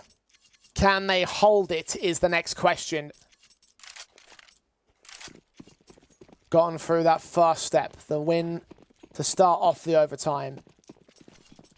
Now to win the half and preferably win the overtime with that as well. 16 is the magic number. 3 more rounds to Bait to get there. Z10 damage early against Brute. Not sure what caused that, but that's going to be a hindrance towards him. Chofo, Molotov ahead of his position, but not so deep that he can't get out of main. He finds Kenzizor as a result. I love the commitment there from Chofo, but also for him to back off, to realize that going in for a second kill just isn't necessary. Namana might be able to catch MPL on a timing too. Aggressive play in from mid. Not quite looking down into that cubby corner though. MPL is focused here upon the canals. Namana's mid presence being watched by Headtrick. Well placed. Read that like a book. The advantage tips the way of Bait, even if they are heavily tagged up, especially in the case of the AWP. Slowing it down here for the T-side line. A-site is the easier hit. It's only Chofo to defend. And Namana's been a bit two-dimensional at times with these aggressive mid plays, and it's come back to bite him consistently. MPL up against Oven, the round collapsing, and pressure is just building against Z10 now, isn't it? Because this round is just done. A 2v3 or 2v4, at least you're gambling. At least you're both on B. Pick the right side to rotate to. MPL gets caught by a collateral. His teammate was standing right behind him as Brute turned this back around. He may well have just done. Chofo's picked up. Alex trades him. Needs to go right into the AWP's hands. And Brute has become the hero of Zero Tenacity as we go even again. Oh, the gamble stack comes through with the AWP success. Beautiful repositioning from Brute Monster. Notice that underhand flash that comes through from Alex does not blind him because he's playing on the left-hand side of the pillar, gets an easy shot in the 1v1, and it is a recovery of the ages. This has been 2 rounds back-to-back now in which Brute Monster has got 6 kills in OT. That is mental.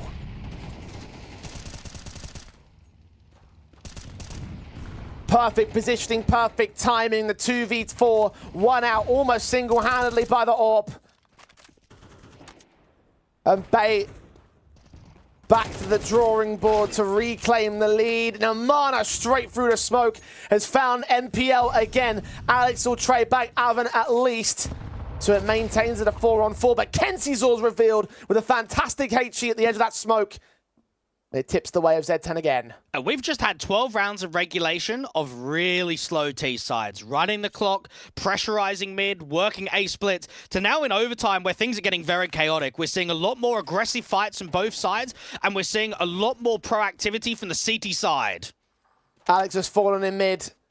Joffo quickly making his way back in from the camera entrance to defend against the site hit that's coming in now as Senthil and Headtrick have been seen. The flashbang will try block them. The Molotovs will try drive the CT back. Rotations are inbound. Second player's there. Headtrick has landed on Namana. Molotovs up towards Heaven. Further smokes down at camera. Could still find that secondary entry point as Brutes starts pressing. Is Senthil going to get caught back by Joffo? Headtrick, too many angles to check.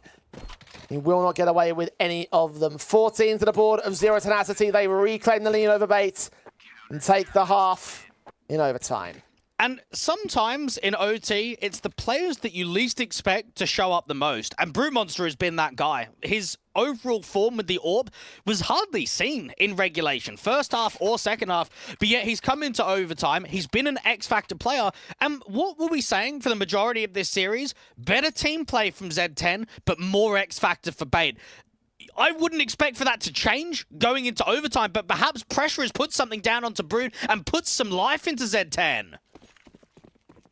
Made the ultimate difference. Taking lead over Namana and Choffo's efforts at the top fraggers of the board. Headtrick and Ascenthio have tried to turn things back against them here in the overtime. But their efforts have been for naught thus far. Now they're on the CT side. They made it even at the turn of regulation. The T-half did not do enough in overtime. Can they make amends on the defensive? Can they turn back a decent sequence? Headtricks. Oh, what a shot. What a shot that is. He started well.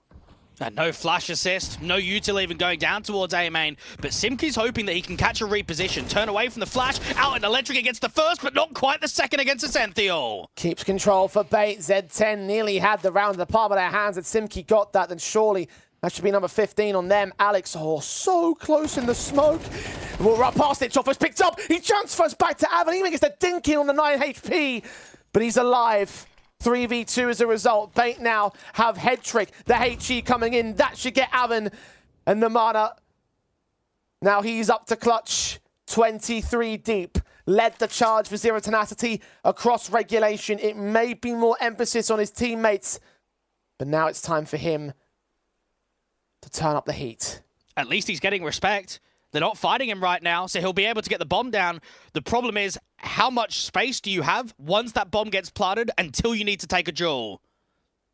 10 seconds. Plant and stick. Headtrick checks. Shot down. Not even a plant. 14 all. We're even again. And that is what we're seeing now from the previous round to the last couple. It is one player making a difference of a move or a multi-frag that's just basically the tail on who's going to convert. Right there, it is easy to recognize that if that multi-frag comes through from Electric, you just B-split and you get the bomb down easily. Bait just about tie up, and Brute Monster still wants to bring the AWP forward. You've got a bit more emphasis of players towards water in this round than previous.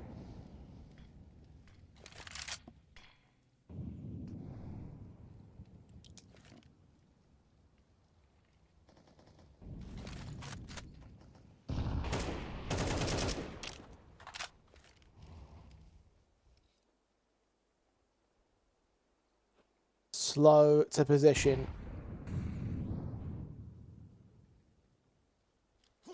Zero Tenacity working their way up towards the A-bomb site hit, where you have Headtrick ready to receive. His AWP flashed off position, backed away. Counter incendiary ahead of the Molotovs are coming forward. You're right about that. Look at the backstab. No, Alex checks it. The insertion towards mid goes awry. He sprays blind on towards the main entrance as smoke start coming down from Z10, telegraphing where the hit is, but are they ready to commit? I think this has to be a cancel. There's no way you can commit here. They're looking to double pump. The problem is Brute's not getting a kill. Brute's trying to get a pick towards the water, and it's just not happening. The Marner nearly stuck his way forward, but Alex had his marked. What a moment that could have been. Another backstab against Bait. They had a couple of those mid-insertions from the Marner during regulation. Now Brute tries to find a different angle of attack, at least to make some noise here towards the B bomb site. The bomb's still out there towards main. The Orpa checking all corners. Senthiel gets seen. Good shot, but head trick to Simki in the meantime. So the main attacking force is going to drive their way in towards the A bomb site, and they're backed up as head trick gets another kill. Finally overwhelmed as he stalled for enough time. Choppers on 14 points of health. He's that headshot, not going to happen. Bait are back on match point again. And it's the right idea for Zero Tenacity. They put more emphasis towards the Orpa of Hetrick, don't they? They flash him off the angle. They drive him back. Everything is telegraphed as if it's going to be an A exec. Everyone in from main. And Namana is hoping that the CTs are tunnel visioned, that both of their eyes are just basically locked on towards the main entrance. And instead, the solo mission, the lurk through the camera smoke is unsuccessful. Bates, and we saw them be on this position before, be on the series point. Now they've got another one to close. Early tags against Ken Caesar, however, will favour the Zero Tenacity side.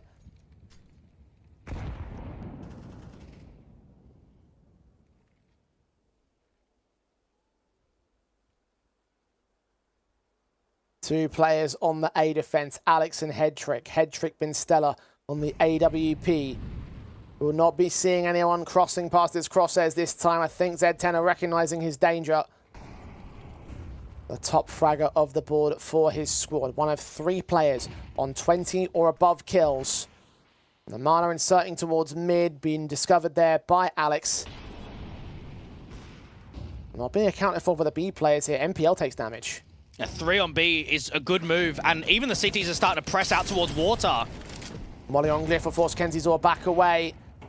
Simki starts to look to move. Damage done towards 2 players on the defensive, and they get picked up real quick. Kenzizor sent Thiel down. Still 1 player on the backside. MPL can't do anything about this, though. He's so low. Needs his teammates. Alex can strike back towards one, only one. Namana can move on from mid. Headtrick making his way in with a deagle. MPL can take Avon back, but now with his casualty of his teammate, he's in a 1-on-3. Not going to happen. We go again. Indeed we do, and while that was a pretty good read from Bait with having 3 on B, with the A players aggressing out from water, they just couldn't hold the bomb site. You've got Simki coming out of Electric, who just starts doming, just starts opening up space, gets that bomb down freely, and even ends the round with a triple.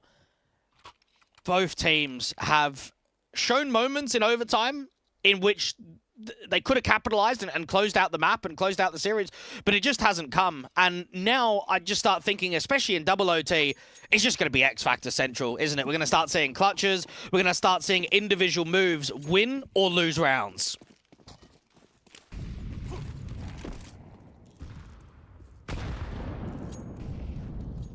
$19 is the new magic number.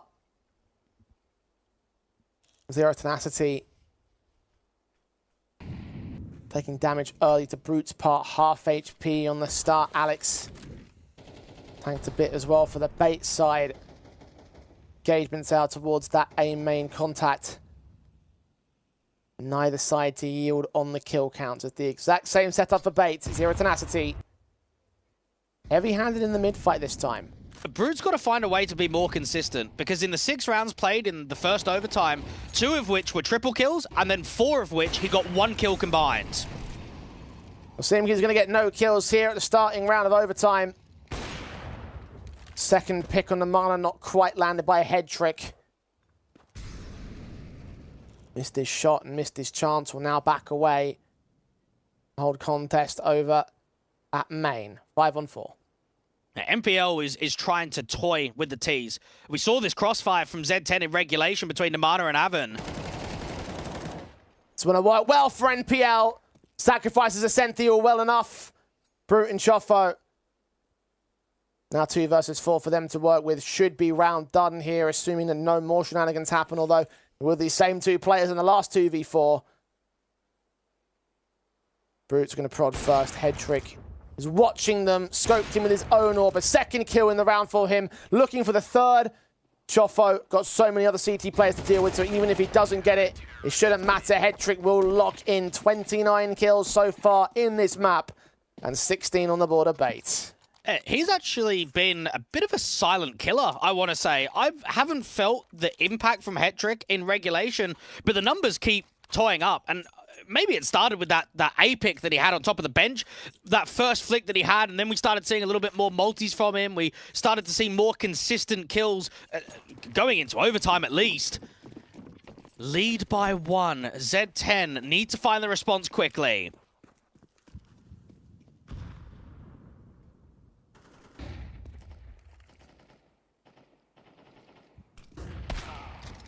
Swinging from Alex, going to go very wrong very quickly. Brute covers him off, even while blinded by the flashbang. That leaves A site undefended for now. Head Trick is focused entirely on mid. Having faith that Zero Tenacity won't go charging forward, although they recognize some of the setups. Meanwhile, a B prod's going to come out here from Bait. Seen on one player, Ascenthiel gets the kill. Tag up heavy on Namana. Kenzizor turns on Avan, and that is the man advantage regained. And now Z10 can start getting a move on and get this bomb down directly on A. The problem that they're going to find is, where do we take space in the post plant? Because they're a man down. Head Trick's AWP fires away, spotting one player crossing, but not able to get the kill against him. So the man advantage will remain at a single player. They may need a bit more than that, though. Ascenthiel with solo HP. Kenzizor just got picked up by Brute. The second shot doesn't land, though. Ascenthiel is found by Chofo. MPL has made it a 2 versus 2. Head Trick also moving in from camera. Going to check out from Heaven. Smokes involved against both of those entry points. Head Trick lands on Simki. Chofo is unknown at this juncture. He's sneaking around the smoke. Head Trick's 5-7 is pulled out. And he lands the headshot. 17 now for Bait. Are they finally pulling away from Zero Tenacity? Chofo's made the right call. They need a playmaker to force a fight and slow the round down. He's overextended the angle. He's caught the deep player out in CT. The issue that he finds is that there's not really any way you can go from that point onwards, is there? Heaven smoked, so you have to go bricks. You can't go through the smokes. You try and work around the edge, but he's being watched. He's being pre-aimed, and that's Head Trick to get yet another multi-frag round in back-to-back rounds. One more in the half. Bait will lose the opening fight once again. Brute to get Kenzizor this time. Start leaning in towards Canals, where Ascenthiel is still there to try and pick up the pieces of his dead teammate. Alex takes damage on the fights out from camera, and Namana's insertion point now covered off by Smokes. The T's are looking to attack onto that B bomb site, but this one look could make a massive difference depending on how he plays it out against Head Trick. A second kill was found for Namana at this stage. Alex is in so much trouble. Meanwhile, the execution continues, but it's all a ruse. It's all a fake. Alex may be all alone for the full-blown defensive. His teammates cannot rotate to support him. And he's only got 34 HP, but he's doing it alongside MPL, who takes Avan back. A 3-on-3 is established. Now Alex can back away, concede the bomb plant, but all three are tagged up for Bait on the retake. It's just a lack of util from both squads on this post and retake. Brute's going to hope to try and hold camera, and if he gets a swing from Bricks, try and adjust to the right-hand side. Alex Descentio moving in. Shot misses for Brute. Namana's going to come in with support, and Brute recovers the situation. Doubles up, triple in the round.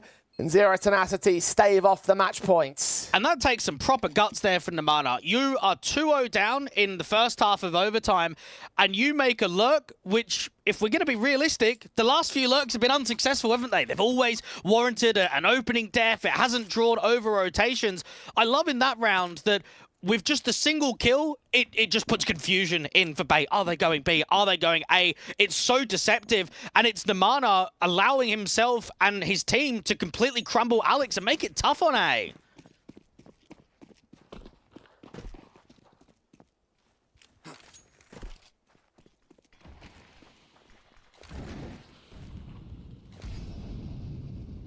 One round separates once again. Bait on the T side with an advantage this time. Chofo burning already. Brute has caught Alex. He's constantly opening up these frag counts now up to 23 on his board. You want to see more consistency out of him, Dweg? Well, you're getting it now.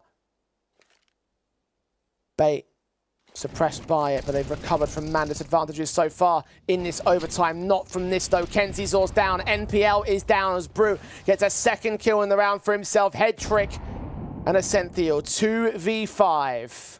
They're just completely trapped, surrounded. You've got no space. You've got no freedom. The only thing that you can hope for is if the CTs get eager. If they just try and keep fighting you. That's the only way you can recover this kind of round.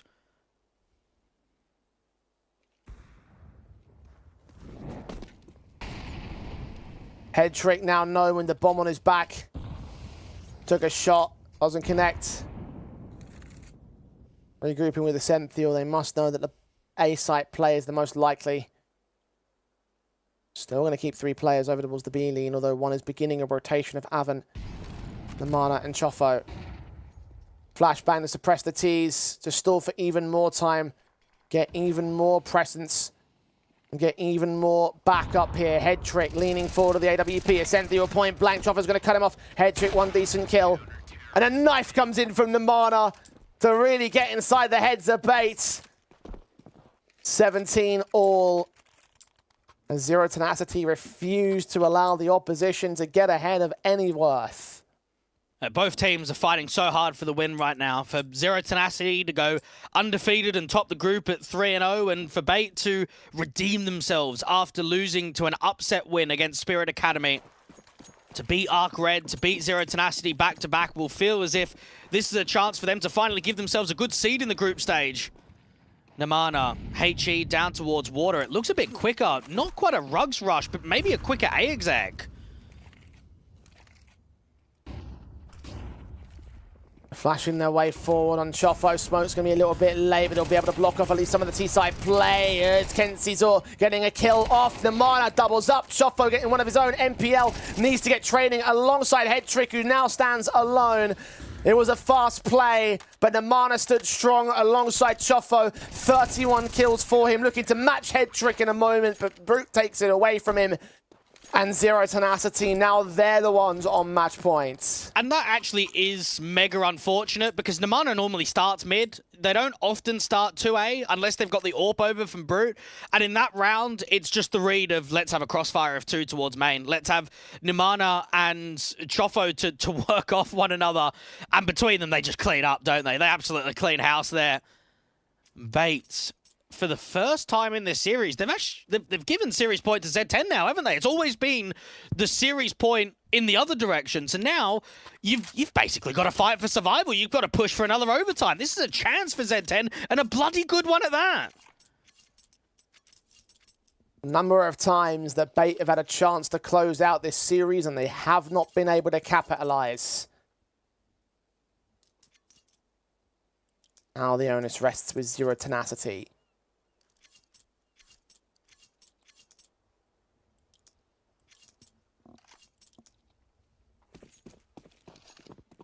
One opportunity to close the series down. Will it be enough? Will Bait press on and take us to yet another overtime? In a long and arduous series that promises to deliver towards the very end. We are the last stream standing tonight here on ECL. Who is going to stand for longer? Well, this has been one of the most passive T-side rounds we have seen in a while. Not a single contact in the first 30 seconds. Slowly getting back into the canals. Putting the mid-smoke down. Trying to drive Namana and Chofo more defensively. Kenzie saw jiggling on the mid-bridge. This is shaping up for what looks to be a B split. 2 players in the bomb to come in from main. MPL to be the late lurk, and then could be the canal play too for the other individuals towards A.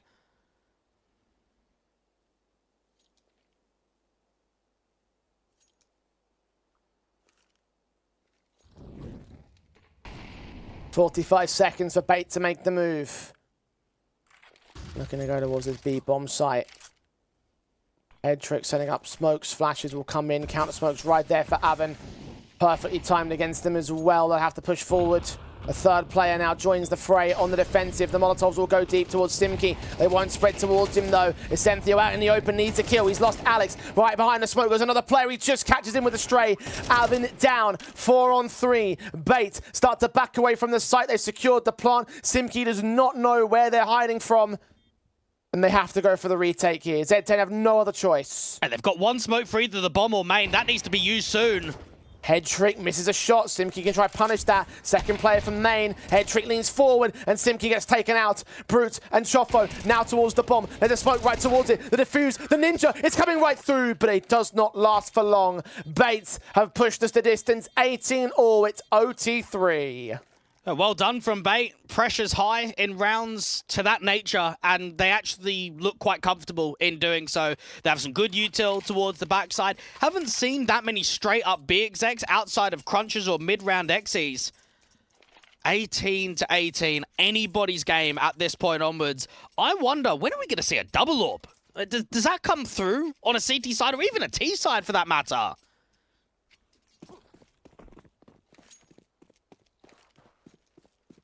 Now Wemby out right here.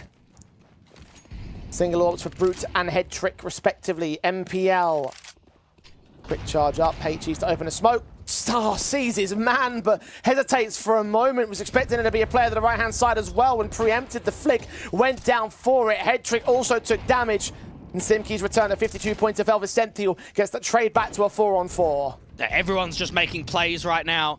As soon as they lose a player out from mid, Essenthio knows he needs to challenge. Brute Monster makes it 2 as he re-aggresses in from mid by himself. Kentizor didn't see that one coming. Advantage now tips the way of Zero Tenacity more permanently.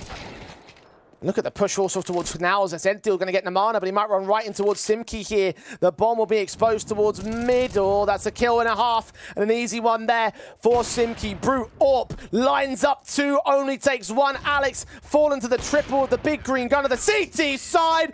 Oh, what a shot! Quadra with a perfect pixel angle on the head. 29 for Brute. Wonderful, absolutely wonderful for Zero Tenacity. Keep this game going. This is Tier 2 at its very best. Impact moments, X-Factor rounds, and players doing the unthinkable. Using confidence to their advantage to just decimate opposition. Brute Monster with 4 gives Zero Tenacity a lead of 1. Bates.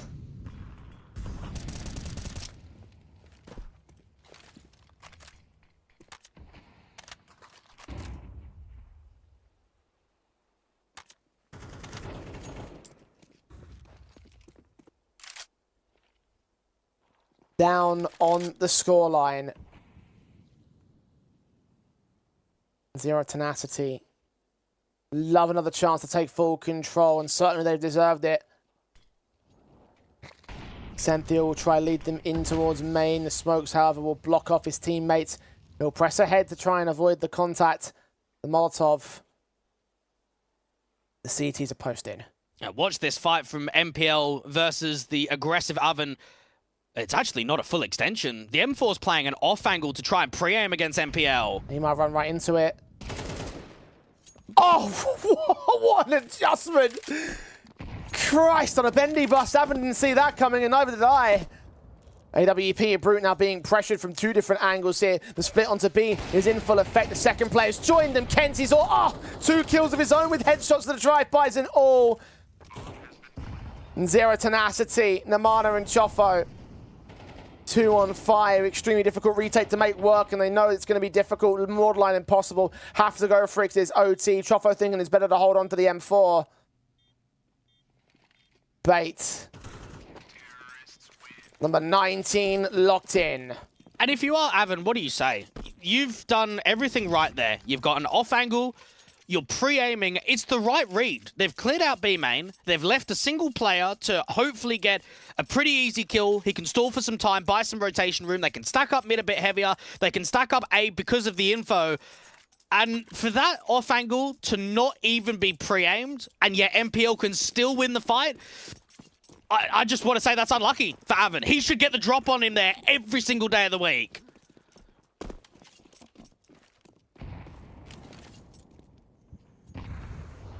We're all squared up. And there's the double ops that you finally were looking for. Dwayne in the hands of Bait. Alex with one, finding Brute to kick things off. Head trick on 35 frags. He's placed himself outside of the A main position, waiting for an aggressive CT fight to come his way. The B site angle for Alex, getting right back to that AK-47. Playing out with a regular rifle with a man advantage in tow. It just makes sense when you've got so much money. Especially on T side when you can drop an AK and an AWP, get the pick and then just transfer over to the other rifle. Patience here for Zero Tenacity. Not making much of a prod on an info play with the man disadvantage.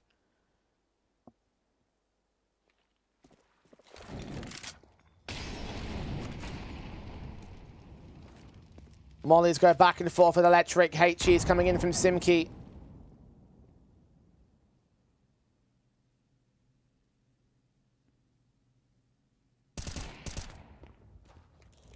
And try and engage against this T-side line, but will not be able to land them. Chofo's got a smoke for Namada if he wants to play around it. Pushing forward to smoke. Namana flashed in. No one found. Head trick was unaffected. And the kill comes in easy. The HEs to burst open the smoke will now allow them to try and break their way to the bomb site. MPL score Avon in mid. In the meantime, Chofo stands alone and falls alone. Simkey, 1-on-4. Knows that he's done here in this half, knows that Bait are going to take the lead. 2019. And there it is. I could see the vision. That setup with how many T-side players are in main, with a flash around the corner, if no one's playing anti-flash, that might be highlight of the day. That could be 3 kills, 4 kills coming in there for Namana, but with Headtrick not being blind by playing anti, you're just a sitting duck in the open. I ponder the idea on how many more series points are going to be wasted. We've had, what, 2 for Bait? And we've had 1 for Zero Tenacity, and we're still playing on. You just can't afford to give away when you've got the point to claim all.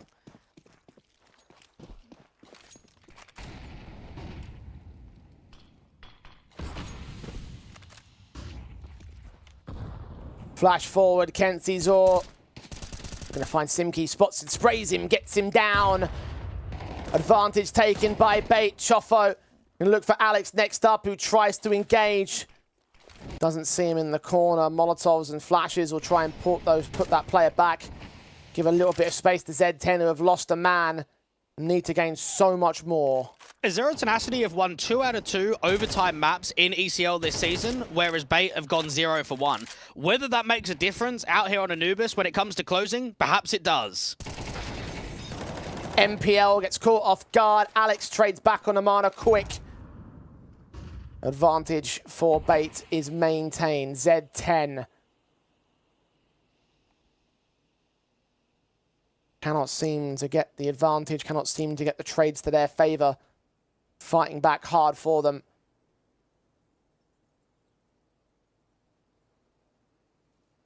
Looking to lean into the B commit. Now, Avon's hoping for a duel before they can start putting util down. The unfortunate nature is that from Glyph and from Dark, there's just nothing presenting. Incendiary lands inside the smoke. HE for Kenzie's order open up, see a player and take him down. Head trick caught Avon in the meantime, and Alex blind sprays on Brute, going to do so much damage. He does land onto Head trick, but that will not be enough. 2 more match points for Bait. 2 more chances to close. They only need 1 of them. It's been a long fought best of 3. And a very long overtime. And Bait certainly have had the majority of chances to close out this series. All they need to do is lock it in. Alex starting up on A by himself. You've got MPL solo mid and that triple B, something we've seen so frequently from Bait.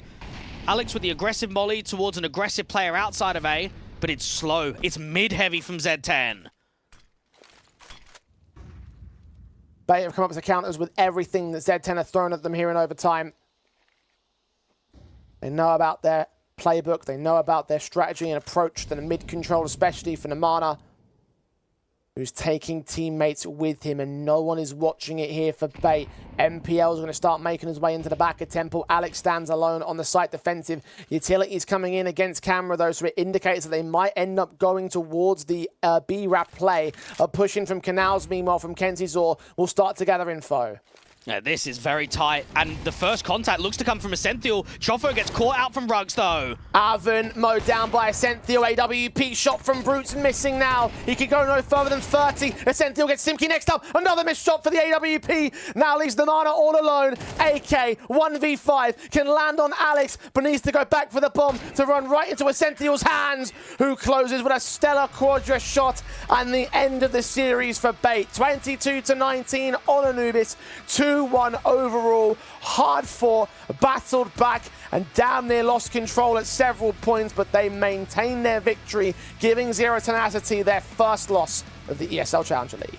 It really is an incredible series. You've gone from a Bait side of the tail end of last year and moving into this year to have 7 officials on HLTV be lost in a row that's now been bounced back by a hard-fought 2-1 win versus ArcRed, and now an even bigger 2-1 win against Zero Tenacity. This is going to help their placement in the group stage. It's beating a top team, and now all eyes have got to be on maybe them and the Iberian lads to say, okay, if we can keep pushing, perhaps we can go 4-1 in the group. Perhaps we can take one of those top 2 spots. We'll come to the Iberian lads in a little bit, Dwayne, but for now let's focus back on the on this matchup just to sort of wrap things up, because for Bait there are a lot of things about discussing them coming into this. Obviously the changes that they had made because of the potentially very lackluster end of the year, despite all the great stuff that they had done over the course of the Tier 2 space over 2024, and coming into 2025 not having many opportunities to really show themselves off. And today, do you think that they've shown themselves off well?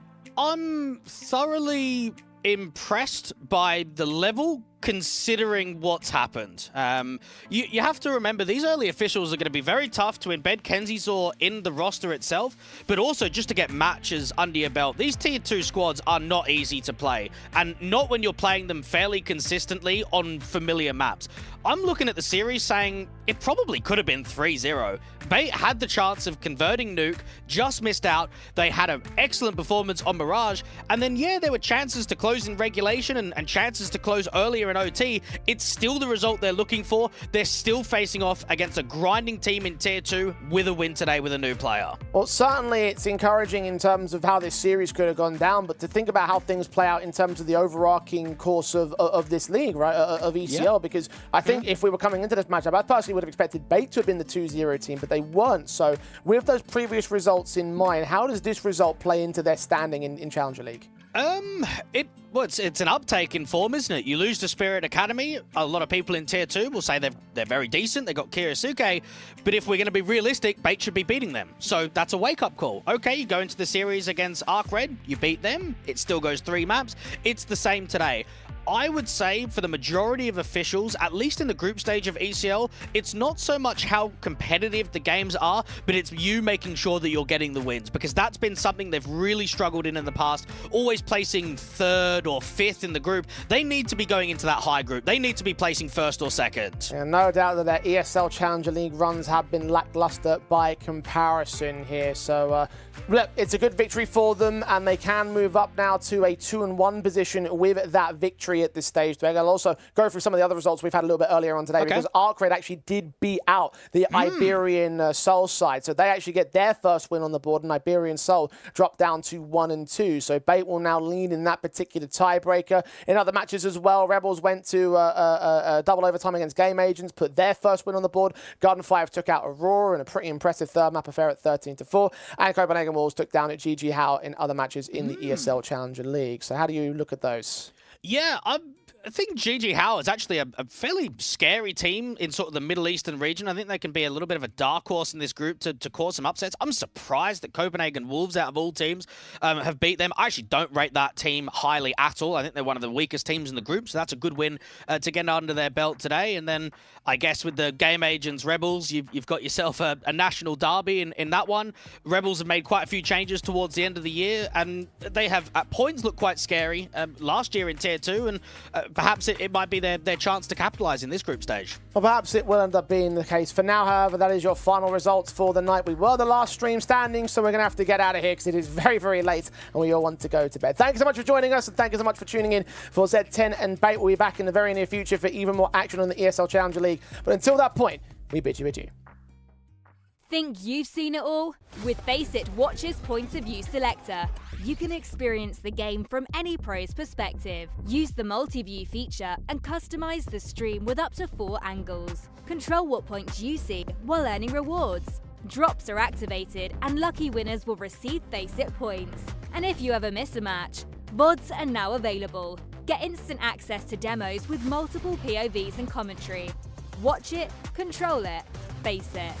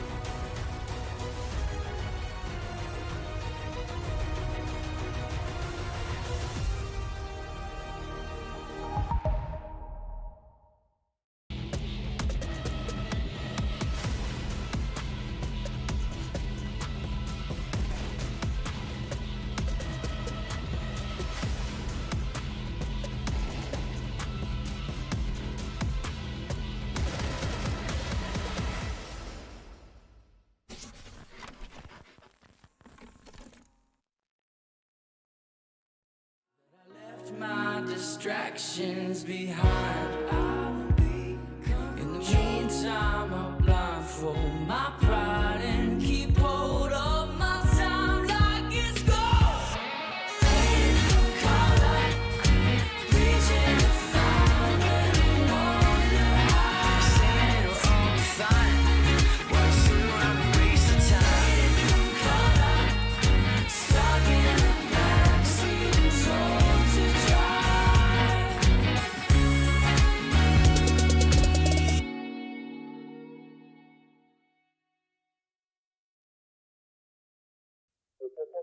You feel like something new. You feel like something. You feel like something new. You feel like something. Don't you stop it. Doing what you do. When I lay back, holding on to you. Ooh, ooh. Feel like something new. Yeah.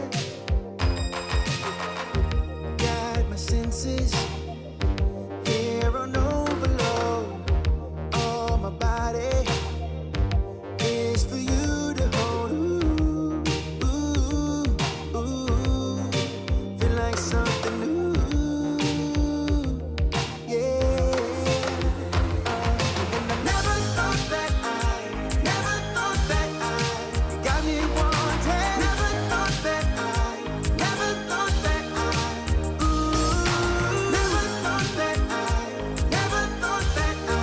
that I'd be saying you feel more like a dream. Yeah.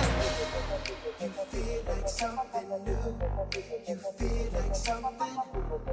You feel like something new. You feel like something. I feel like I'm in another galaxy. Take my time in your eternity. Ooh, ooh, ooh. Feel like something new. Yeah. And I never thought that you got me wanting. Never thought that ooh. Never thought that I'd be saying you feel more like a dream. Yeah. Feel like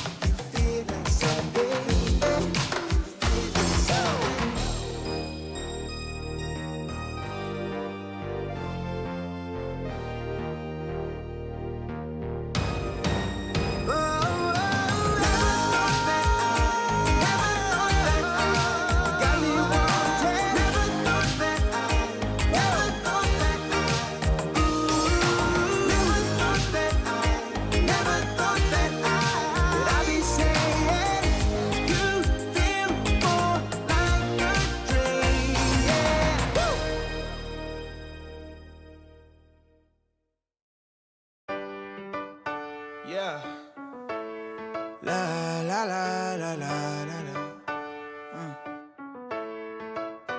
Yeah. Your life hits hard, but I hit right back. I never back down, I keep it on track. It's the same day with no problems. I keep rising from the bottom, 'cause when the sun comes up and I look around, I can feel that love, I can hear that sound. They're never gonna hold me down, I'm higher than the ceiling now. And then I need to worry about, 'cause I got no problems. I know it's gonna be alright, it's getting better every time. Nobody's gonna kill my vibe, 'cause I got no problems. Yes, every day was a war. Yeah, it kinda took a while. When they tell me I should stay, I just jump with a smile. Yeah, it's hard until you notice. Everybody's got their moment. When the sun comes up and I look around, I can feel that love, I can hear the sound. Listen up. They're never gonna hold me down, I'm higher than the ceiling now. And then I need to worry about, 'cause I got no problems. I know it's gonna be alright, it's getting better every time. Nobody's gonna kill my vibe, 'cause I got no problems. 'Cause I got no problems. 'Cause I got no problems. Do you feel a little down? Say it. No problems. Let you in, but you out. Sing it. No problems. They're never gonna hold me down, I'm higher than the ceiling now. Had none I need to worry about, 'cause I got no problems. They're never gonna hold me down, I'm higher than the ceiling now. Had none I need to worry about, 'cause I got no problems. I know it's gonna be alright, it's getting better every time. Nobody's gonna kill my vibe, 'cause I got no problems.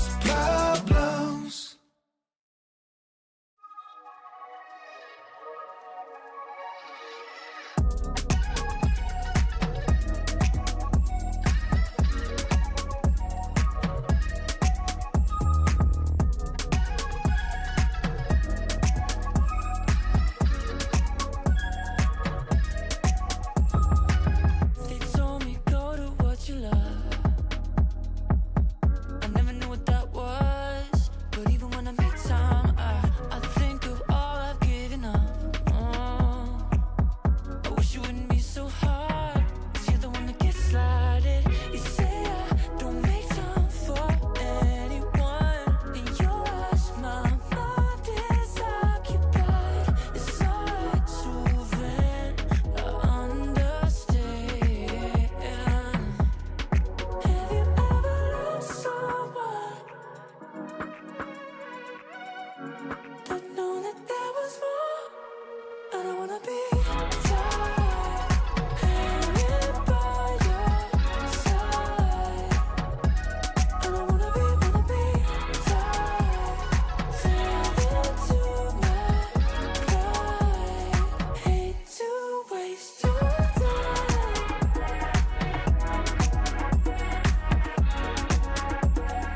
Go and live your life.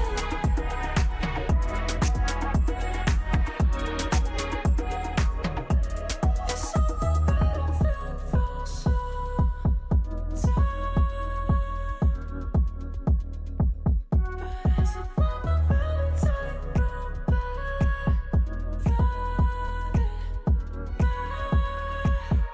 safety nets are overrated. Yeah, if you make one, you will fall. Too much of a temptation. Yeah, there's a comfort in the crawl. Now I've been on my feet too long.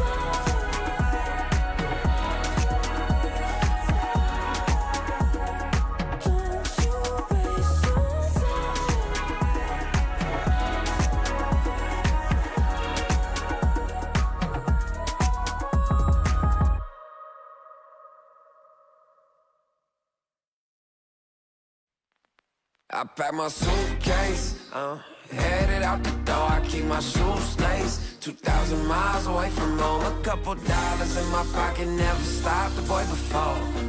I load my bags and hit the road. Miles past, turning back, found my track, face the fact she a cold one. Never gonna settle for none. Stay up every night till I won. Don't want a slow rise now. I'm confident opulence isn't a long ride out. When I look back now, I'm astounded.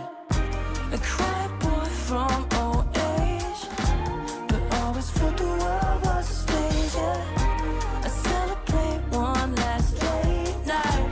My old life, they stay. I pack my suitcase, headed out the door. I keep my shoes laced. 2,000 miles away from home. A couple dollars in my pocket, never stopped the boy before. I load my bags and hit the road. I'm headed to LA.